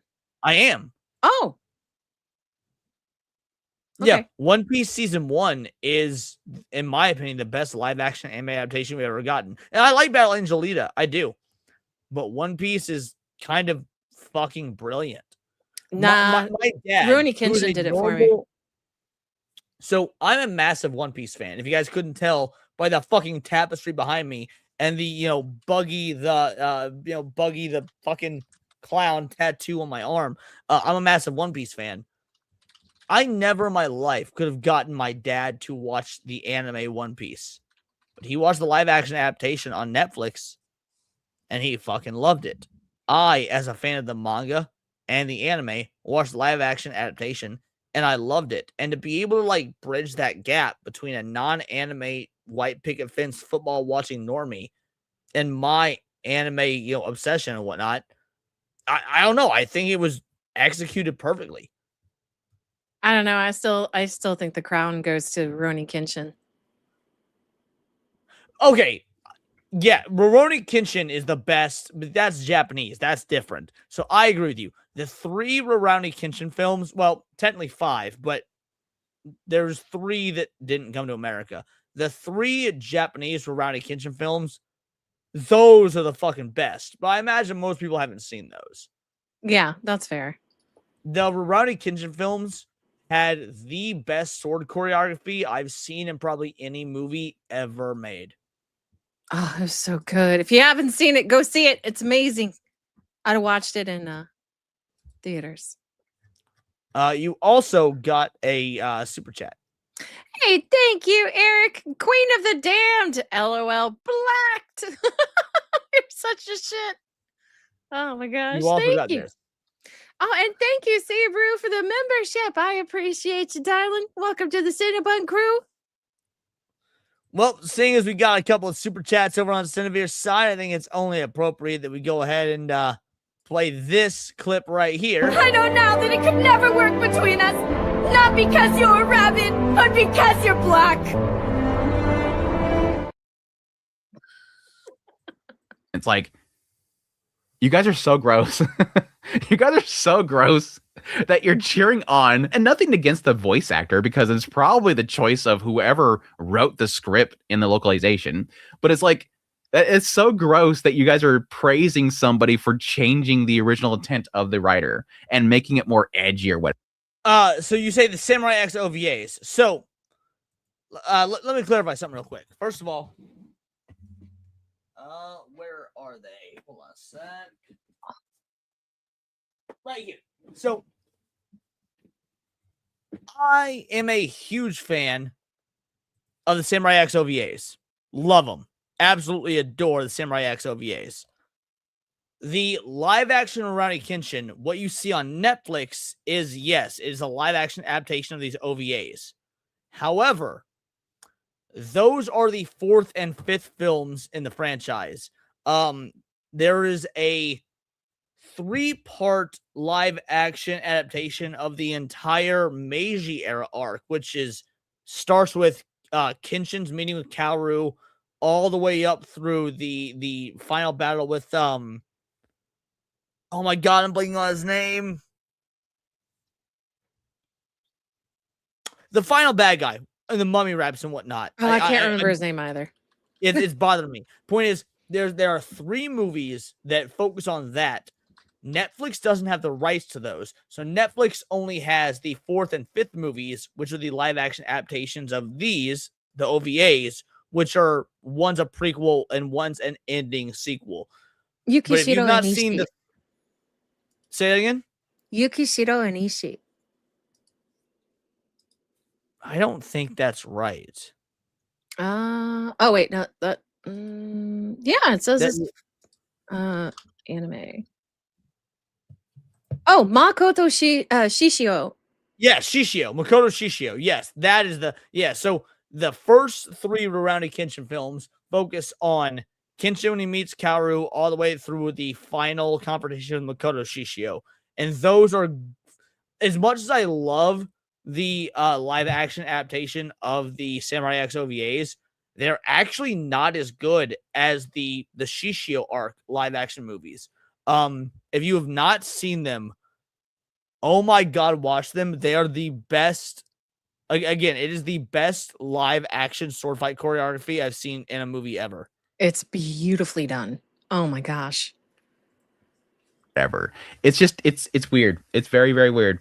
But anyways, that's my whole thoughts on this whole humor in Japanese post that has been getting a lot of traction. Again, I don't really. Before we go further, Cindy. Thank you, J-Mac. Super chats for all, and for all a good chat. I love it. Thank you so much, sweetie. Oh my gosh. I have a shot, woman. I okay. I got you. Hold on. Doot. I almost went through the rest of my whiskey. I'm impressed. I rub that in. I dropped some on the skin. Thank you for how many of you guys were correcting us like Shishio in the comments before we looked it up. You would think that with fucking Rurouni Kenshin being in my top 10 anime of all time, I'd remember that, but I was I've slept since then. Yeah. Okay. So thank you so much again, J-Mac. Kampai! Kampai? Oh, yuck. Even a little half shot is disgusting.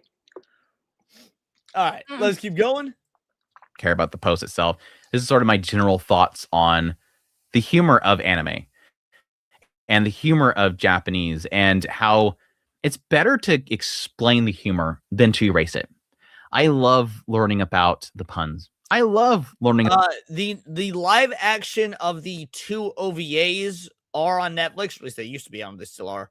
The other 3, back in the day, I bought them on Blu-ray/DVD, and you could also get them on Amazon. I don't know where they are streaming now, so you'd have to look it up. But basically, there's 5 Rurouni Kenshin live actions. Just look up where to find all 5 of them. I don't know where they are, unfortunately. Sorry, bud. About the oddities, Munzai routines, and crap like that. That stuff is interesting. It doesn't always work for me. It's never going to always work for me. But I'd rather have that than, again, somebody just making their own humor.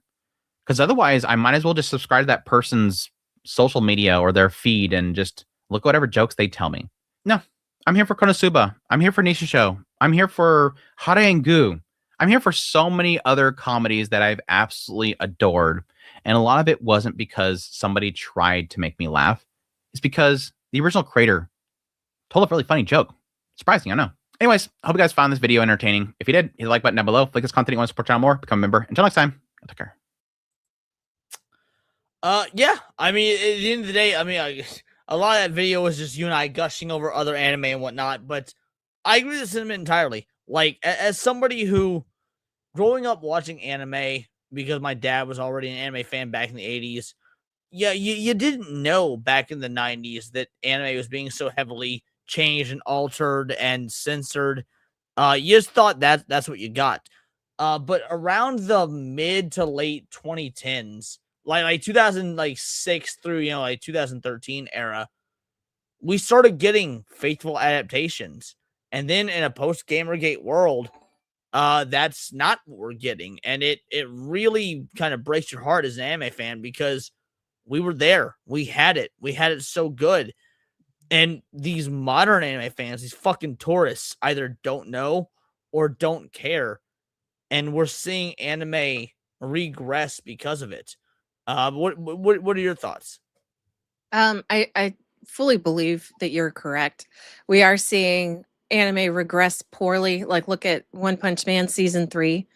Not just because of the censorship, but how it's taking such a step backwards on the animation, how they're pacing the story, even though they have a complete manga series, step for step, that they could just follow from, and they still fuck it up. It's terrible. To be fair, they are following it. They're following it because it's got just as many frames as the manga.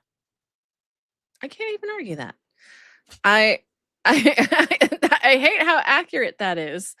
Huh? Oh, I just saw your super. I'm not sure what I don't know if I understand, Sebru. Yeah, someone in my comments said the same thing. So I got a comment a couple of days ago saying, when you gonna react to the Jake video? And I didn't know what they meant. Maybe Jake Monroe is what they meant, like the goth guy that you and I reacted to a couple of days ago. But I don't know if that's what this actually means. So I don't know. If you're talking about yesterday, Jake Martin, are you talking about the baby? Because I think he knows about the baby. Do you? He was born? No, not till May. Oh, okay. Yeah, When no. was there? And Senior, oh yeah, because I did let him know, Sebru. Because I invited Jake on. I don't know when. Oh, about Jake coming on Temple of Haters. I would love that. Yeah, absolutely, I would love that. I want to be a woke localizer's AI companion app. Based, absolutely based. That's funny as shit. Shut up, bitch. Anyway, yeah, we're in an era where anime is looking better than ever, but the people that are consuming anime don't know what we used to be getting, and because of that, the narrative and character quality is on a downgrade. And I don't care how beautiful you make the art if you're fucking up the intrinsically Japanese nature of the anime, then I don't want it. Yeah. Well, with that, it is nearly 3 a.m. our time. It's well past New Year's. It's even past New Year's on the West Coast, the least important coast. And so I think it's time we start wrapping the stream up. We've been going for about 6 hours. What do you think, Cindy? I think that is okay. I am content. I had a great time hanging out with all of y'all and drinking the whiskey. But like I had a good time. It was nice having friends around on the holidays. And then getting to celebrate the new year with each and every one of you guys. So I feel completely blessed. Thank y'all so very, very much. And happy New Year's to each and every one of you. Happy New Year's to all of you beautiful bastards.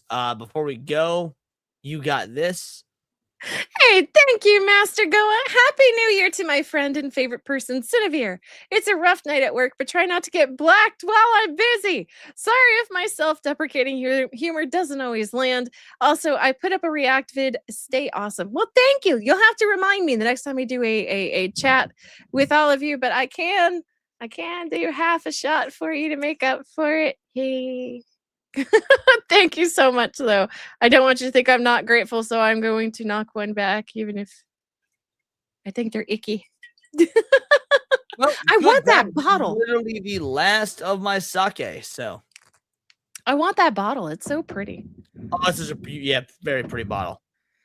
Kanpai! Kanpai!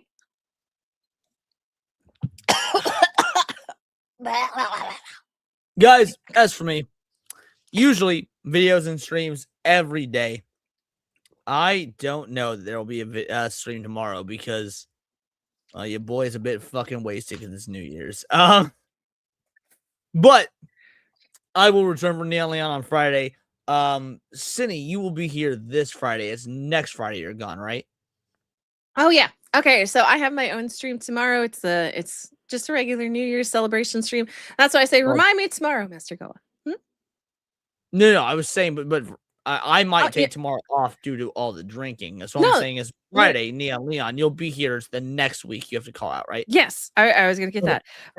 But yeah, I will be taking off for 4 days to go visit some family because I didn't get to visit them for the holidays. So I will be gone from the 19th through the 12th, and I'll be back on Wednesday. The 9th through the 12th. The 9th through the 12th, and I'll be back Tuesday, the 13th. I got this. Yeah. Videos and streams every day. Tomorrow is still very much on the table. We'll see. I got some Dragon Ball Xenoverse 2 to still play at night. So, but yeah, video streams every day. Thank you so much to everybody that showed up. Certainly, thank you to everybody that donated. Speaking of donations, this one's for you, Cindy.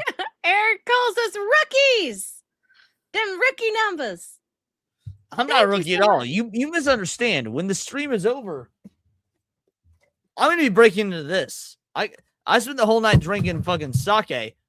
I'm going to be doing vodka once the stream is over. I just didn't want to black out on stream like I did on Smash JT about a year or so ago. So, but yeah, videos and streams every day. Thank you so much, everybody that joined. It means the absolute world to me. You guys have made 2025 truly amazing. I don't even know how to adequately describe it. And here's 2026 being incredible. Speaking of incredible, we got Tizzle. It's Tizzle. I apologize for not knowing how to say that. But you became a member all on your own. Thank you so much. It means the world to me. A lot of memberships were donated tonight. If you did become a member, make sure to join the Discord. I will update the link in the community post on my YouTube tab. And until next time, it's all here in the Nerdosphere. And this has been Words of Paradise.